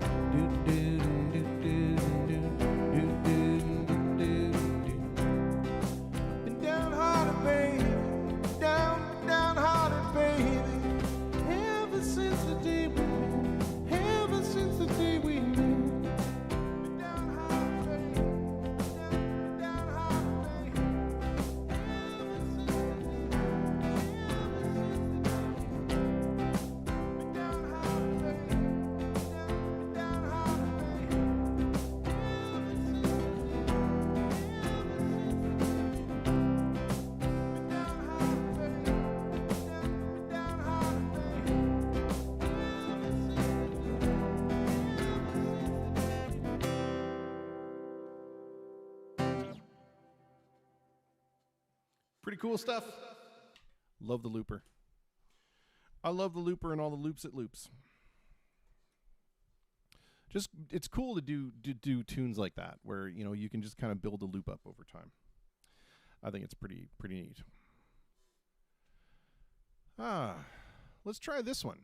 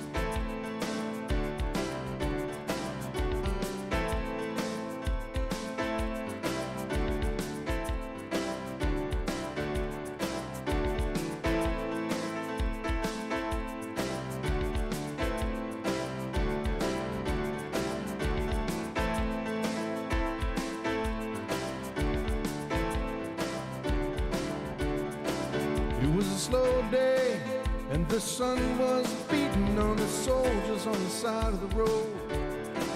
There was a bright light shattering the shop windows. The bomb in the baby cage was wired to the radio. And these are the days of miracle and wonder.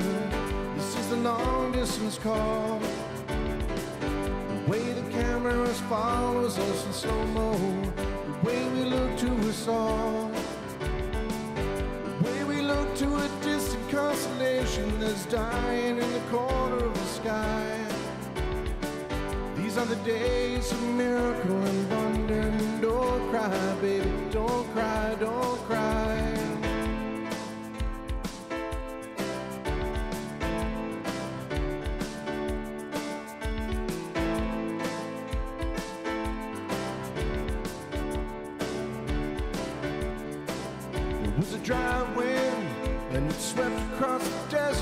curled into the cradle of birth.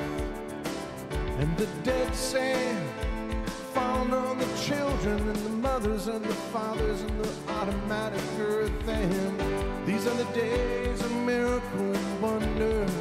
This is a long distance call.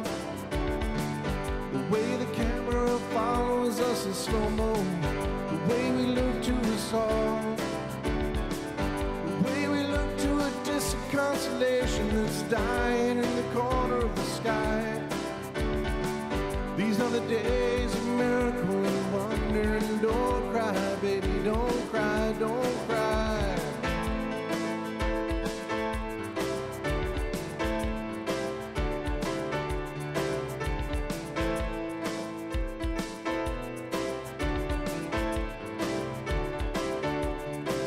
It's a turnaround jump shot. It's everybody jump start. It's every generation throws a hero at the pop charts.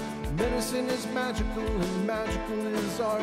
The boy in the bubble and the baby with the baboon heart. And I believe these are the days of lasers, lasers in the jungle somewhere. Staccato signals of constant communication, a loose affiliation of millionaires and billionaires. And baby, these are the days of miracle and wonder. This is a long distance call. The way the camera follows us in slow-mo, the way we look to us all, the way we look to a distant constellation that's dying in the corner of the sky. These are the days of miracle and wonder. And don't cry, baby, don't cry, don't cry.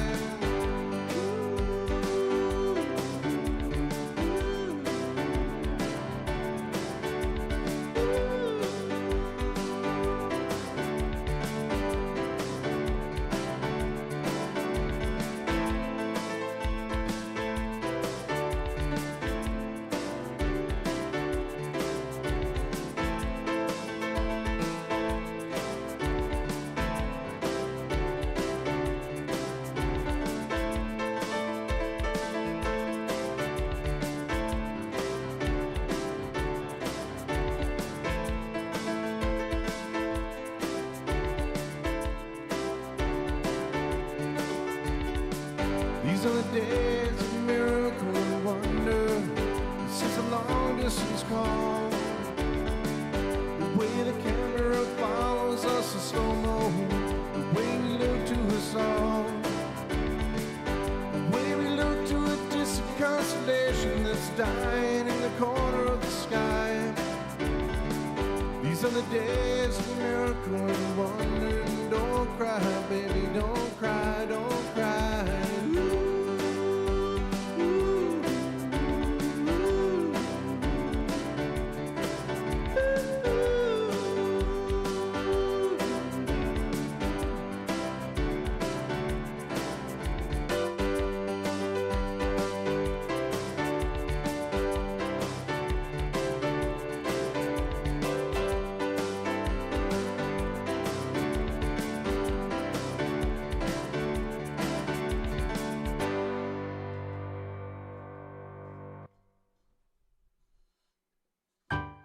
Yeah, I love that tune. That's a J Sharp tune, by the way. J Sharp, guys, if you're ever listening to this program, that is definitely a J Sharp tune. All right, well, we've dropped off to almost nobody online, so we are going to cut it. We're going to call it a day. I'm going to go in and finish my wiring. I'd like to thank you all for tuning in, especially for our guests, the Fontaines, Mr. Josh Gadet, and McCrindle's List with Corey McCrindle from Kenora. We'll be back tomorrow with some more good stuff. We'll talk to Phil Kane in the next installment of Musical Notes, a little ethnomusicology lesson. And we'll have some more guests. There are still some spots open, so if there is anybody left listening, or if you're watching this on a repeat and you want to participate in the program, just reach out to me on Facebook. And today, by the way, you'll see it scrolling right off the end of the thing there. We hit over 40,000 views. Pretty cool stuff.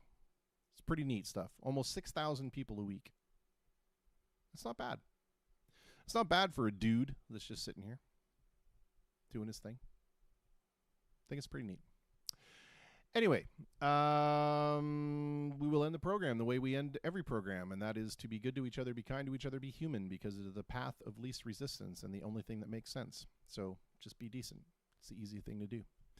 And the main message, as always, is the message from my main man right here, my main man, Mr. Bruce Springsteen, that nobody wins unless everybody wins. We will see you guys tomorrow. Take care.